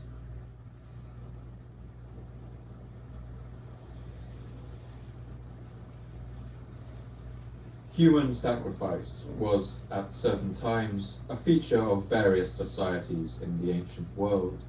Rituals of this kind have been attested in several indigenous American societies, and in the early histories of Israel and Judah, as well as the cities of Phoenicia, like Tyre and Sidon. The Book of Kings records one king of the Levantine kingdom of Moab sacrificing his firstborn child when a war isn't going his way. In Ireland, Britain, and northern Germany, during the Iron Age, sacrificial victims were ritually strangled and cast into bogs, where the acidic waters mummified them in a state of perfect preservation. This idea of a deadly exchange with the gods seems to be one that recurs in human psychology and has independently arisen in multiple cultures. The idea that if we want to ask the gods for a great favor, we have to give them something truly precious in exchange. And what could be more precious than a human life? With the writing down of the Hebrew Bible and the law codes of Moses, this practice was condemned and outlawed in much of the Levant, and from then on animals were sacrificed in the place of human victims. In Tyre and other Phoenician cities, the practice also seems to have died out in the first millennium. But there is one place it seems to have continued well into the 2nd century BC, and that is Carthage. These were violent times when human life was cheap. But even so, these rituals were mentioned with some revulsion by several ancient writers, among them the Greek philosopher Plato. With us, for instance, human sacrifice is not legal, but unholy, whereas the Carthaginians perform it as a thing they account holy and legal, and that too when some of them even sacrifice their own sons.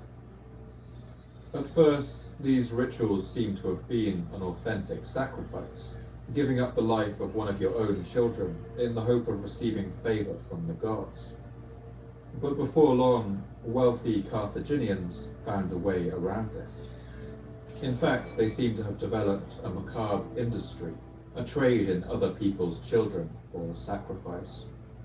The writer Plutarch describes this system and gives a sense for the atmosphere of these grisly rituals.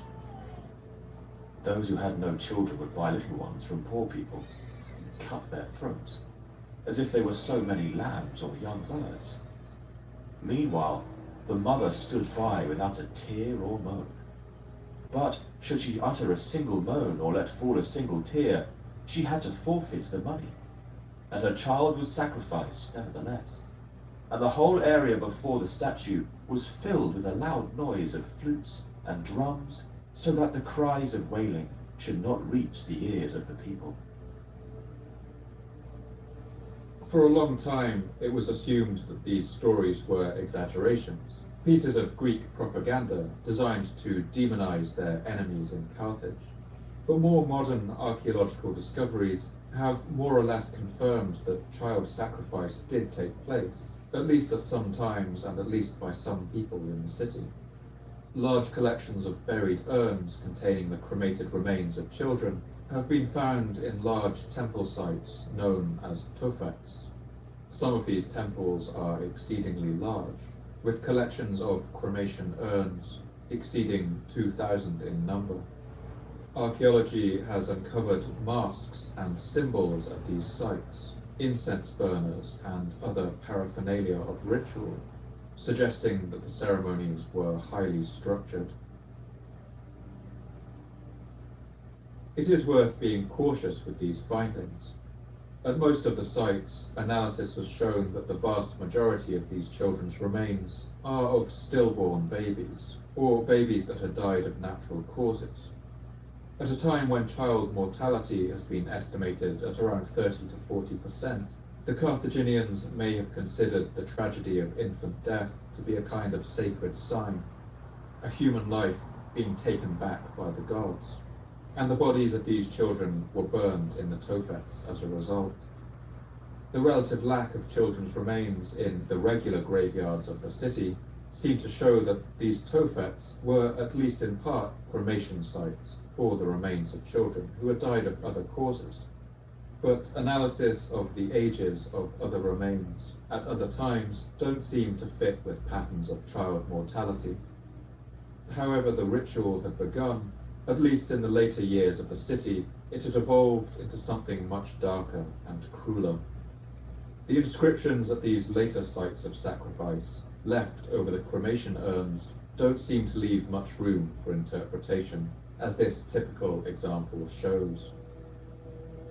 To Lady Tinnet, face of Baal, and Lord Baal Hamon, the thing that Arish, son of Borashtat, son of Balshalan, maker of Strigils, vowed, because the Lord heard his voice.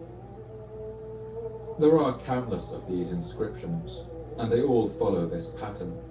The child was not offered up front, but was promised in advance if the gods came through on their request. The Greek historian Cleitarchus seems to confirm this order of events. The Phoenicians, and above all the Carthaginians, whenever they were eager for a great thing to succeed, made a vow by one of their children. If they would receive the desired things, they would sacrifice to the gods.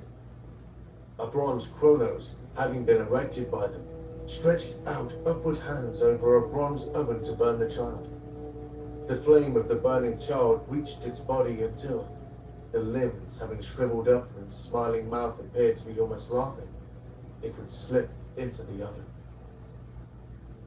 We can't imagine the kinds of things people might have asked for in exchange for these sacrifices. Perhaps in some instances we can imagine the ritual was performed out of desperation, an extreme measure. Other times, perhaps the wishes were trivial, good weather on a journey maybe, good fortune and wealth in the year to come, or the downfall of a business rival. Whatever their wish was, it seems that if it went on to come true, the child's fate would be sealed. With only fragmentary second-hand accounts, and the little that can be gleaned from archaeological sites, we're left guessing about questions that desperately need answers. How widespread this practice was in society, why and when people engaged in it, and how the majority of Carthaginian citizens felt about it.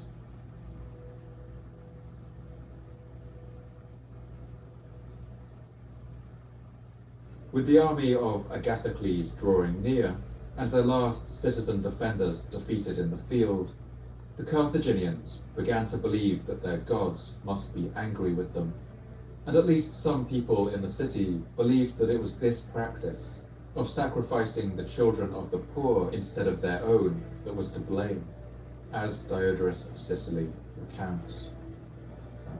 They also alleged that Cronus had turned against them, as in former times they had been accustomed to sacrifice to this god the noblest of their sons, but more recently, secretly buying and nurturing children, they had sent these to the sacrifice. When they had given thought to these things, and saw their enemy encamped before their walls, they were filled with superstitious dread, for they believed that they had neglected the honors of the gods that had been established by their fathers. In their zeal to make amends for their omission, they selected 200 of the noblest children and sacrificed them publicly, and others who were under suspicion sacrificed themselves voluntarily, in number not less than 300. In this time of peril, the citizens of Carthage reverted to a kind of suicidal religious fundamentalism, but this would not be the end of the city. Agathocles rampaged around the countryside of Carthage for years, but the city's formidable triple-walled defences would keep him at bay, and soon the Greek king ran out of steam. In his absence, some of his Sicilian vassals were taking the opportunity to declare independence. He hurried back home, leaving his inexperienced son in charge of his army, who was easily outmaneuvered by Carthaginian generals. By the time Agathocles returned to Africa, he saw that the situation had become untenable, and he fled back home to Sicily. But his achievements had been significant. He had left a lasting impression on the people of Carthage, laid waste to their countryside, terrified them so deeply that they had slaughtered their own children, and likely left them on the brink of bankruptcy. A peace treaty in 307 BC essentially returned the situation to exactly how it had been before the war started. The example of Agathocles, of a daring strike at the heart of your enemy, right at the moment they least expect it, was an example that later Carthaginian generals would remember and learn from. But it was also an episode that other powers in the region paid particular attention to. Carthage had once been considered the region's major power, but a small Greek army had come within a hair's breadth of bringing it to its knees. The historian Plutarch puts it bluntly in the mouth of one of his characters. For who could keep his hands off Libya or Carthage when that city got within his reach, a city which Agathocles, slipping stealthily out of Syracuse and crossing the sea with only a few ships, narrowly missed taking? The first who would seek to take advantage of this perceived weakness was a Greek king named Pyrrhus. Pyrrhus was the king of the Greek kingdom of Epirus, around what is today southern Albania. His name meant fiery or red-haired, coming from the same root as the English word pyre. And Plutarch recalls that he seems to have suffered from some kind of developmental disorder that fused together the teeth of his upper jaw, giving him an unsettling look. In the aspect of his countenance, Pyrrhus had more of the terror than of the majesty of kingly power. He had not many teeth, but his upper jaw was one continuous bone, on which the usual intervals between the teeth were indicated by slight depressions. Just like Agathocles, Pyrrhus had an immensely high opinion of himself, and fancied himself as the inheritor of the legacy of Alexander. In his later life, he styled himself as a hero of the Hellenic world, the defender of everything Greek. And right at that moment, the Greeks who needed the most defending were the beleaguered colonies in southern Italy, the region known as Megale Hellas, or Greater Greece. These city-states were suddenly being menaced by a powerful new force in the region, a people from the river plains of central Italy that the Greeks considered to be barbarians, and that had recently emerged as something of a regional superpower. This was the once small and insignificant city-state republic of Rome. Throughout the 4th century BC, this bizarre republic had begun expanding into the hinterland of its region of Latium, and brought a number of other cities under its control. From there, they had managed to upset the power balance of central Italy, and toppled a number of well-established rivals, absorbing all of Latium and the region of Campania. And wherever they went, the Romans took a remarkably clever and pragmatic approach to absorbing other peoples into their society. While empires like Carthage kept full citizenship only for the people living in their home city, Rome was far more generous with citizenship. Unlike the armies of Carthage, Rome's legions were made up of citizen soldiers, and with every free man now a citizen, they were able to draw on vast reserves of manpower. As Rome grew in size and influence, Carthage took notice. About 160 years after the first treaty they had signed, they penned a new, expanded agreement with Rome. This new treaty added the condition that Rome would not try to found any cities in Carthaginian territory, suggesting that Roman expansion had become at least a small concern for the region's major power. But for the most part, relations between Rome and Carthage were friendly, if suspicious. Carthage welcomed the rise of Rome as a potential ally against their mutual enemies, the Greeks, and one district of the city of Rome was known as the Vicus Africus, or African Quarter, suggesting that a population of Carthaginian merchants already lived and traded in the city. It seems Carthage viewed Rome not as an unwelcome rival, but as a new potential source of customers. But for the Greek colonies of southern Italy, Rome was a voracious new predator.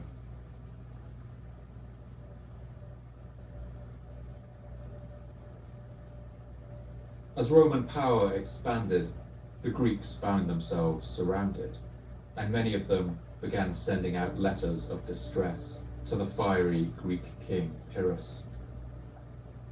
One of these colonies was the city of Tarentum, as Plutarch recalls. The Romans were at war with the people of Tarentum, who, being able neither to carry on the war nor put an end to it, wished to make Pyrrhus their leader and summon him to the war, believing him to be a most formidable general. Pyrrhus couldn't resist this opportunity to position himself as the valiant defender of Greek civilization against these Latin barbarians. He gathered an armada and a large army complete with 20 war elephants, and in the year 280 BC, he sailed to southern Italy in full force.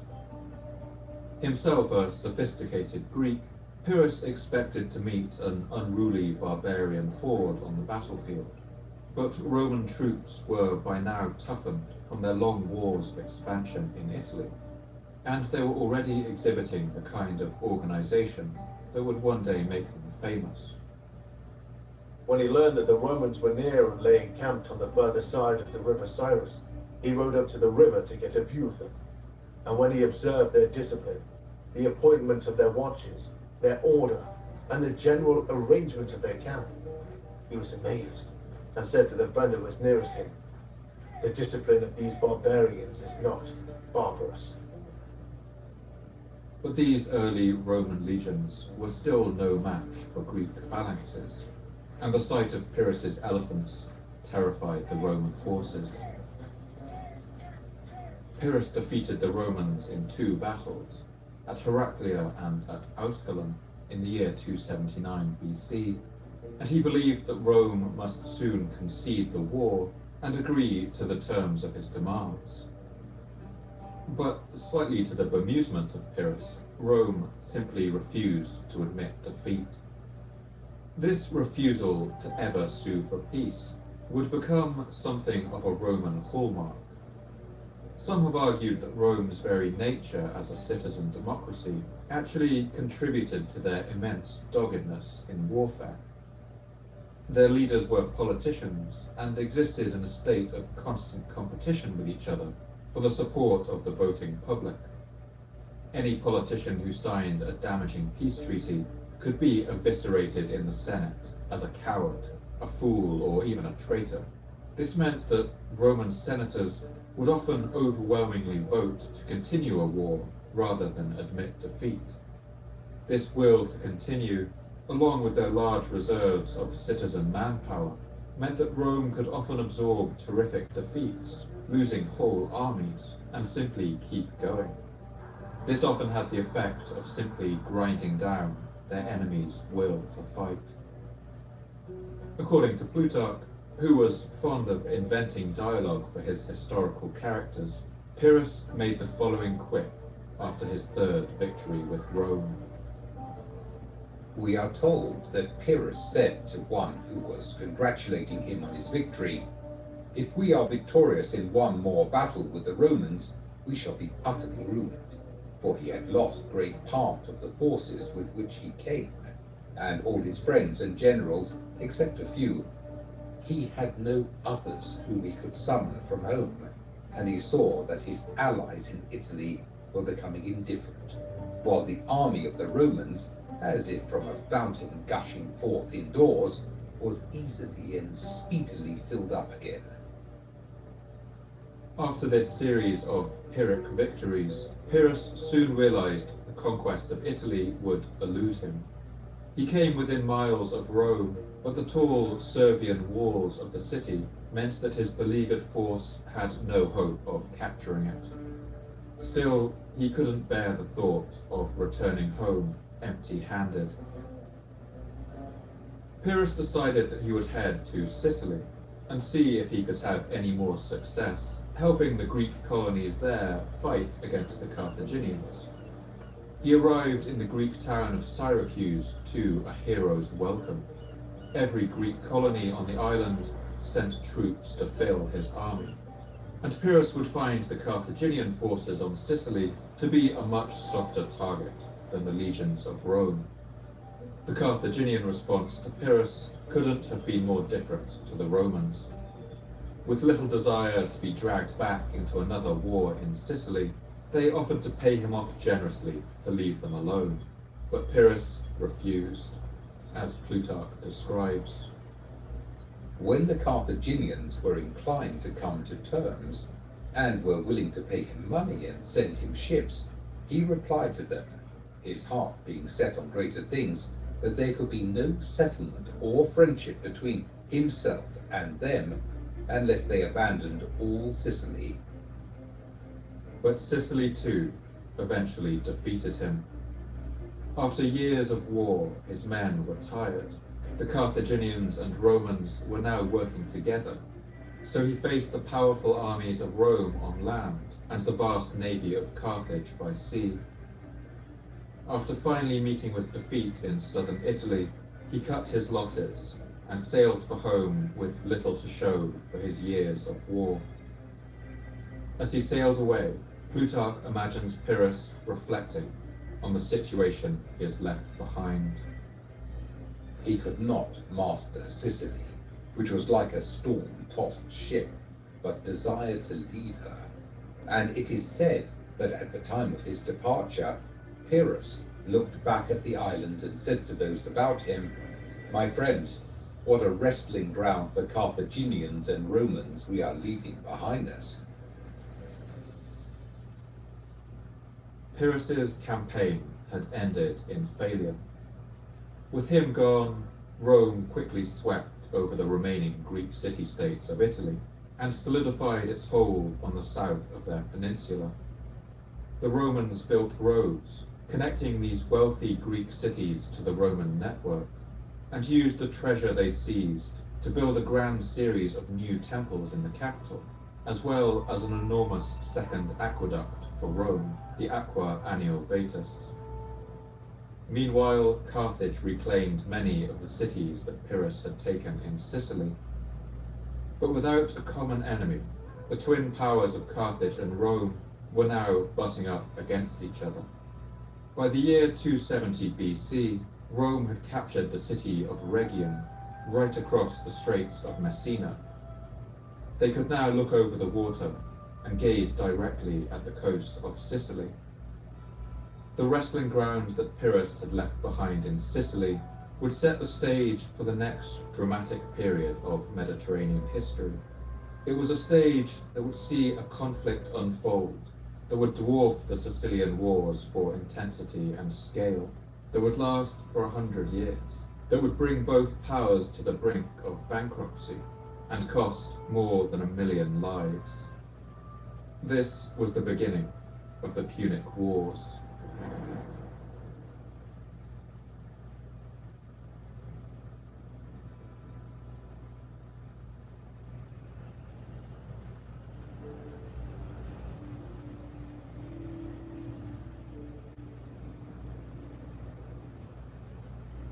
The word Punic comes from Latin and is a mutation of the Greek word Phoenician or Phoenician. And at this time, the Romans had come to use it to describe the Phoenician superpower of Carthage that sat facing them only 3 days' voyage away on the other side of the sea. The historian Cassius Dio summarizes the situation as both the powers of Rome and Carthage slid towards war.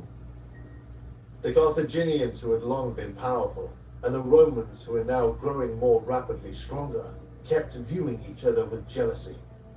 They were led into war partly by the desire of continually acquiring more, and partly also by fear. It was a chance incident that broke their truce and plunged them into war. The main source for almost every aspect of the First Punic War is the historian Polybius, a Greek who was sent to Rome in 167 BC as a hostage.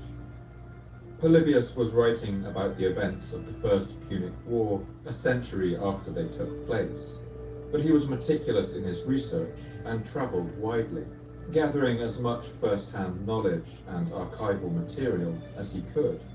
And as a Greek, he was something of an outsider in Rome, meaning that his portrayal of the war is considered to be relatively even-handed. The story that Polybius tells begins in the volcanic island of Sicily, where, around the beginning of the 3rd century BC, trouble was once again threatening to erupt.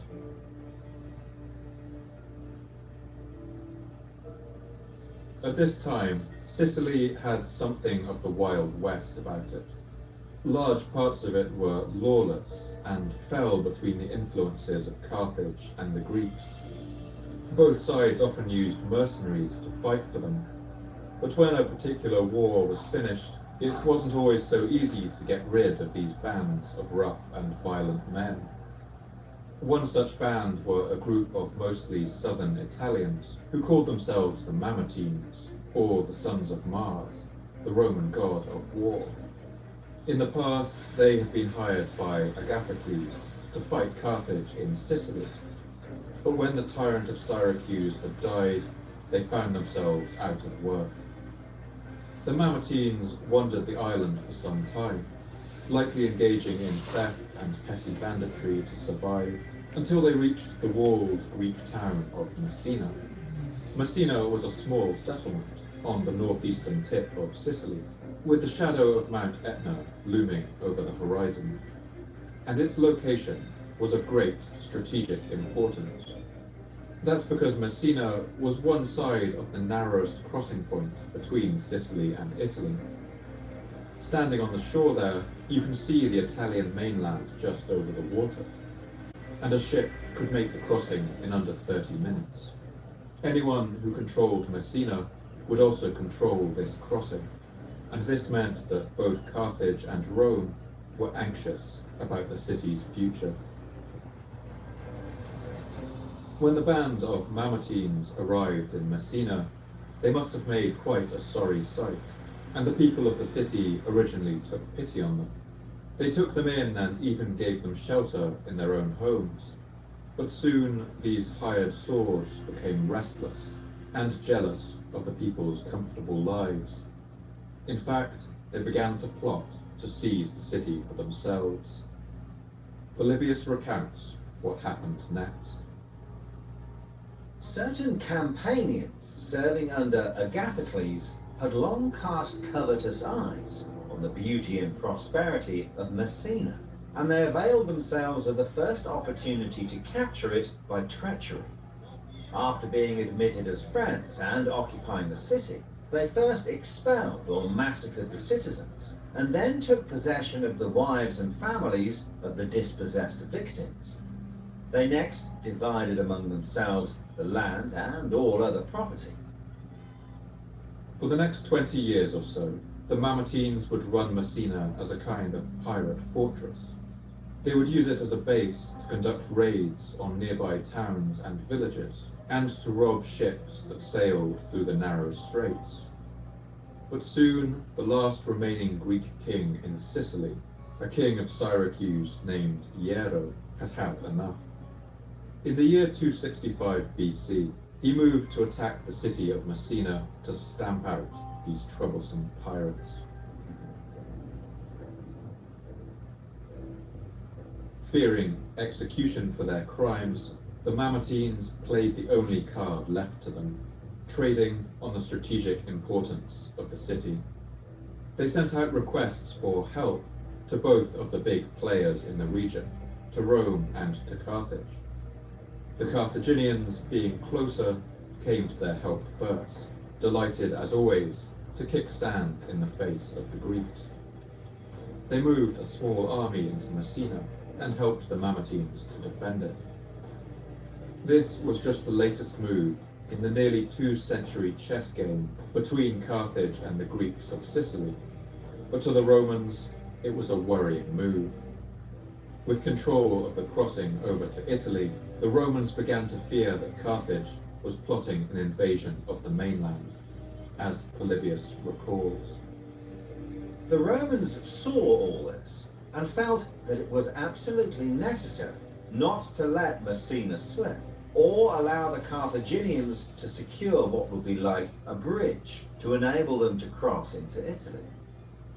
The Roman Senate was bitterly divided on what to do, with many expressing disgust at coming to the aid of what amounted to a band of pirates.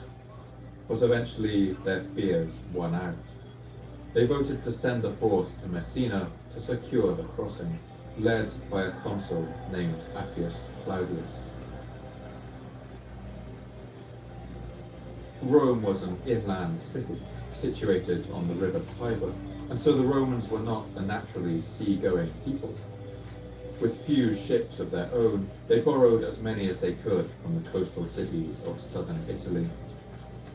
When they first took in hand to send troops across to Messina, they not only had no decked vessels, but no warships at all, not so much as a single galley.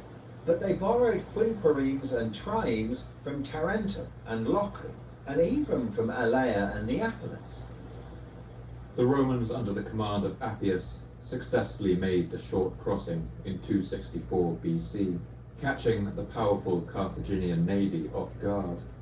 When they arrived in Messina, the Italian Mamertines ousted the Carthaginians who had come to their aid and welcomed the Roman army into the town in their place. The Roman capture of Messina immediately shifted the balance of power in Sicily. The Greeks of Syracuse formed a hasty alliance with their ancient enemies in Carthage, overturning 2 centuries of war to repel this new invader.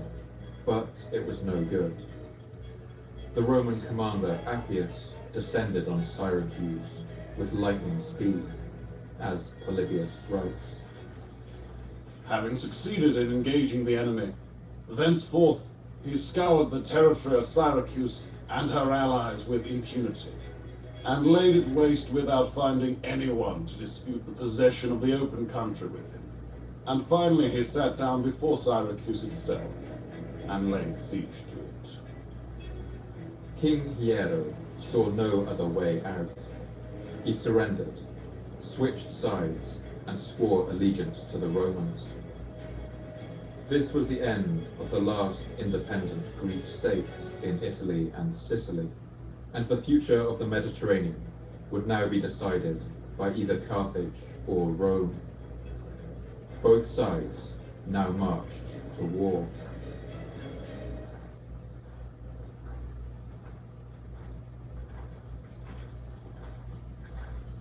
In this first Punic War, the Carthaginians were clearly concerned.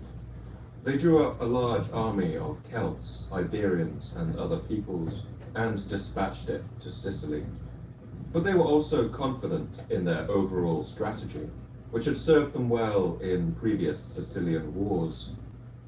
While the warships of Carthage commanded the waves, their trading empire would continue to fill their treasury with gold, and that meant there would always be soldiers ready to fight for them. And at first, it seemed the Romans had no hope of changing this situation. They had virtually no navy, and their own shipbuilding technology lagged behind, perhaps by centuries, as the historian Polybius writes. Yet, so long as the Carthaginians were in undisturbed command of the sea, the balance of success could not incline decisively in their favour. So they took upon themselves, there and then, to meet the Carthaginians at sea, on which they had for generations held undisputed supremacy. The Carthaginian navy benefited from 1,000 years of Phoenician shipbuilding and sailing tradition, but their centuries of relatively unchallenged dominance of the sea had also made them somewhat complacent. Their method of fighting on the water was based mostly on the use of heavy bronze rams fixed to the front of their ships. The Phoenician sailors relied on outmaneuvering their enemies on the waves with their superior sailing, drawing close with their oars and crashing into the sides of enemy ships with these rams, striking them in the hulls below the waterline. It was a method of warfare that had remained unchanged for the last 500 years, and the Carthaginians were among the best in the world at this tricky way of fighting. But soon the Romans would come across a stroke of good luck.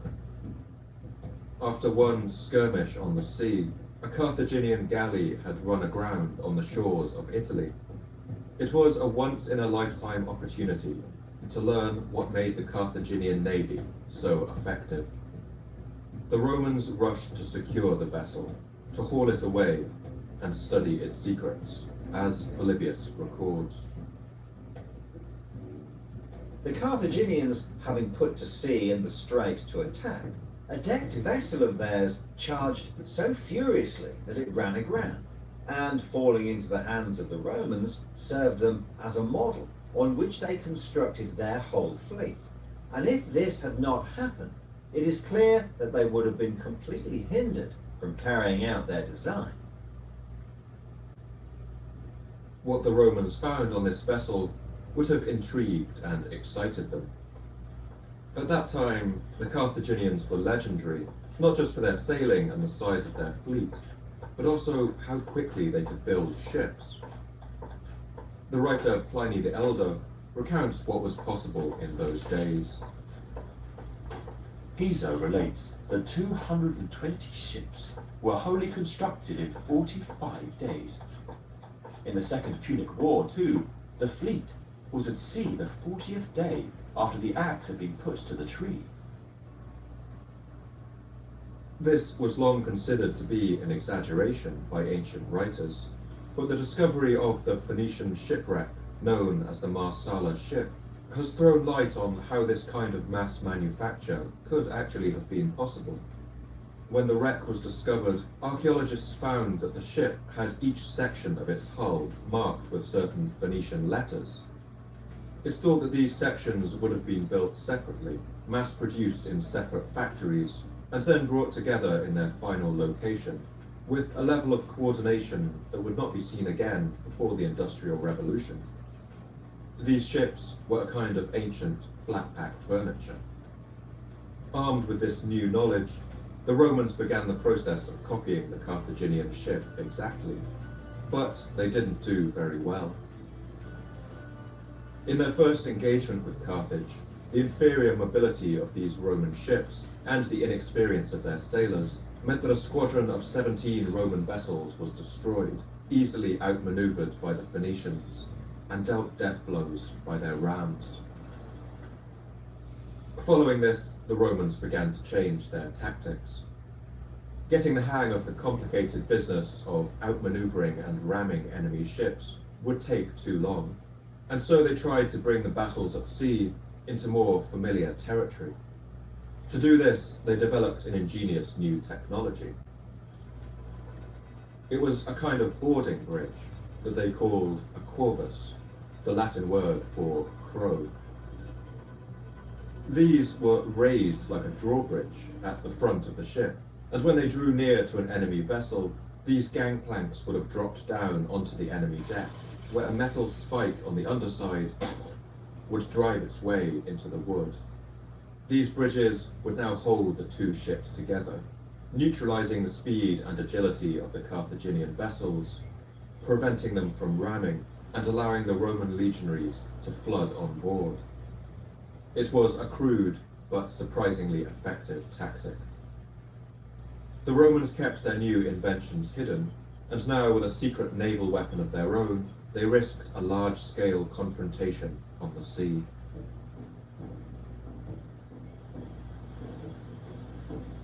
The Carthaginian fleet was busy plundering at a place called Mylae, on the coast of northern Sicily, when they saw the Roman sails on the horizon. They were delighted that their enemies had finally risked a battle, and were supremely confident of sending the whole fleet of this troublesome Italian power straight to the bottom of the ocean. Polybius recounts what happened next. No sooner did the Carthaginians sight him than with joy they put to sea, with 130 sail, feeling supreme contempt for the Roman ignorance of seamanship. Accordingly, they all sailed with their prows directed straight at their enemy. They did not think the engagement worth even the trouble of ranging their ships in any order. When they neared the enemy, they saw the crows raised aloft on the prows of several ships. The Carthaginians were for a time in a state of perplexity, for they were quite strangers to such contrivances as these engines. Feeling, however, a complete contempt for their opponent, they charged without flinching. But as soon as they came to close quarters, their ships were invariably tightly grappled by these machines. The enemy boarded by means of the crows and engaged them on their decks. And in the end, some of the Carthaginians were cut down, while others surrendered in bewildered terror at the battle in which they found themselves engaged, which eventually became exactly like a land fight. Eventually the Carthaginians turned and fled, bewildered at the novelty of the occurrence, and with a loss of 50 ships. For Carthage, this was an utter disaster.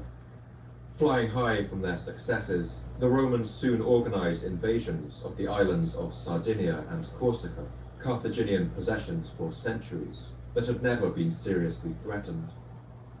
They even organized an invasion of North Africa itself, hoping to follow in the footsteps of Agathocles and march on the capital of Carthage. For the Carthaginians, things were starting to get out of hand. As the Roman invasion force descended upon the coast, Carthage sent out the entirety of its fleet to meet them on the open sea. Polybius recounts that, as they sighted the Roman sails on the horizon, the commanders of Carthage spoke to their sailors and soldiers, and vocalized a fear that must have been on the lips of every man and woman in the Phoenician territories, that this war was now in danger of coming home. Meanwhile, the Carthaginian commanders had briefly addressed their men. They pointed out to them that victory in this battle would ensure that the war in the future was confined to the question of the possession of Sicily, while if they were beaten, they would have hereafter to fight for their native land, and for all that they held dear. Polybius records that more than 600 ships came together in the battle that ensued. By the time he was writing his history of the Punic Wars, more than 100 years later, the size of warships had dramatically increased, and so he likely wildly overestimates the number of men involved, putting it at well over 300,000. Nevertheless, the battle was enormous, and probably involved at least 120,000 sailors, soldiers, rowers, and marines. The vast battlefield would have devolved into a chaos of clashing oars and rams, shouting men and the thud of the Corvus bridges crushing down onto the decks, the clashing of shields and swords, the crashing of waves, and the shrieking of gulls overhead. By the end of the day, the result of the battle was a decisive defeat for the Carthaginians. With the fleet of Carthage scattered, the Romans successfully made the crossing into Africa and landed on the peninsula of Cape Bon, on the other side of the bay from the city. The citizens of Carthage would now have been able to see the campfires of the Roman army in the distance at night. Some of the city's oldest residents would still have remembered when the army of Agathocles had menaced the city only half a century before, when they had watched those ships burning on the shoreline. The Carthaginians had had enough. They asked the Romans for a peace treaty to sign, but the Roman demands were so punishing that the Carthaginians, even in their desperate state, could not accept it, and so the war dragged on.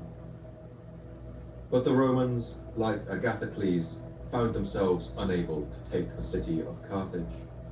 The Roman expeditionary force sent to capture the city was beaten disastrously by a smaller Carthaginian army at the Battle of Tunis, and the Roman consul leading it was captured and killed. In this way, the fortunes of each side ticked back and forth like a pendulum. Another naval battle at Cape Comaeum saw another Roman victory and another 100 Carthaginian ships sunk, but the Romans had no time to celebrate. On its return voyage home, the victorious Roman fleet was hit by a devastating storm, as Polybius records. The disaster was indeed extreme, for out of their 364 vessels, 80 only remained. The rest were either swamped or driven by the surf upon the rocks and headlands, where they went to pieces and filled all the seaboard with corpses and wreckage. No greater catastrophe is to be found in all history as befalling a fleet at one time. 284 ships were lost, with an estimated 60,000 sailors sinking to the bottom of the sea. It was among the worst naval disasters in history. Some historians have speculated that the Romans' secret weapon, the Corvus boarding bridges, may have actually made their ships top-heavy and prone to capsizing in stormy conditions. After this disaster, there are no mentions of the Corvus ever being used again on Roman ships. The war would drag on for another 14 years, with most of the fighting taking place in Sicily and the surrounding seas. But by the year 241 BC, Carthage was spent. The Carthaginian Senate ordered their general in Sicily to sign whatever peace treaty the Romans demanded, no matter how punishing. This general was a man named Hamilcar Barca. He was proud, a competent general, and he had been winning some of his battles in Sicily. He believed that signing such a punishing treaty was madness, and so he refused the order to negotiate. In his place, the Senate sent a more junior commander to capitulate to Rome.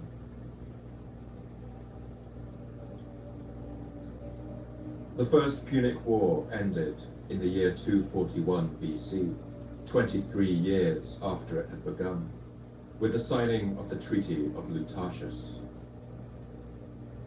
It was one of the longest continuous wars to ever take place in the ancient world. It had exhausted both Rome and Carthage, and driven them both to the brink of bankruptcy. But Rome, as the victor, had at least gained something from all the years of carnage. Under the terms of the treaty, Carthage was forced to give up all its remaining territory in Sicily to Rome, and possibly the island of Corsica too. Carthage was forced to release all Roman prisoners without ransom, while hefty ransoms were charged for any Carthaginian held by Rome. And they were forced to pay a staggering 82 tons of silver in reparations to Rome over the next 10 years. All of this meant that Carthage could no longer afford to pay its armies. Many of these were foreign mercenaries that it was already in debt to, and in the same year as the treaty was signed, a large band of these mercenaries, around 20,000 men or so, camped outside the city itself and refused to budge until they got paid. But the state was all but bankrupt.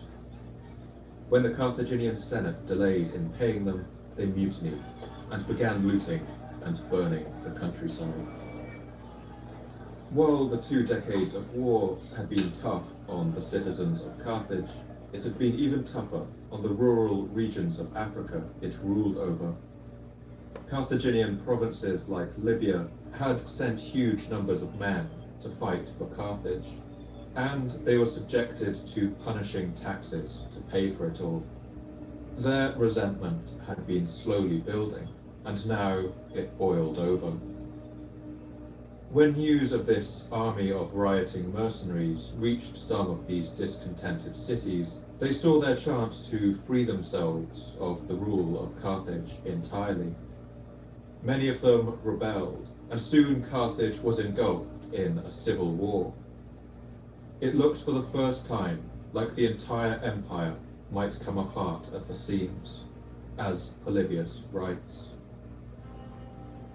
For 3 years and about 4 months did the mercenaries maintain a war against the Carthaginians, which far surpassed any that I had heard of for cruelty and inhumanity. The many battles in which they had been engaged at sea had naturally left them ill-supplied with arms, sailors, and vessels. They had no store of provisions ready, and no expectation whatever of external assistance from friends or allies. They were indeed now thoroughly taught the difference between a foreign war carried on beyond the seas and a domestic insurrection. The civil war that followed, which would become known as the Mercenary War, would unfold with unparalleled brutality. The bodies of crucified rebels would have become a regular sight along the roads. The instability caused a famine, and Carthage was forced to raise an army from its citizens, forcing ordinary people in the capital to fight. The man tasked by the Carthaginian Senate with carrying out this civil war was the proud general Hamilcar Barca, the man who had refused to sign the treaty with Rome. Throughout these years of violence, he would have seen his homeland burning, his people starving and dying, and all this time he nursed his hatred for his Roman enemies.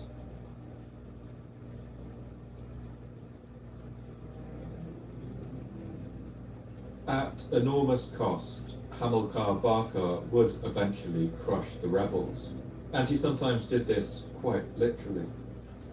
Many insurgents captured in the later years of the war were executed beneath the feet of Carthage's elephants, the ultimate living symbol of the empire's power. After 4 years of civil war, some measure of order returned to the scorched countryside. The Empire of Carthage had survived, but they were now in an even worse state than before. Meanwhile, the Romans had spent 4 years recovering and drawing wealth from their new lands in Sicily and Corsica. At Carthage's time of weakness, Rome moved to capture the island of Sardinia too, which had escaped its grasp during the war and was now rebelling against Carthage's weakened rule. The Carthaginians could do nothing to stop them, as Polybius recalls. When the Carthaginians expressed indignation at this, on the ground that the lordship over Sardinia more properly belonged to them, the Romans voted to declare war against them.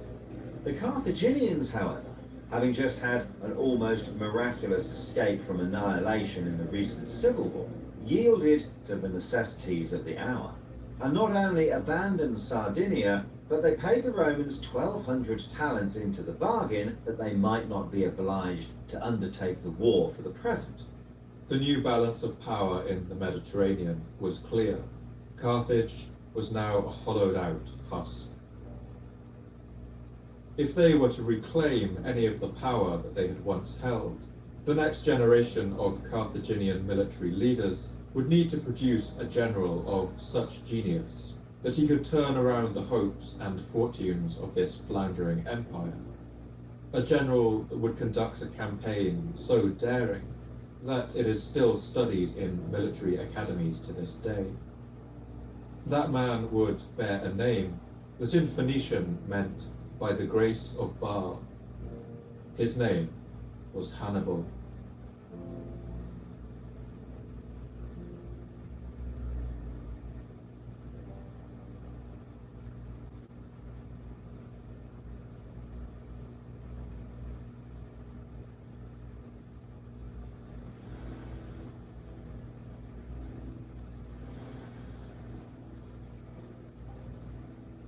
Hannibal was the son of the general Hamilcar Barca. When the First Punic War ended, he was a boy of only 6 years old, and he would have watched with the formative mind of a child as the world he knew was torn apart by violence, and his father struggled to end the rebellions. When Rome had snatched away the island of Sardinia, Carthage lost the last of its profitable central Mediterranean islands, and with the empire so weakened, its economy was in freefall. If it was to right itself, Carthage would need to find vast resources of minerals, metals, and people. And Hannibal's father knew that the only way these could be found was by expanding Carthage's last remaining overseas territories. These were in southern Spain, as Polybius writes. Hamilcar, with the anger felt by all his compatriots at this last outrage. As soon as he had finally crushed the mutiny of mercenaries and secured the safety of his country, at once threw all his efforts into the conquest of Spain. Hamilcar gathered an army and set out for the Spanish colonies. Rome now ruled the seas, and Carthage's navy was so weakened that he was unable to travel the whole way to Spain by ship. Instead, he had to march all the way across North Africa and ferry his army across the sea at the narrow Straits of Gibraltar. When he left, he took his own young son Hannibal with him to teach the boy the art of war and to ensure that he passed on his burning hatred for Rome. At the time when his father was about to start with his army on his expedition to Spain, Hannibal, then 9 years of age, was standing by the altar, while Hamilcar was sacrificing to Zeus. His father took him by the hand, led him up to the altar, and bade him lay his hand on the victim and swear never to be the friend of the Romans. He made his own son Hannibal such an enemy of Rome that none could be more bitter. Despite the weakened state of Carthage, Hamilcar succeeded in conquering the Celtic tribes of Spain.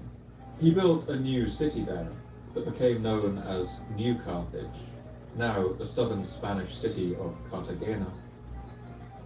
While the young boy Hannibal grew up in Spain, he would have likely visited the temple of Melkart, or Hercules, in Gades, that temple with the golden olive tree at its center. He would have heard stories about Hercules and his legendary journey over the Alps, herding the cattle of Geryon the giant.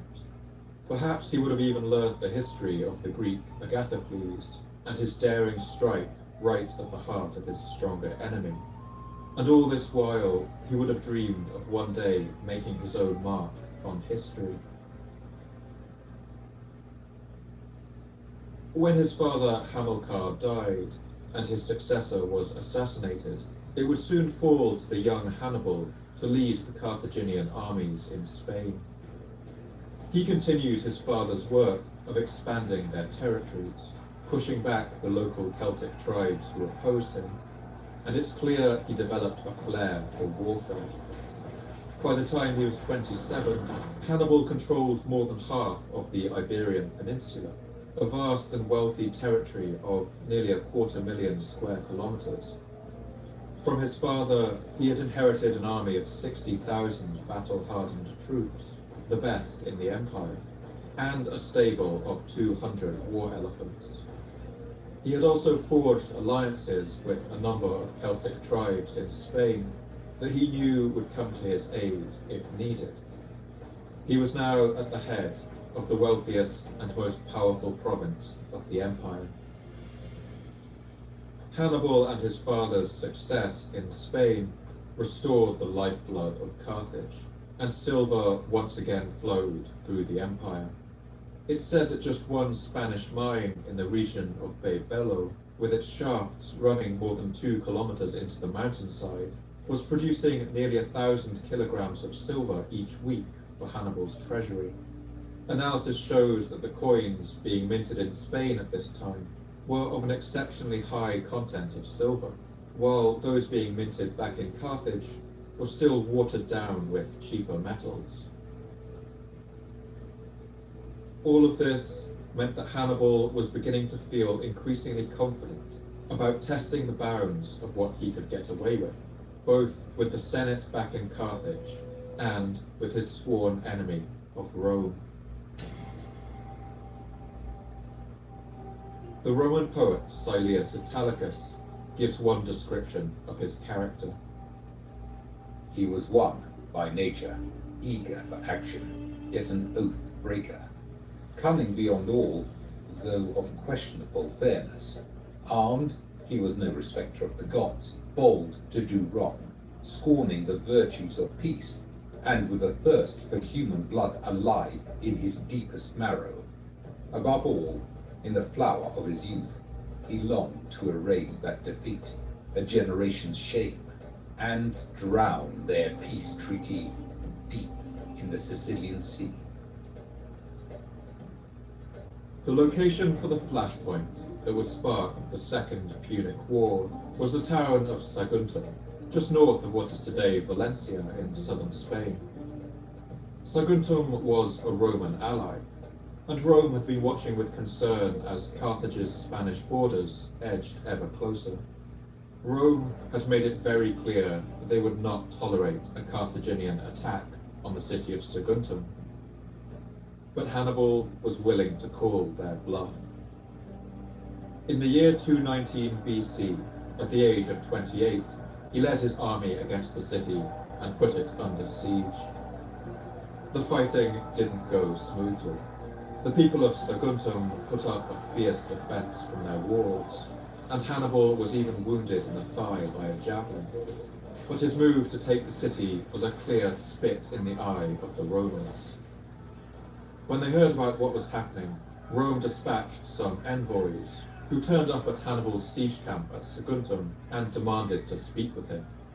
He had his men send them away, telling them that he was too busy to talk to them. The Romans must have left, seething with rage. Back in Carthage, news of Hannibal's actions were likely met with excitement by his supporters, and with a frenzy of dismay by others.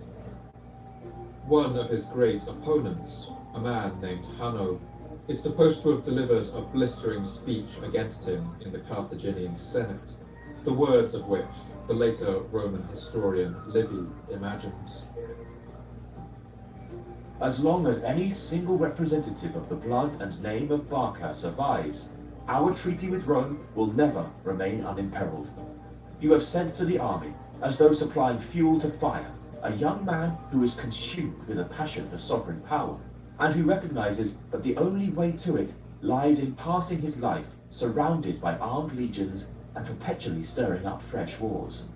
It is against Carthage that Hannibal is now bringing up his towers. It is Carthage whose walls he is shaking with his battering rams.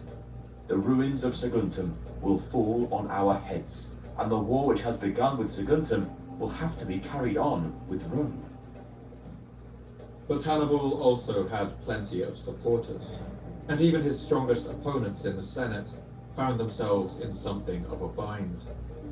Many would have likely preferred to have Hannibal arrested and his armies given to some more predictable general, but in truth they had no idea how to do this.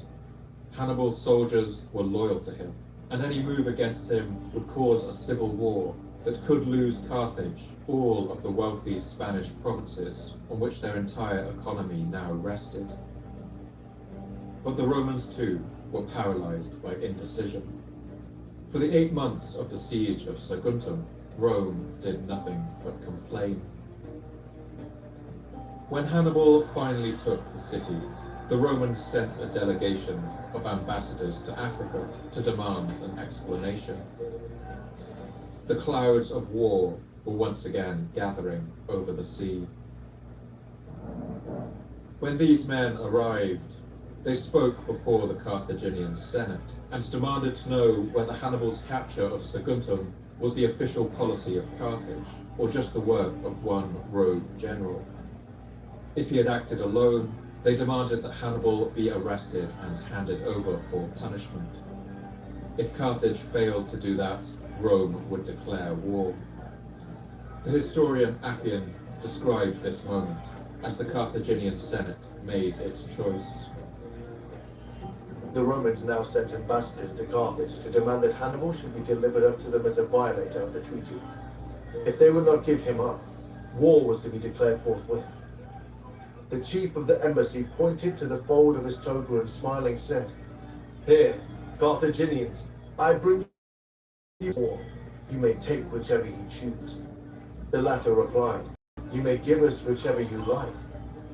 When the Romans offered war, they all cried out, "We accept it." The poet Silius Italicus, writing some centuries after the conflict, gives an even more florid rendition. He gestured to them that he carried war and peace in his hands, demanding they choose And when the senators refused to accept either, he replied, shaking his robes as if pouring out battle and ruin from his arms, "Take war, unhappy Libya, with an outcome like the first." The Roman historian Livy describes the conflict that ensued in the following terms. The most memorable of all wars ever waged. The war, that is, which, under the leadership of Hannibal, the Carthaginians waged with the Roman people. For neither have states or nations met in arms possessed of ampler resources, nor was their own might and power ever so great. Growing up among the fires of civil war, Hannibal had learned never to let your homeland become a battlefield. He knew that if he waited in Spain, his lands would soon become host to a Roman invasion force. His fields would burn, his silver mines would dry up, and his people would suffer. And so he decided to take his war to Rome. He withdrew to his capital of New Carthage for the winter to prepare and plan. And here Livy describes him giving the following speech to his soldiers. You are on the eve of an expedition that will carry you far afield, and it is uncertain when you will see again your homes. With the first signs of spring, with heaven's good help, we may begin a war that shall bring us vast renown and treasure. The journey from New Carthage to Italy was one of about 1,500 kilometers, so Hannibal knew that a long and dangerous march awaited him once the spring arrived. And at the end of this journey, a monumental problem loomed ahead of him. That's because the geography of the Italian peninsula made it something of a natural fortress. Beginning in the Cretaceous period around 100 million years ago, the steady northward movement of the African continental plate, crushing beneath the Eurasian plate in the region of Sicily, had caused the Earth's crust to bend and pleat, driving up a dramatic series of mountains that form a sheer wall between the Italian peninsula and Celtic Western Europe, which the Romans called Gaul. These mountains, known as the Alps, can tower up to 5 kilometers from sea level, with permanent snow-capped peaks, choked with icy glaciers, and with only a few narrow crossing points. The Roman writer Ammianus Marcellinus describes the appearance of the Alps at this time. This country of Gaul, because of its lofty chains of mountains always covered with formidable snows, was formerly all but unknown to the inhabitants of the rest of the globe, except where it borders on the coast, and mountain bulwarks enclose it on every side, surrounding it naturally, as if by the art of man. The most commonly used roads were the ones that went around this natural wall, the narrow corridor that follows the coastline, past what is now the French port town of Nice. But as the only way into and out of Italy, these roads were heavily defended and lined with forts stacked with Roman legionaries. Here, the Romans could have staged a fearsome defense. Faced with this problem, Hannibal would need a daring solution. And it's here that those stories may have come back to him, stories he must have heard as a child, of the great hero Hercules, leading his herd of cattle directly over the Alps. The Romans believed that it was impossible to cross the Alps with an army, weighed down with supplies, with horses, oxen, and with a herd of 37 elephants. It would be madness to even attempt it, and for that reason, it was the last thing they would ever have expected.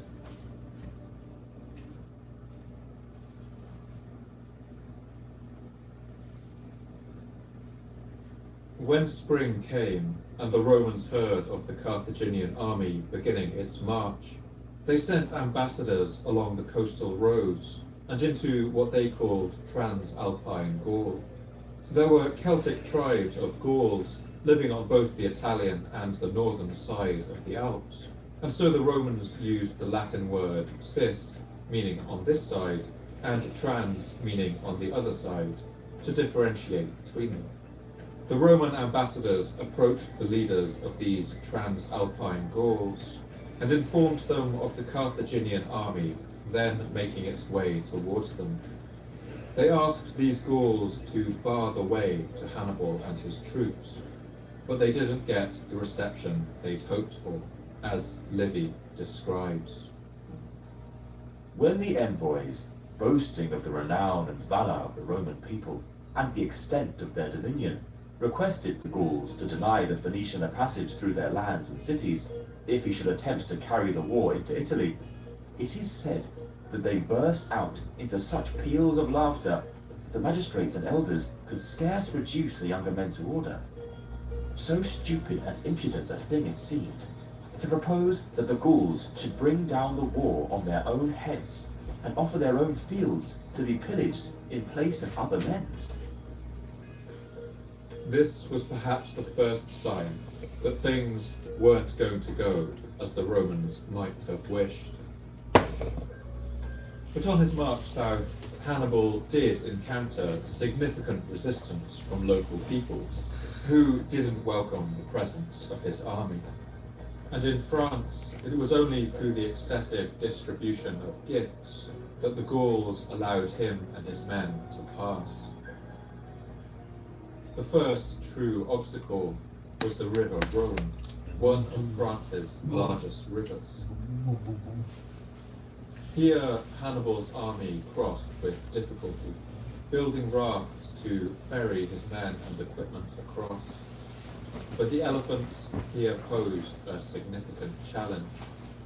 These animals were terrified of water, and so to get them across, the Carthaginians built enormous rafts, built from whole tree trunks, and covered them with earth and turf, so that the elephants would believe they were still standing on dry land.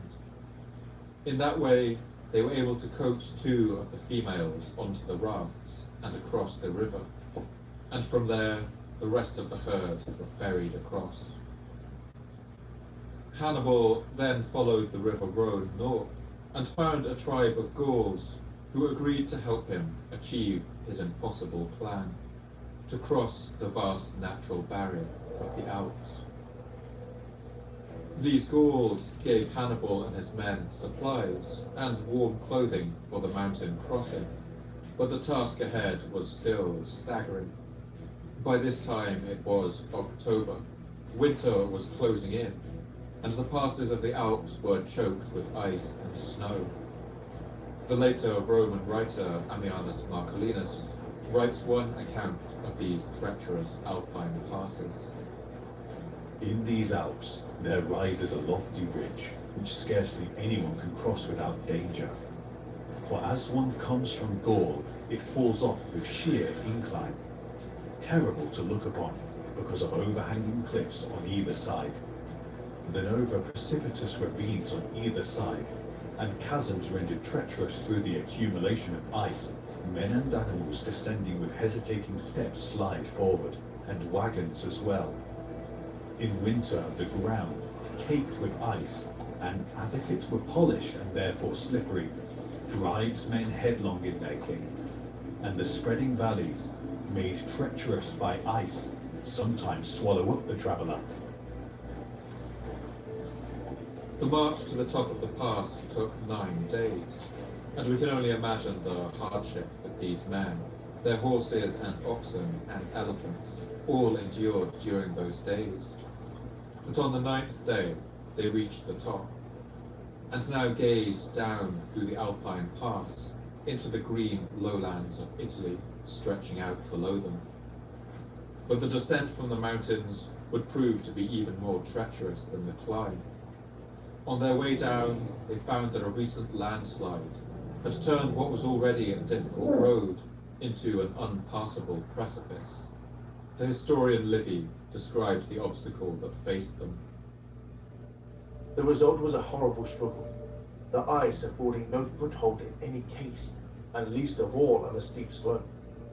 When a man tried by hands or knees to get on his feet again, even those useless supports slipped from under him and let him down. There were no stumps or roots anywhere to afford a purchase to either hand or foot. In short, there was nothing for it but to roll and slither on the smooth ice and melting snow. The decision was made to cut a stepped path into this sheer wall, and the episode has become one of the most famous in the mythical retelling of these events that would take place over the next centuries. The story goes that Hannibal ordered his men to gather large amounts of wood and build a great fire against the rock of the precipice. As the fire blazed and the flames licked at the icy stone, the rock heated up. Then the soldiers would pour their rations of sour wine against the heated rock, causing its temperature to rapidly drop and the rock to crack. With iron tools, they then worked away at these fissures until, after 4 days of labor, steps were cut into the rock, as Livy recounts. After thus heating the crag with fire, they opened a way in it with iron tools and relieved the steepness of the slope with zigzags of an easy gradient, so that not only the baggage animals, but even the elephants could be let down. 4 days were consumed at the cliff, and the animals nearly perished of starvation, for the mountain tops are all practically bare, and such grass as does grow is buried under snow. Whether this episode unfolded quite in this manner or not, from the perspective of Hannibal's followers, the purpose of telling this story was clear. Here was a new Hercules, it said, a man who has crossed the Alps with his herd of elephants, a man who achieves great labors wherever he goes, a man for whom the very rock of the mountain presents no obstacle. Climbing down into the foothills, the men must have felt the lowland warmth wash over their skin for the first time, with a sense of enormous relief, as Livy recounts. Lower down, one comes to valleys and sunny slopes and rivulets, and near them woods and places that begin to be fitted for man's habitation. There the beasts were turned out to graze, and the men, exhausted with toiling at the road, were allowed to rest. But the audacity of Hannibal's plan had come at a cost, as Polybius writes. When Hannibal crossed the Rhone, he had 38,000 infantry and more than 8,000 cavalry. He lost nearly half in the pass, while the survivors had, by these long-continued sufferings, become almost savage in look and general appearance. Nevertheless, Hannibal and his men now stood and looked out over the lands of Italy below. They had caught the Romans completely by surprise.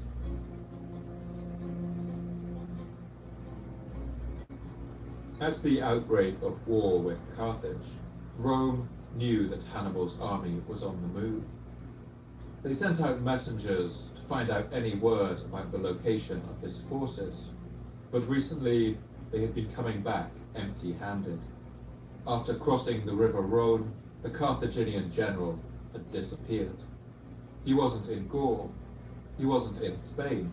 For the Romans, the situation must have been puzzling and a little concerning. When news came to them of what Hannibal had done, the first note of panic began to set in. Polybius recounts the reaction of one Roman general. Publius had not expected that Hannibal would even attempt the passage of the Alps, or if he did attempt it, that he could escape utter destruction. He was immensely astonished at his courage and adventurous daring when he heard that he had not only got safe across, but was actually besieging certain towns in Italy. The Roman government was typically slow-moving, and the speed of Hannibal's attack had stunned them. Scarcely had the last rumour about the taking of Saguntum by the Carthaginians ceased to attract attention, then news came that Hannibal had arrived in Italy with his army. What made matters worse was that Hannibal was now recruiting allies from the Cisalpine Gauls in the foothills of the Alps, Celtic tribes on the Italian side of the mountains who had fought with the Romans before. The Roman Senate went into a panic. They brought up reinforcements from Sicily, from an army that at that moment had been preparing to invade Africa. The general Sempronius Longus led this army of more than 40,000 to intercept Hannibal's forces in northern Italy. They met at the Battle of Trebia in December of the year 218 BC, and here Hannibal's powerful and determined forces utterly smashed the Roman army, killing at least 20,000 soldiers. When news of this defeat reached Rome, the mood in the Senate must have been bleak. Hannibal marched south and crossed the Apennine Mountains that run down the center of Italy, and crushed another Roman army on the shore of Lake Trasimene, killing another 15,000 Romans and capturing 10,000 prisoners. From there, his march seemed to be unstoppable. Hannibal would rampage across Italy for a total of 15 years. Chastened by their defeats, the Romans now avoided any battles with him, trying instead to suffocate his army and cut off his supplies. They even resorted to a scorched earth campaign, in which they burned their own countryside in a desperate attempt to starve Hannibal's troops. Hannibal's strategy was to march south, hoping that the conquered Greek cities of southern Italy would greet him as a liberator and throw off the rule of their Roman masters. But the journey was hard. On his way, all but the largest of his elephants would die as a result of the harsh Italian winter. And while riding through the marshes of central Italy, Hannibal himself caught an infection that caused the loss of one of his eyes. When he reached southern Italy, he seized a vast supply depot at the town of Cannae, and the Roman Senate realized that their strategy of suffocating him wouldn't work. They ordered a vast army to be drawn up, 86,000 soldiers, the largest that had ever been raised in Roman history. And with this force, they sent the best and brightest of Roman society to march south to meet Hannibal at Cannae. Hannibal, now frustrated with these months without a battle, was all too eager to accept. Once again, the Roman army was utterly smashed, and the defeat was so total that even high members of Roman society were slaughtered on the battlefield. Livy describes the aftermath. It is said that 45,500 foot and 2,700 horse were slain, in an almost equal proportion of citizens and allies. In the number were the quaestors of both consuls, and 29 military tribunes, some of consular rank, some of praetorian, and besides these 80 senators, all men who had held offices, which would have given them the right to be elected to the Senate, but had volunteered to serve as soldiers in the legions. The prisoners taken in this battle are said to have numbered 3,000 foot soldiers and 1,500 horsemen. When news of this staggering defeat reached Rome, the city went into a panic. The people of Rome began seeing evil omens and portents everywhere. One senator was dispatched to Greece to consult the oracle at Delphi. And, as the Carthaginians had once done under threat by Agathocles, the Romans resorted to rituals of human sacrifice to appease their angry gods, as Livy describes. By the direction of the books of fate, some unusual sacrifices were offered. Amongst others, a Gaulish man and woman and a Greek man and woman were buried alive in the cattle market, in a place walled in with stone, which even before this time had been defiled with human victims. A sacrifice wholly alien to the Roman spirit. To raise a new army, the Romans reduced the age of boys that were allowed to serve in the military to 17, and began enlisting criminals, those with crushing debts, and even slaves. But their situation looked bleak. After the Battle of Cannae, many of the old Greek cities of southern Italy began to join Hannibal and rebel against Rome. Sicily looked like it could break free too, and for the next 11 years, war would rage all over southern Italy. In the year 211 BC, Hannibal even marched against Rome itself, causing great panic in the city. But like the Greek king Pyrrhus before him, Hannibal saw no hope of breaching the city's imposing Servian walls. The Carthaginian Senate made several attempts to open up a new front in this war and capitalize on Hannibal's stunning success. They sent armies into northern Italy and Sicily, hoping to regain some of their former territories, but none of their other generals had the same ability, and these attempts all ended in defeat. Rome now realized that trying to stop Hannibal was useless, and the only way they could turn the tide of this war was to attack Carthage in return. They sent one army into Spain, led by a general named Publius Cornelius Scipio, who had been among the few survivors of the Battle of Cannae, and he was remarkably successful. In the year 209 BC, in a devastating blow, Scipio managed to capture the Spanish capital of New Carthage. 3 years later, he defeated the last remaining Carthaginian army in Spain, essentially seizing the entire province and its abundant silver mines for Rome. Despite everything Hannibal had achieved, the war was starting to turn in Rome's favor. 4 years later, in 205 BC, with Hannibal still rampaging in Italy, the Romans gave Scipio command of the armies of Sicily and ordered him to set sail for Africa, to bring this war to the gates of Carthage itself. After a year of preparation, Scipio set sail in 204 BC. Faced with this invasion that could behead his entire society, Hannibal was forced to take his army and leave Italy, to hurry back to Carthage and defend the city, as the Roman poet Silius Italicus renders it.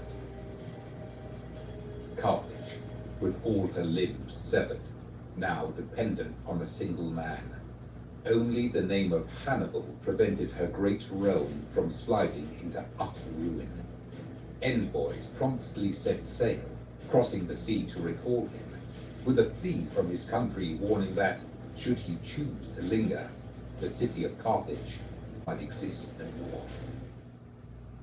Hannibal marshaled all the forces of Carthage and met Publius Scipio in North Africa in October of the year 202 BC at a place called Zama. Here, on the eve of battle, Scipio and Hannibal finally met for the first time, and Hannibal seems to have presented a dejected, weary face, as Polybius writes. The next day, both commanders advanced from their camps, attended by a few horsemen. Presently, they left these escorts and met in the intervening space by themselves, each accompanied by an interpreter. Hannibal was the first to speak. After the usual salutation, he said that he wished that the Romans had never coveted any possession outside Italy, nor the Carthaginians outside Libya. To this battle, Hannibal brought 80 elephants from the stables of Carthage. But recently, one of Carthage's most important allies, the kingdom of Numidia to their west, had seen the writing on the wall and had switched sides, declaring for Rome. For centuries, Numidia had provided Carthage with its crucial cavalry, and now Carthage found itself facing these same Numidian horsemen on the battlefield. On top of this, the Romans had developed new tactics to neutralize Carthage's great strength, the fearsome war elephants. When the battle began, the elephants of Carthage charged, but the Roman lines opened up to swallow them, containing them with spears and pelting them with javelins. These animals panicked and stampeded back through the Carthaginian lines. In the chaos, the Numidian cavalry, now fighting with the Romans, swung into the rear of the Carthaginian ranks, and Hannibal's army was driven from the field. He only narrowly escaped with his life. After 17 long years of war, Carthage was once again decisively defeated.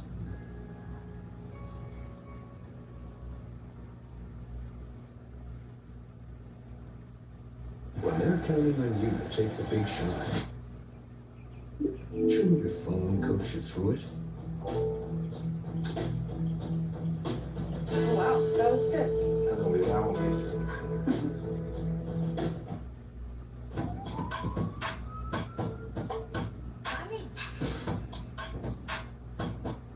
Undo your flu symptoms with NyQuil Intense Flu. The nighttime sniffling, aching fever, best sleeping flu medicine. Fred Meyer always gives you more ways to save, like low prices in every aisle. Plus, you can clip and save more with digital coupons in the app and earn fuel points to save up to $1 per gallon at the pump. Discover more ways to save big. Fred Meyer, fresh for everyone. You might be tempted to let Taco Bell's new Let's Value menu go to your head, because 10 indulgences for $3 or less makes you feel fancy. Like you might think you need cloth napkins. Well, you don't. Just use the ones that come in the bag. Don't let the lots go to your head.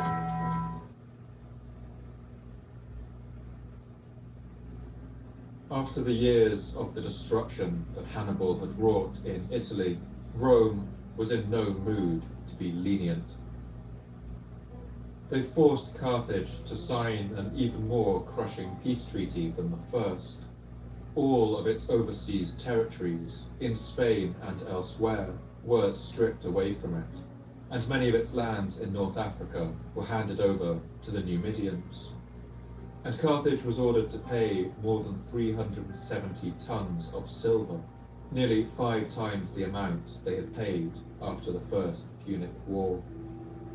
The treaty also aimed to destroy Carthage's ability to wage war in the future.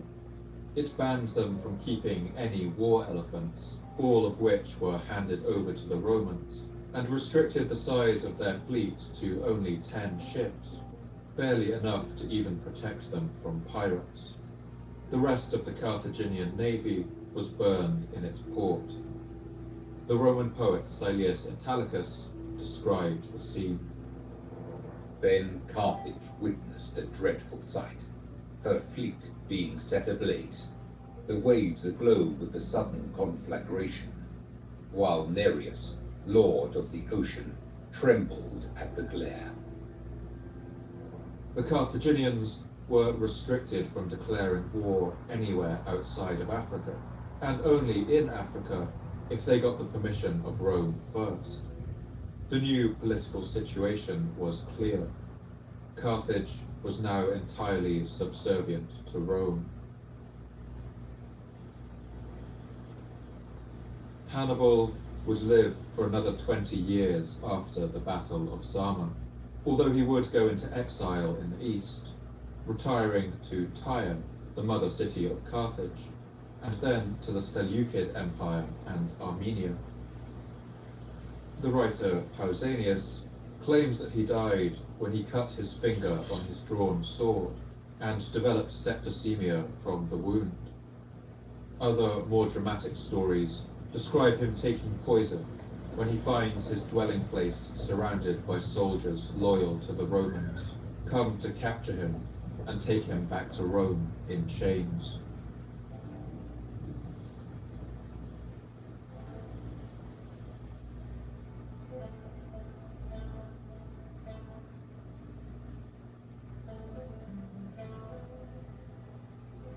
The Second Punic War was over, and once more peace returned to that part of the Mediterranean that would last for another 50 years. During this time, despite its diminished situation, Carthage continued to flourish. Ironically, it seemed to do them good, to be freed from the responsibilities of defending far-flung colonies and territories that for centuries had drained their treasury. Nothing about the war had changed the city's central role in the network of Mediterranean trade. Money still flowed into it from all corners of the sea, so much so that the Carthaginians offered to pay off the entirety of the reparations they owed to Rome just 10 years after the end of the war, when the treaty had given them 50 years to pay it. Some of the largest and grandest buildings in Carthage were constructed during these decades, after the Second Punic War. For the people of the city, it must have been a time of renewed hope, as the wounds of the long conflict began to heal. But their diminished political situation did have its downsides.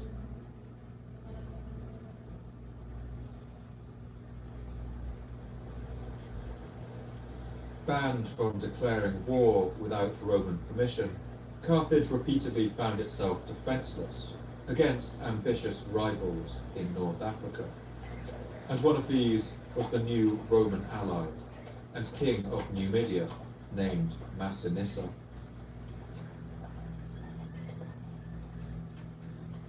Massinissa was the king who had betrayed the Carthaginians before the Battle of Zama, sending his powerful Numidian cavalry to fight for the Romans, and possibly tipping the entire battle in their favour.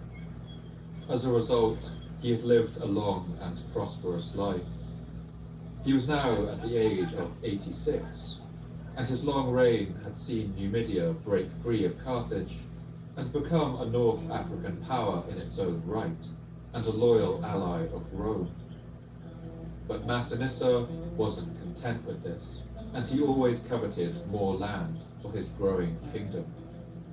With the power of Rome now backing him, and Carthage's hands tied behind its back, he repeatedly moved to seize wealthy pieces of land from the weakened former empire.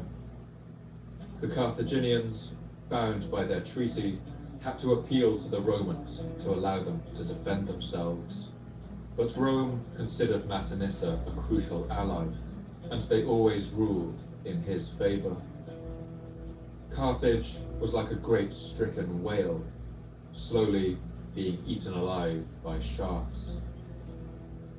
In the year 152 BC, half a century after the end of the Numidian king Massinissa seized a particularly rich tract of farmland that had belonged to Carthage for centuries, and the Carthaginians were understandably upset, as the Roman historian Appian writes. Not long afterward, Massinissa raised a dispute about the land known as the Big Fields, and the country belonging to 50 towns, which is called Tisca. Again, the Carthaginians had recourse to the Romans. Again, the latter promised to send envoys to arbitrate the matter, but they delayed until it seemed probable that the Carthaginian interests would be utterly ruined. Rome finally agreed to send a delegation to Carthage to mediate this dispute. One of the men sent as part of this delegation was an irascible Roman senator by the name of Cato the Elder. Cato at this time was 81 years old and had spent much of his time in the Senate railing against what he perceived as the increasingly loose morals of Roman society. As a young man, he had fought against the armies of Hannibal in Italy, and as a result, he had grown to utterly detest the Carthaginians and everything they stood for. When he arrived in Carthage, Cato expected to find the city a barbarian backwater, impoverished by its two subsequent defeats at the hands of Rome. But what he found horrified him. Carthage was a booming city that seemed to be doing better than ever, and to his shock, the visible wealth of the city seemed to outdo that of Rome itself. In Plutarch's biography of Cato, he describes the old senator's reaction. The city was by no means in a poor and lowly state, as the Romans supposed. but rather teeming with vigorous fighting men, overflowing with enormous wealth, filled with arms of every sort and with military supplies, and, more than a little emboldened by all this. The writer Appian records another version of this moment, as the senators rode through the wealthy landscape outside the city. They carefully observed the country. They saw how diligently it was cultivated, and what great estates it possessed. They entered the city and saw how greatly it had increased in wealth and population since its overthrow by Scipio not long before. When they returned to Rome, they declared that Carthage was to them an object of apprehension rather than of jealousy, the city being so ill-affected, so near to them, and growing so rapidly. The old Senator Cato was shaken by his experience. From then, he would dedicate the final years of his life to a single cause. Now, at every debate in the Senate, Cato would end every one of his statements, whether on the price of grain or the wars in Gaul, whether on the appointment of new consuls or the response to a flood in the south, with a single phrase: Ceterum censeo Carthago delenda est. Furthermore, I believe Carthage must be destroyed. Many in the Roman Senate were starting to agree with him.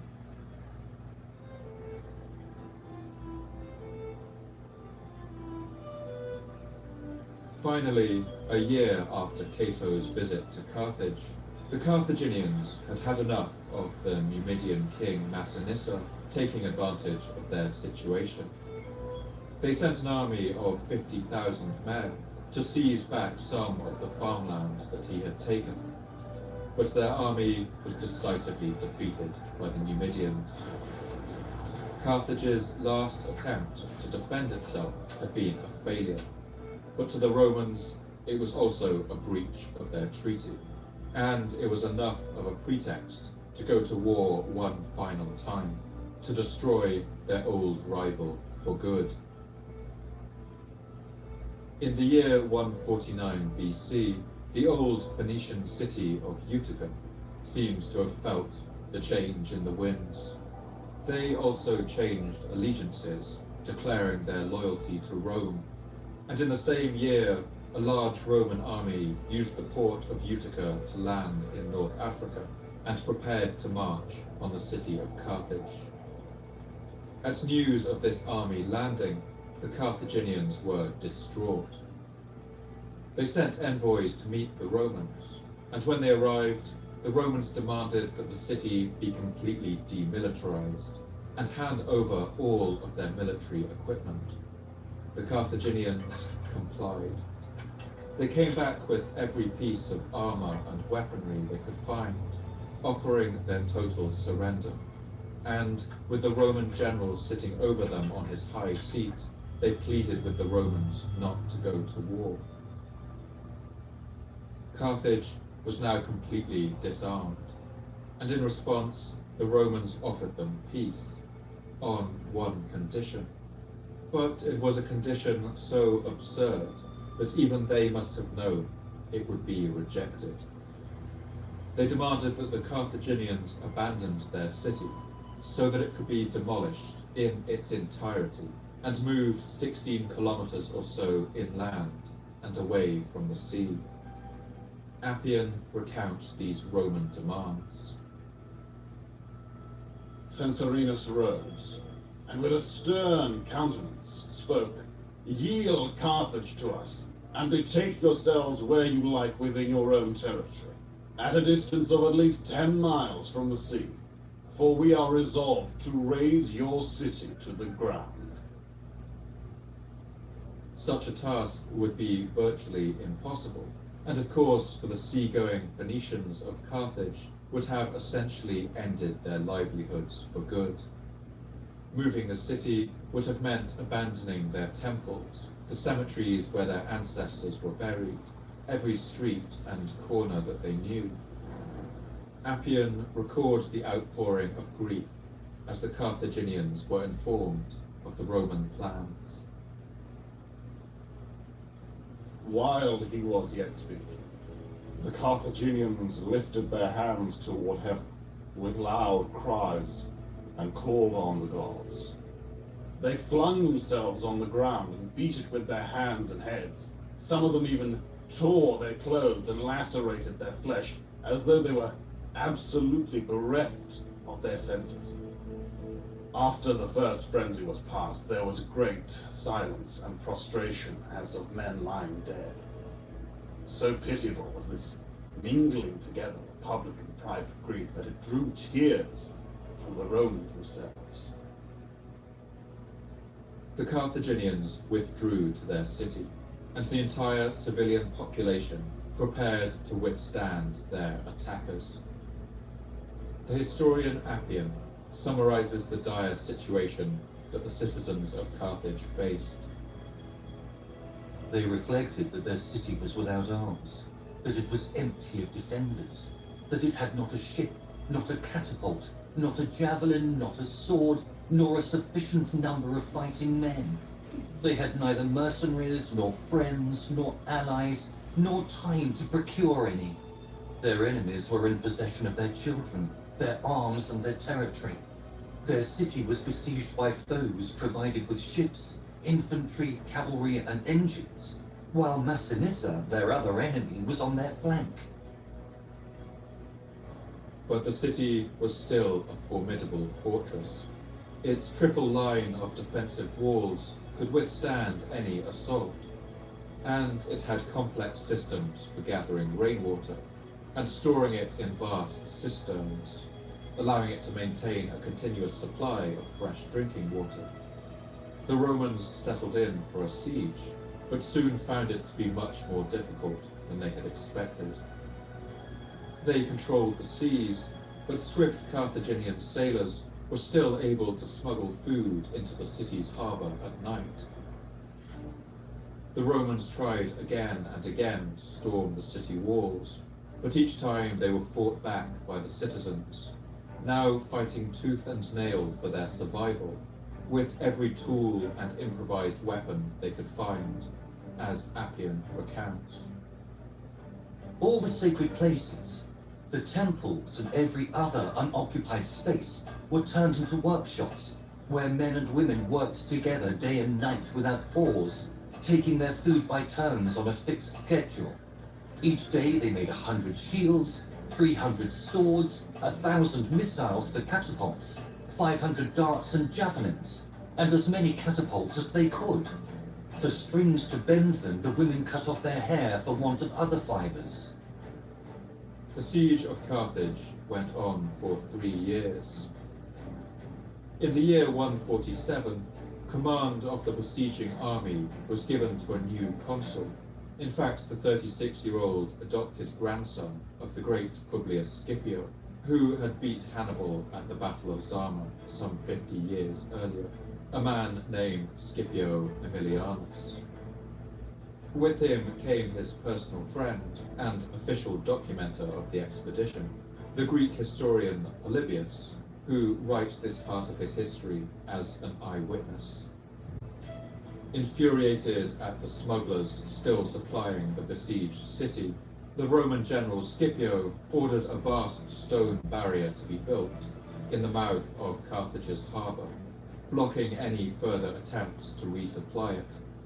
Food became scarce in the city, but still the defenders struggled on. But in the spring of the year 146 BC, the spirit of the Carthaginians was exhausted.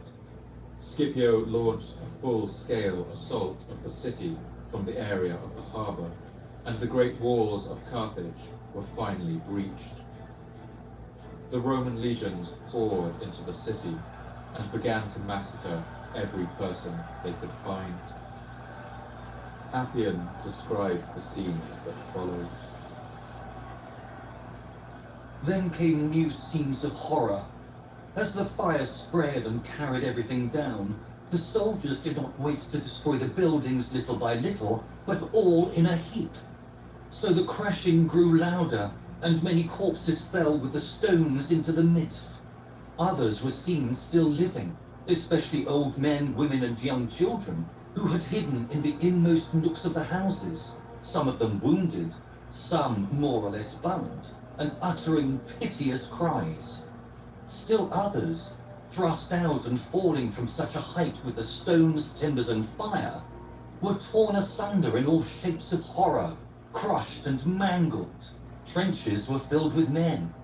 The tug of war, the glory of approaching victory, the rush of the soldiery, the orders of the officers, the blast of the trumpets, tribunes and centurions marching their cohorts hither and thither, all together made everybody frantic and heedless of the spectacles under their eyes. The slaughter of Carthage's citizens went on for 6 days, during which it's thought that an estimated 60,000 people were put to the sword. The Roman general Scipio set his soldiers to work in shifts so that they would not become tired of the killing. And on the 7th day, Scipio ordered his soldiers to begin taking prisoners. From this point, a further 50,000 Carthaginians were rounded up and sold into slavery. From there, they would be sold and dispersed to all corners of the Roman Republic. Carthage was burned to the ground and demolished brick by brick. Some Carthaginians held out for some time in the citadel of Byrsa, the fortified hill on which legend has it that Elishaya once cut apart her oxhide at the city's founding. According to Appian, when the Carthaginian general Hasdrubal finally surrendered, his wife set fire to the main temple and climbed upon its roof. Just like the mythical figure of Elishaya, she then cast herself and her children into the flames. It is said that as the fire was lighted, the wife of Hasdrubal, in full view of Scipio, arrayed in the best attire possible under such circumstances, and with her children by her side, said in Scipio's hearing, "For you, Roman, the gods have no cause of indignation, since you exercise the right of war. Upon this Hasdrubal, betrayer of his country and her temples, of me and his children, may the gods of Carthage take vengeance, and you be their instrument." Having reproached him thus, she slew her children, flung them into the fire, and plunged in after them. Such, they say, was the death of the wife of Hasdrubal. The historian Polybius, who accompanied Scipio throughout the entire siege, writes with little detail about what unfolded. But he does note that in the moment of his victory, the Roman general turned to him and said something strange. In the burning ruins of Carthage, Scipio Aemilianus seems to have felt a spark of apprehension, a sudden fear or realization that one day the same fate might befall his own great city of Rome. Turning round to me at once, and grasping my hand, Scipio said, "A glorious moment, Polybius, but I have a dread foreboding that someday the same doom will be pronounced on my own country. It would be difficult to mention an utterance more statesmanlike and more profound. At the moment of our greatest triumph, and of disaster to our enemies, to bear in mind at the season of success the mutability of fortune." Appian records that Scipio is said to have wept at the sight of Carthage burning, and that he recited a line from Homer's great epic, the Iliad, in which Andromache, the wife of Hector, laments the coming destruction of Troy. Scipio, beholding this city, which had flourished 700 years from its foundation, and had ruled over so many lands, islands, and seas, rich with arms and fleets, elephants and money, equal to the mightiest monarchies but far surpassing them in bravery and high spirit, now come to its end in total destruction. Scipio, beholding this spectacle, is said to have shed tears and publicly lamented the fortune of the enemy. After meditating by himself a long time and reflecting on the rise and fall of cities, nations, and empires, as well as of individuals upon the fate of Troy, that once proud city, upon that of the Assyrians, the Medes and the Persians, greatest of all, and later the splendid Macedonian Empire, either voluntarily or otherwise, the words of the poet escaped his lips. The day shall come in which our sacred Troy and Priam, and the people over whom spear-bearing Priam rules, shall perish all. But back in Rome, there was no such sense of foreboding. The city exploded in celebration at the news. When the people of Rome heard of the victory early in the evening, they poured into the streets and spent the whole night congratulating and embracing each other, like people just now delivered from some great fear, just now confirmed in their worldwide supremacy, just now assured of the permanence of their own city, and winners of such a victory as never before. They talked about the height of the walls and the size of the stones. They pictured to each other the whole war as though it were just taking place under their own eyes. In the days that followed, ash would have settled over the charred ruins of Carthage. From its final victory in the Punic Wars, Rome would emerge as the only superpower left in the Mediterranean. The scattered Greek kingdoms that remained were one by one absorbed by it, and in the coming centuries it would grow to encompass the entire shore of that sea, cover all but the farthest stretches of Western Europe, and shape the entire course of European history. But Carthage would become just a name, a coin that had lost its value, an emblem of an age that had passed into nothing.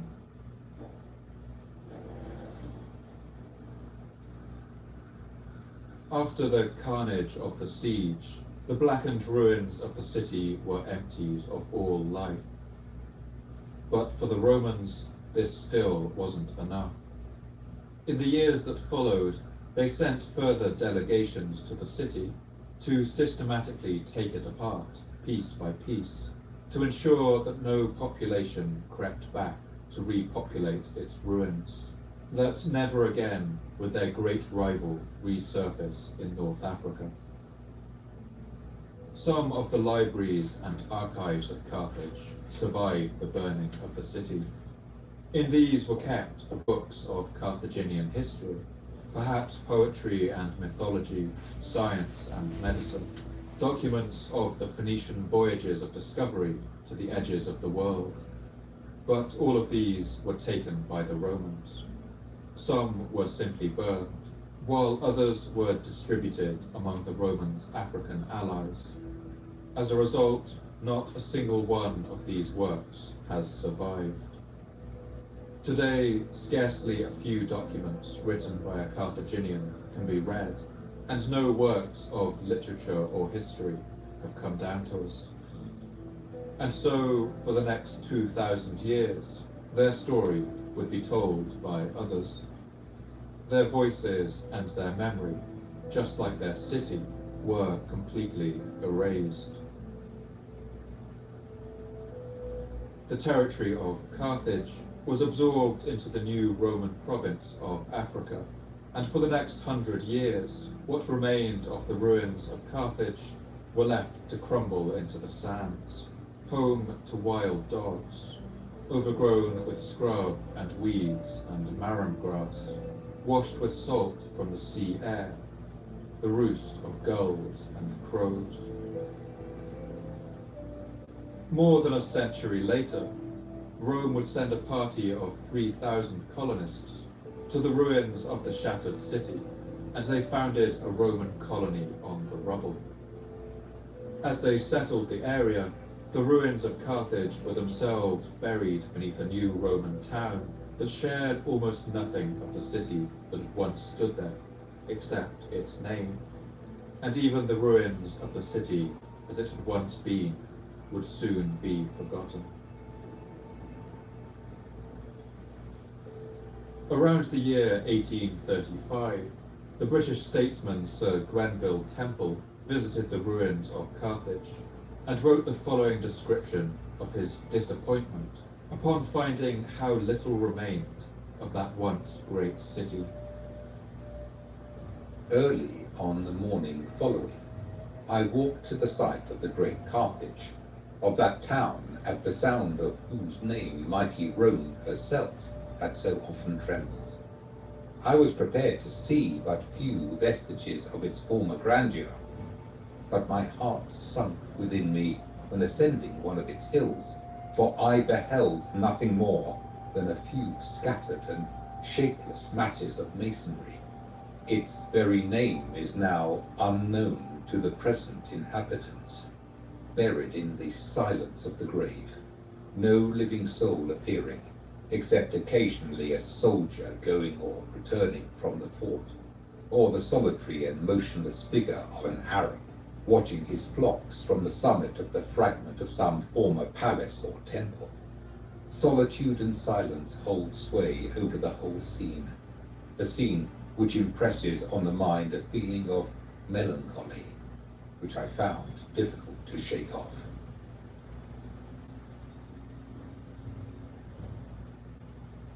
Another person who visited these ruins was the English poet Letitia Elizabeth Landon, and I'd like to end the episode with her poem entitled Carthage. As you listen, imagine what it would feel like to watch the streets and temples of that city crumble and burn as 800 years of history is buried beneath ash and soot. Imagine every book that has ever been written in your native language destroyed, and your people enslaved and scattered about the face of the earth. Imagine what it would feel like to see your own hometown disappear, emptied of all life and demolished brick by brick, then left empty, until only a scattering of ruins remains. Low it lieth, earth to earth, all to which that earth gave birth. Palace, market street, and fame, dust that never asks in vain, hath reclaimed its own again. Dust, the wide world's king, where are now the glorious hours of a nation's gathered powers? Like the setting of a star in the fathomless afar, time's eternal wing hath around those ruins cast the dark presence of the past. Thou dost build thy home on sand, and the palace-girdled strand fadeth like a dream. Thy great victories only show all is nothingness below.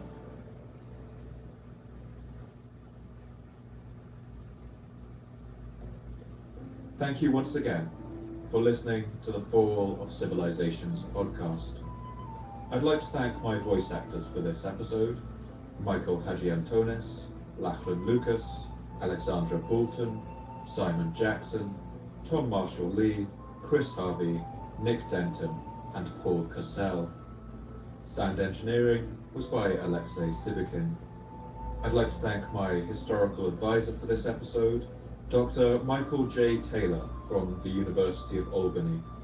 Original music was composed and produced by Pavlos Kapralos, featuring Stas Huri on percussion, Anastasia Papadopoulou on vocals, June Filetti on oboe, and on the oud and flute, Pavlos Kapralos.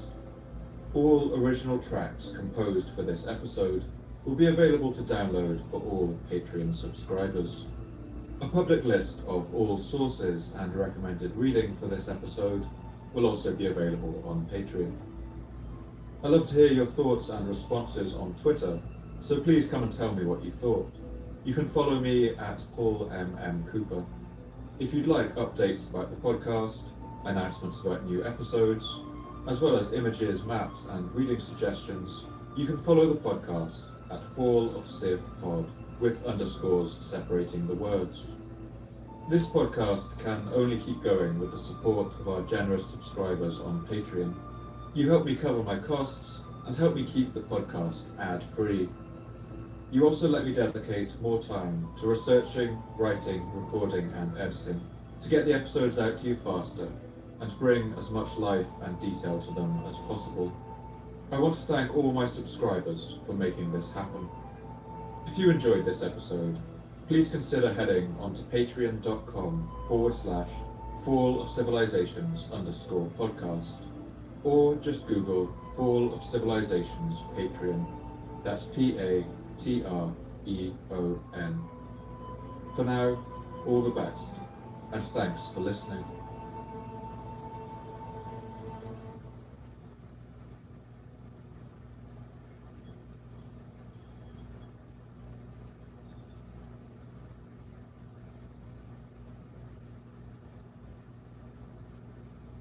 Why choose the Sleep Number smart bed? Can it keep me warm when I'm cold? Wait, no, I'm always hot. Sleep Number does that. Can I make my side softer? I make my side firmer. Sleep Number does that. Your ideal firmness and effortless comfort all night. Can I help us sleep better and better? Please. Sleep Number does that. And now our best deals are on, including 50% off our limited edition mattress, plus 0% interest for 24 months. Check it out at sleepnumber.com or at a Sleep Number store near you.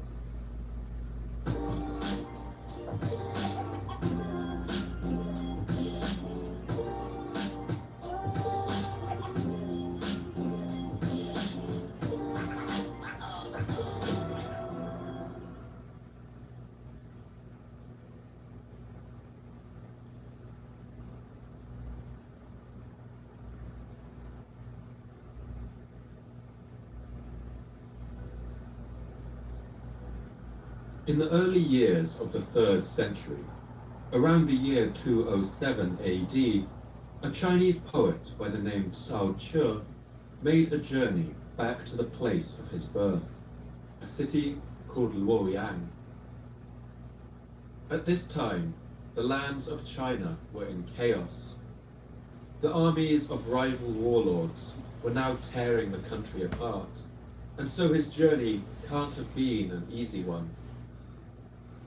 Cao Che was the son of a powerful warlord in the central plains of China, but he was also a notorious drunk. He had embarrassed his family to such an extent that he was exiled, and he now returned to the only other place he knew, his hometown of Luoyang. Luoyang had once been a prosperous place. For centuries, poets had written about its bustling life and its leafy avenues full of blossom, leading up to grand palaces and temples, decorated with thousands of bronze statues. It had been the capital of China in the golden age of the emperors, which had lasted for more than 400 years. But Cao had heard that Luoyang had suffered in the recent wars. Still, when he came over the crest of the Beimang Mountains to the north, nothing could have prepared him for what he saw stretching out beneath him. The entire city of Luoyang was a blackened ruin. Later, he wrote a poem about what he saw. 雾登北邙坂，遥望洛阳山。 I climbed the ridge of Beimang Mountain and looked down on the city of Luoyang. In Luoyang, how still it is. Palaces and houses all burnt to ashes, walls and fences all broken and gaping, thorns and brambles shooting up to the sky. 无行径，荒愁不复填。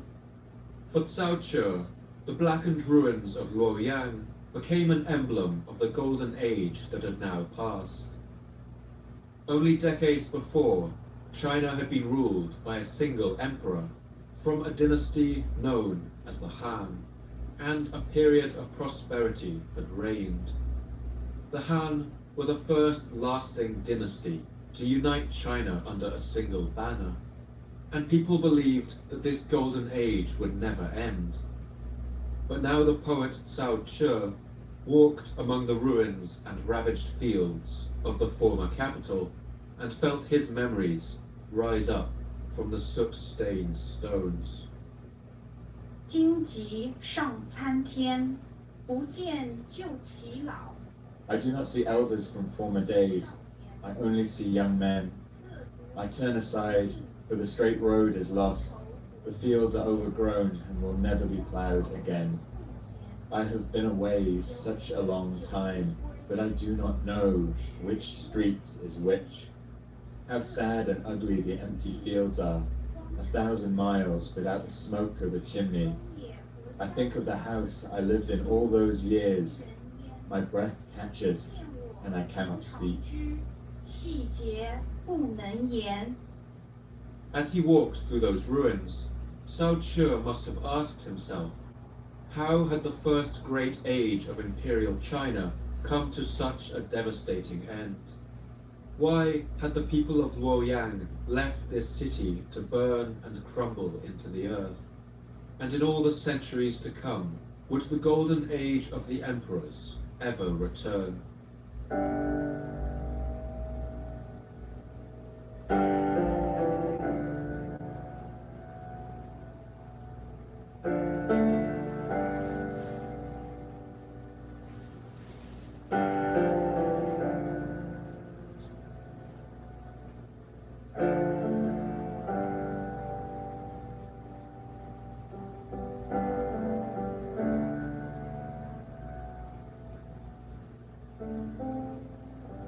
My name's Paul Cooper, and you're listening to the Fall of Civilizations podcast.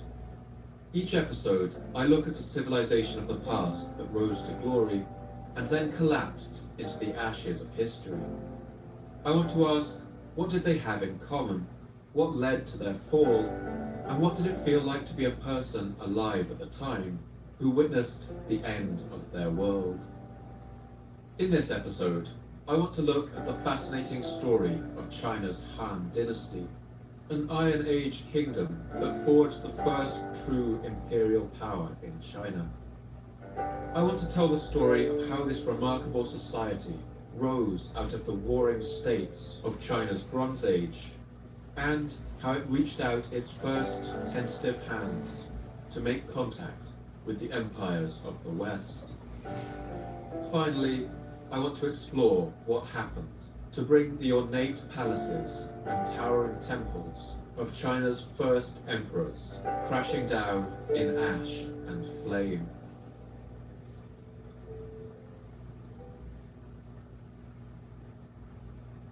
If you've ever seen footage of a car crash in slow motion, you'll have some idea of what that looks like. The two cars inching towards each other, frame by frame. The crash test dummies with their blank stares, strapped securely into their seatbelts. When the collision happens, both cars crumple together, solid metal rippling and buckling. Our story starts with a car crash taking place in the slowest motion you can imagine. Up until about 180 million years ago, India was part of an immense supercontinent called Gondwana, which covered much of the southern hemisphere. But between about 180 million and 160 million years ago, deep in the Earth's liquid mantle, an enormous plume of magma rose up and began to shift the plates of the Earth's crust above it. Gondwana broke apart, and the landmass that is now India tore away from it and out into the ocean. India moved north, slowly at first, about 5 centimeters a year. But then, around 80 million years ago, it sped up. Part of the reason for this is that the Indian plate is believed to be only about 70 to 100 kilometers thick, about half as thick as the other plates that made up Gondwana. Powered by the vast currents of molten rock beneath it, This lighter plate now ploughed northwards at a rate of 15 centimetres every year. This is about the same rate as your hair grows, but in terms of continental plates, it was a speeding juggernaut. Right in the path of this runaway plate was the continent of what is now Asia. These two landmasses hurtled together with the same inevitable force as those speeding cars. And somewhere between 70 to 35 million years ago, the impact occurred. Over millions of years, inch by inch, the Indian plate made contact with the mainland of Asia. Across an impact zone stretching for 2,000 kilometers, the rock of the Asian plate began to crumble. As the Indian plate was crushed beneath it, Asia rocked and buckled, and a great mountain range rose up, the highest in the world. These are the Himalayas. This crash is still going on, and behind the impact zone, marked by the dramatic snow-capped peaks of the world's tallest mountains, the Earth's crust has been pushed up like soil before a plough. The result is a vast arid steppe, a table of land broken by salty lakes and glaciers, and with an average altitude of over 4,500 meters. The Tibetan Plateau.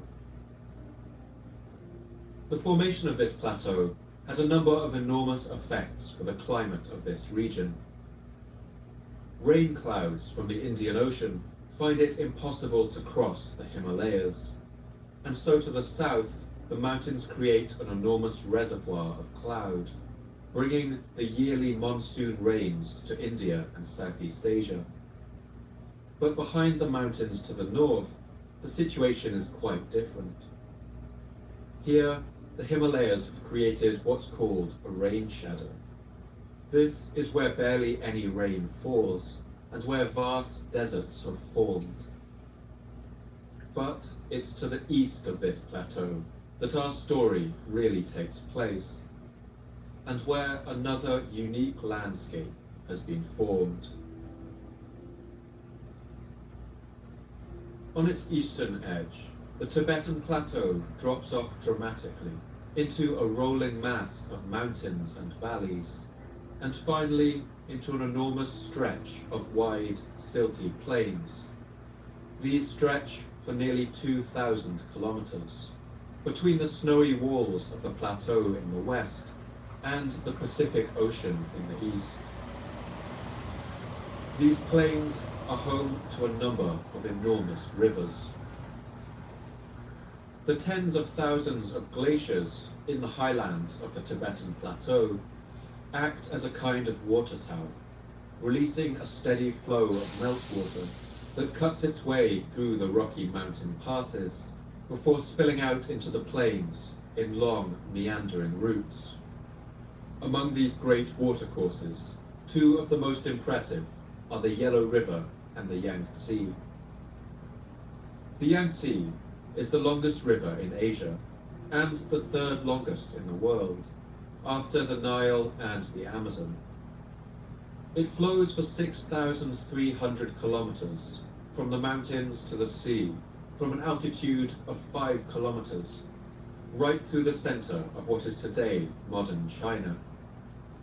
The Yangtze meanders through deep, dramatic valleys and stone gorges, and it's a relatively peaceful and stable river.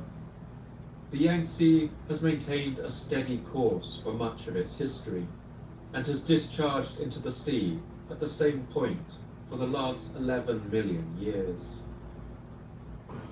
But to the north of the Yangtze is its sister, the Yellow River, and this waterway is far more changeable and deadly. In its upper reaches, the Yellow River passes through a region known as the Huangtu, or the Yellow Earth Plateau, a landscape made up of some of the most easily eroded soil in the world. As a result, The Yellow River contains the highest amount of silt and sand of any river on Earth, and this colours it the distinctive yellow-brown that gives the river its name. This huge quantity of silt gives the soil of the northern Chinese plains an enormous fertility, but it also creates a number of challenges. As the river flows, this silt constantly builds up at its bottom, and the riverbed slowly rises. At times, it can even rise to be higher than the land around it. When this happens, the river bursts its banks and floods vast areas of the countryside around it. In the most dramatic cases, the river can change its course entirely, sometimes sweeping across the landscape for hundreds of kilometers and washing away everything in its path. Historically, this kind of devastating event has occurred about once every 100 years. Human activity has been verified in this region as far back as 27,000 years ago. Rice first began to be cultivated along the Yangtze River around the year 8000 BC, while wheat, barley and millet were best suited to the drier lands in the north.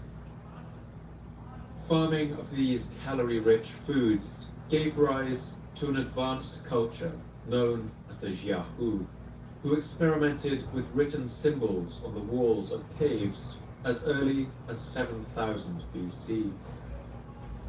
The first true villages were founded in the 4th and 5th millennia, and the population of this region began to boom. The Bronze Age brought the smelting of bronze from copper and tin, and it began here around the year 3000 BC. A culture known as the Longshan domesticated the water buffalo for use in field work, and they also developed the plough and sophisticated irrigation techniques, boosting the productivity of this already fertile land. In the 3rd and 2nd millennia BC, China's first villages grew into towns, and these towns into its first major cities.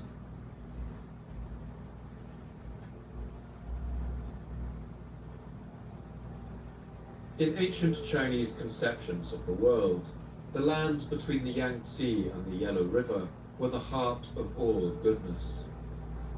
This was conveyed using the word huaxia, a word that contains a sense of grandness and beauty. One ancient writer, Yan Yu, spells this out quite clearly. Inside is the Chinese Empire, and outside are the barbarous nations. The barbarians are covetous and greedy of gain. Their hair hangs down over their bodies, and their coats are buttoned on the left side. They have human faces, with the hearts of beasts. The ancient Chinese believed that the further you moved away from this center, the more the good qualities of the people faded. One text called the Book of Documents, dated around 500 BC, contains a particularly precise version of this worldview. It describes how the virtue of the land's inhabitants reduces in steady increments of 500 li, or about 400 kilometers, the further you get from the center. The central 500 li is the imperial domain.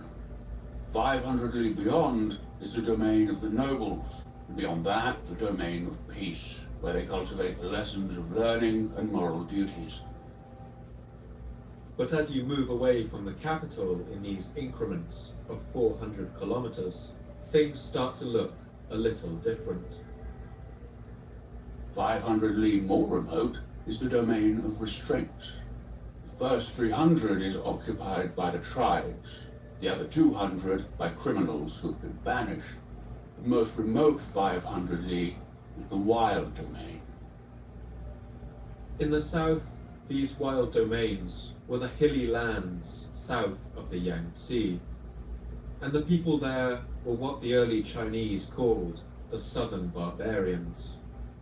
To the west, the wild domain was the icy plateau where few could survive, and in the north it was the Gobi Desert, and beyond that, the wide grassy steppes of Mongolia and Siberia. A 5th century Mongolian poet named Altun would later write a description of this bare and level land. Under the dark mountains, where the sky is like the sides of a tent, stretched down over the great steppe, the sky is grey, grey, and the steppe wide, wide. Over the grass that the wind has battered low, sheep and oxen roam. So this is where the people of early China found themselves, hemmed in by the mountains to the west, the jungle and the sea to the south and east, and the harsh deserts to the north.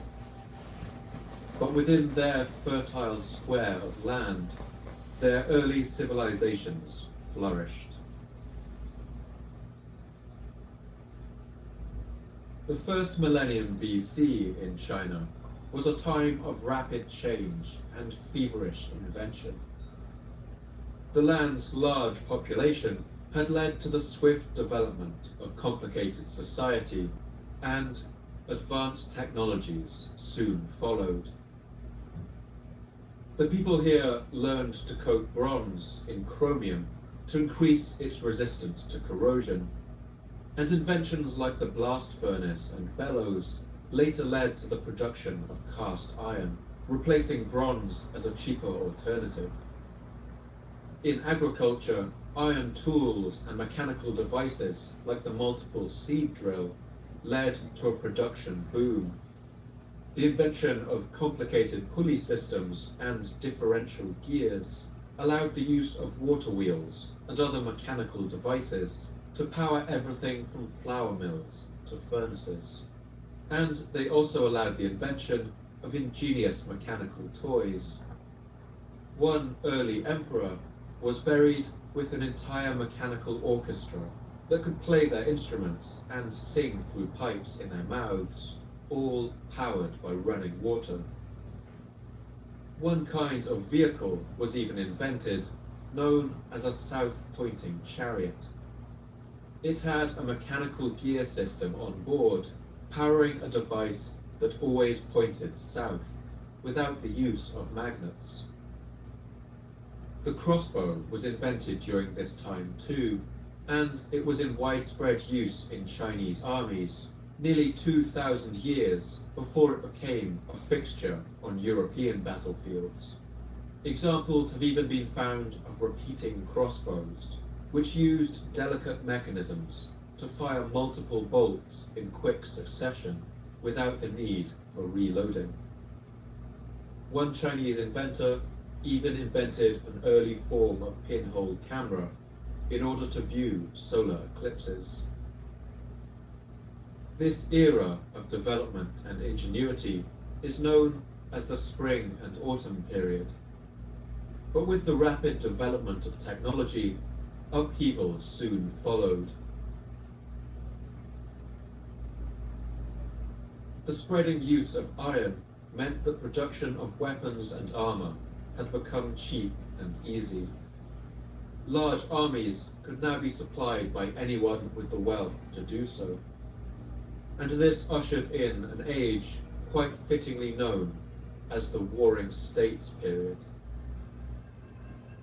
The period of the Warring States saw countless feudal kingdoms fighting and conquering one another, coalescing together like beads of mercury on a table.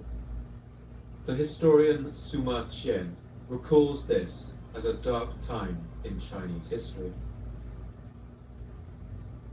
The land was torn by the strife of the warring kingdoms.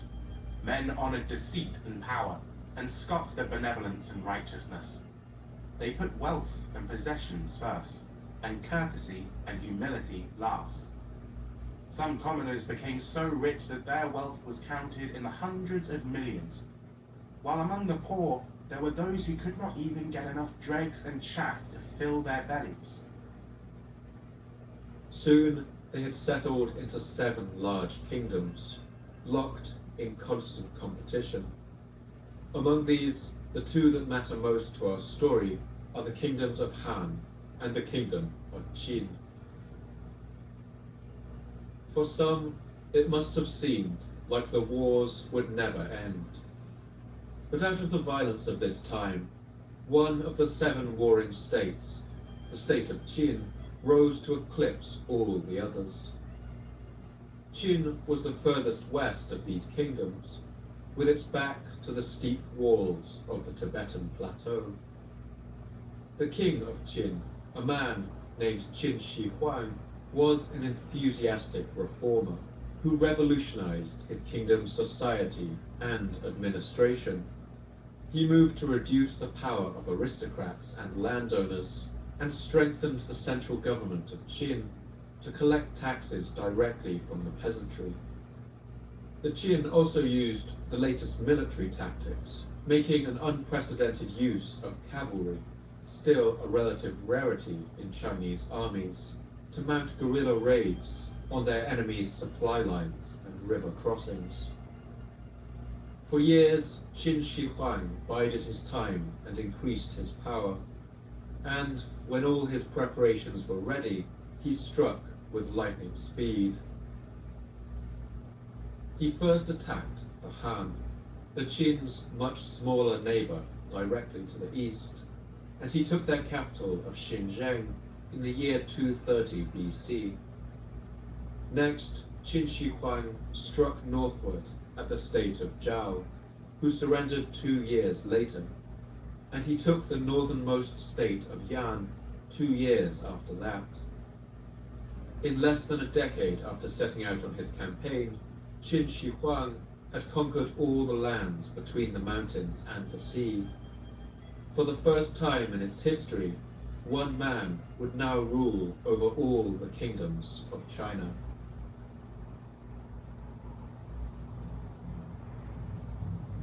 Qin Shi Huang crowned himself as China's first emperor.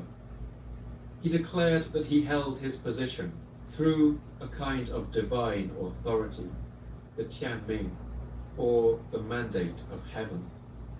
And it's thought that the name of the Qin dynasty is what has given us the word for China today. For the most part, Qin Shi Huang ruled his empire just as he had ruled his kingdom. It was a reign of ambitious reforms and territorial expansion that saw the young empire of China grow even further.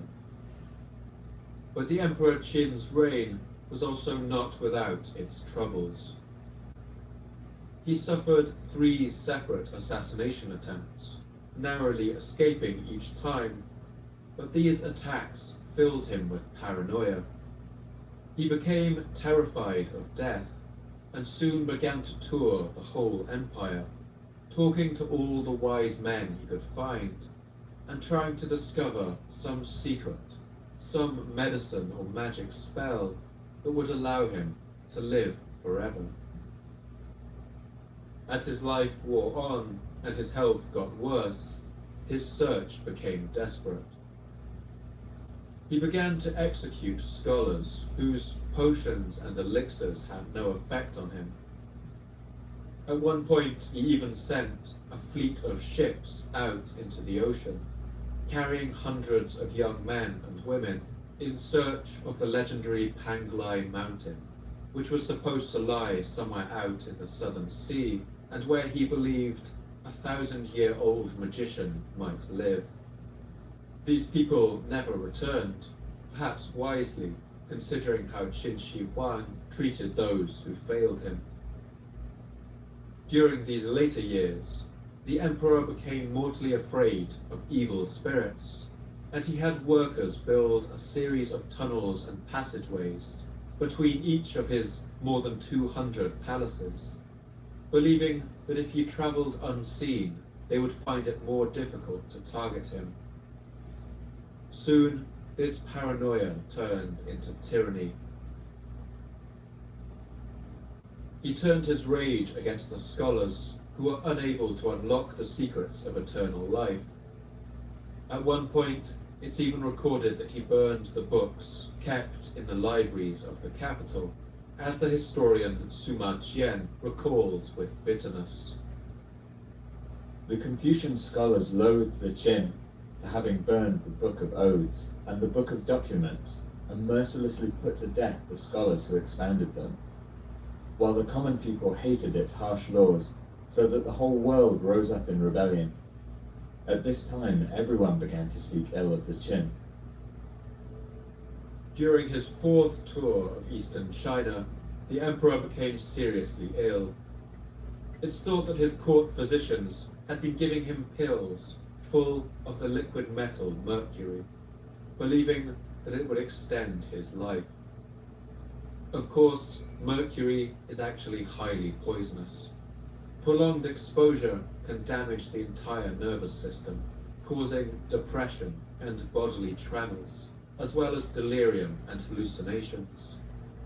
If Qin Shi Huang was taking mercury, this might explain some of his strange preoccupations towards the end of his life. When the emperor fell ill, it seems likely that his doctors would have increased his dosage. The first emperor of China, Qin Shi Huang, died in the year 210 BC, and his dynasty died with him. For all of its immense historical significance, the Qin dynasty barely lasted more than 15 years. The first emperor, Qin Shi Huang, left very specific requests for his burial, and to this day they stand as a testament to his greatness, but also to the madness that plagued him in later life. He was buried in a vast mausoleum, one of the most remarkable constructions of the ancient world. It was built in the form of an enormous underground palace, an exact replica of the one he lived in during his life. This buried palace was filled with life-size models of the courtiers and bureaucrats who had served the king, fashioned with meticulous detail in terracotta, their lifeless eyes open and staring forever. The buried palace was also guarded by an army of thousands of terracotta soldiers, each with a slightly different face. In total, it's estimated that Qin Shi Huang was buried with 8,000 soldiers, 130 chariots with 520 horses, and 150 soldiers on horseback. A full retinue of royal bodyguards to protect their king in the next life. There was even a replica of the imperial stables, where the bodies of real horses were buried with terracotta figures of grooms kneeling beside them. Nearby, a mass burial ground has been found for the countless slave laborers who died while being forced to build this complex. At the center of the underground palace was the emperor's burial chamber.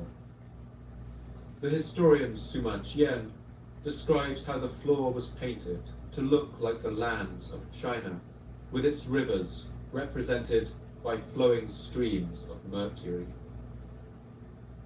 The tomb was filled with rare artifacts and wonderful treasure. Craftsmen were ordered to make crossbows and arrows primed to shoot at anybody who enters the tomb. Mercury was used to simulate the 100 rivers, the Yangtze, the Yellow River, and the Great Sea, and set to flow mechanically. Above were representations of the heavenly constellations, below the features of the land. While the tomb of Qin Shi Huang has never been opened, studies have shown that the soil of the mound that covers it does contain an unusually high concentration of mercury. One study even claims to show that the distribution of the mercury in the mound corresponds to the position of China's rivers. The Empire of China was still a very new idea, and during Qin Shi Huang's life, it had been a thin veneer over a still very divided land. With the death of the first emperor, the empire looked as if it might come crashing down. The Qin state began to fall apart, and China fissured into 18 kingdoms, who once again began to war among themselves. It looked like the old age of chaos was about to return. But history had other plans, and this is due to a rather unassuming character, a common man named Liu Bang. There's not much to distinguish Liu Bang during his early life. He was born in the kingdom of Han, and it's recorded that he liked to drink. Nevertheless, he rose to the position of a local sheriff. After the death of Qin Shi Huang, he was ordered to bring a group of slaves to the enormous construction site where the old emperor's tomb was being built. But along the way, some of these slaves escaped. Liu Bang knew that when he arrived, he would likely be punished for this mistake, and so he made a remarkable decision. He broke the chains of all the remaining slaves and declared that he would rather fight as a rebel against the empire than deliver them up to toil on the emperor's tomb. Many of the slaves were so grateful that they took up arms and joined him. Liu Bang and his followers took refuge at a place called Mount Mandan, setting up camp in the crumbling ruins of an old fortress. From there, they watched the empire of the Qin fall apart around them. They soon entered the service of a rebel king, fighting what remained of the Qin Empire, and Liu Bang showed extraordinary skill on the battlefield. So much so that the ancient historian Sima Qian attributes his military success to supernatural causes. When Liu Bang was still a commoner, he once killed a great snake, whereupon a spirit appeared and announced, "This snake was the son of the White Emperor, and he who killed him is the son of the Red Emperor."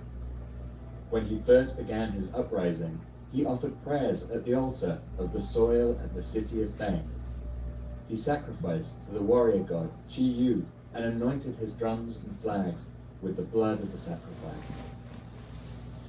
Whatever it was that set him apart, Liu Bang managed to capture the Qin city of Xianyang for the rebellion, and he was crowned its king as a reward. The civil wars raged on, full of complicated alliances and rivalries, until finally it was only Liu Bang and his rival of the Chu family remaining. Two great warlords dividing all the lands of China between them, along the great watercourse of the Hong Canal. In China to this day, the two sides of a chessboard are referred to not as black and white, but as Chu and Han. A few months of peace passed by as the players of this great chess game considered their moves, and then Liu Bang marched across the Hong Canal and attacked the Chu. He was victorious, and against all the odds, after 8 years of bitter fighting, China was once more united.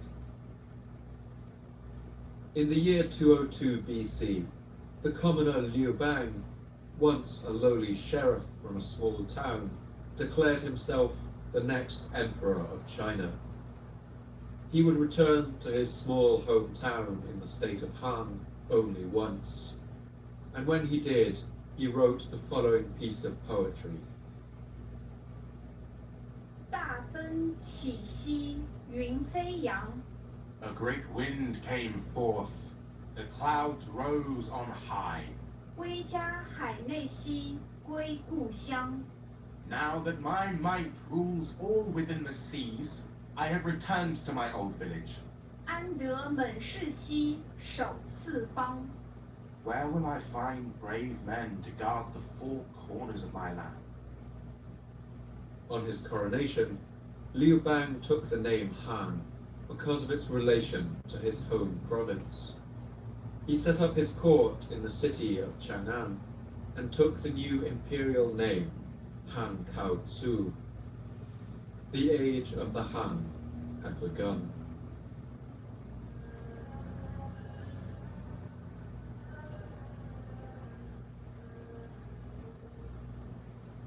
I'll take just a moment here to discuss the sources we have available on this era of Chinese history. The Chinese of the Han period were exceptionally literate. It's thought that even in these early years, at least one person from every family would have been familiar with at least a few hundred characters, enough to get by with everyday things like calendars, simple letters, and official announcements. At this point, paper had yet to be invented, and so books of this period were written on strips of flattened bamboo, joined together with thread into long, clattering rows that could be rolled up into cylinders and wrapped in cloth. These books of bamboo slats are part of the reason that Chinese was traditionally written from top to bottom.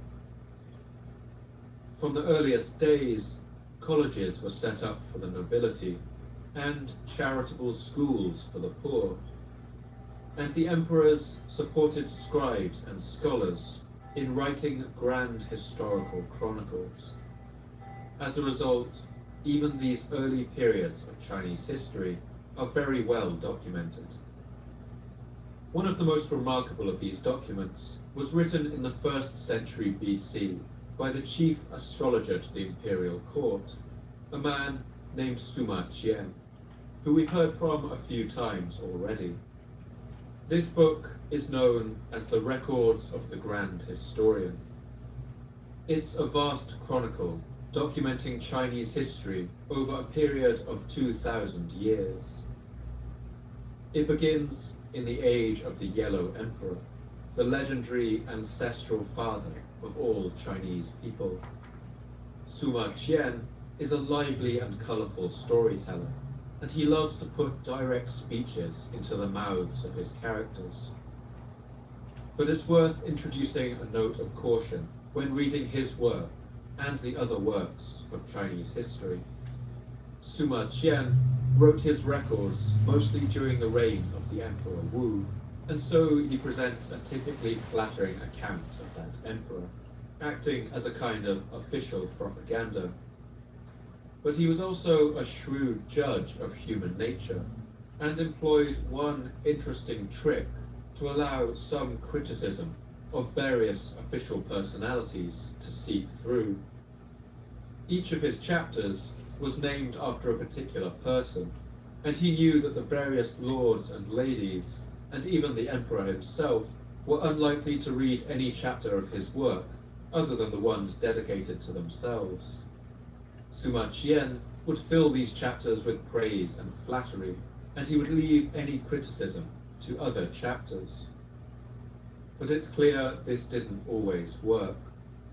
There's only one chapter of the records that has not survived to this day. That's the one focusing on the Emperor Wu himself. It's impossible to know whether Sima Qian never wrote this section out of fear of his ruler, or if the emperor read something in those pages that he didn't like and had the document destroyed.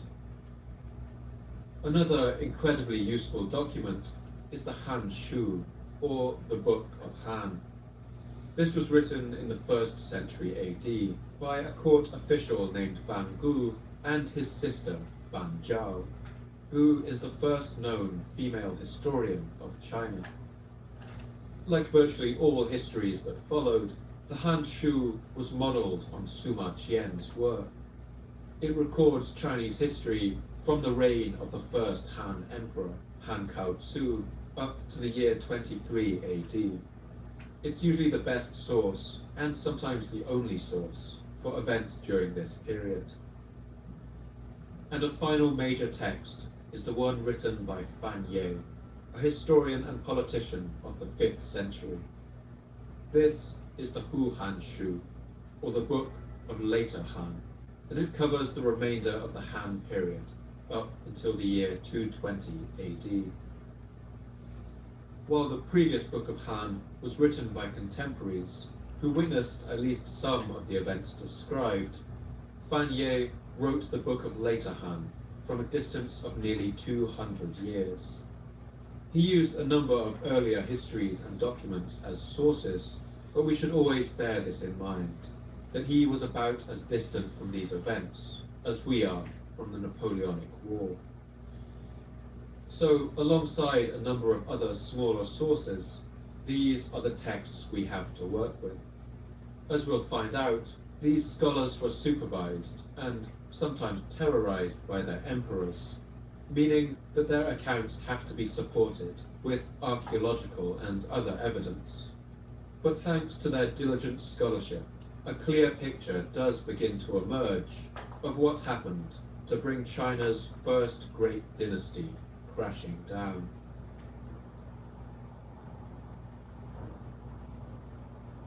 When the Han dynasty came into possession of the newly united China in the year 206 BC, it inherited from the Qin not just the young empire, but also the empire's problems.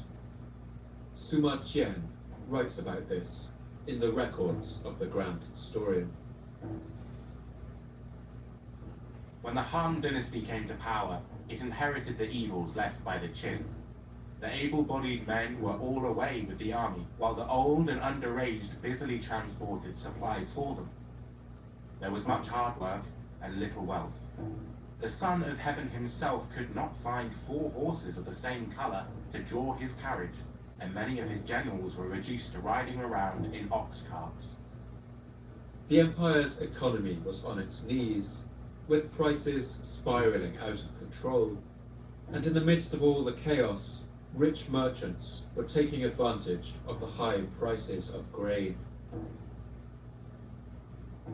People who were intent on making a profit by underhanded means began to hoard their wealth, buying up the commodities on the market so that the price of goods shot up. But easily the most pressing problem was the constant looming threat of China's fearsome neighbors to the north. These were a people known as the Xiongnu, a word that is sometimes translated into English as Han. Around the year 6000 BC, the people of the Eurasian steppes had learned how to tame wild horses, and in the intervening millennia had developed a symbiotic relationship with that powerful animal. They lived nomadic lifestyles, traveling on horseback in vast populations, moving from grazing land to grazing land, and living without the need for agriculture. By at least the first millennium BC, these nomadic groups of horse riders had become a military threat to the settled societies of the Chinese plains. The records of the Grand Historian gives one description of the Xiongnu people. The Xiongnu are mountain barbarians.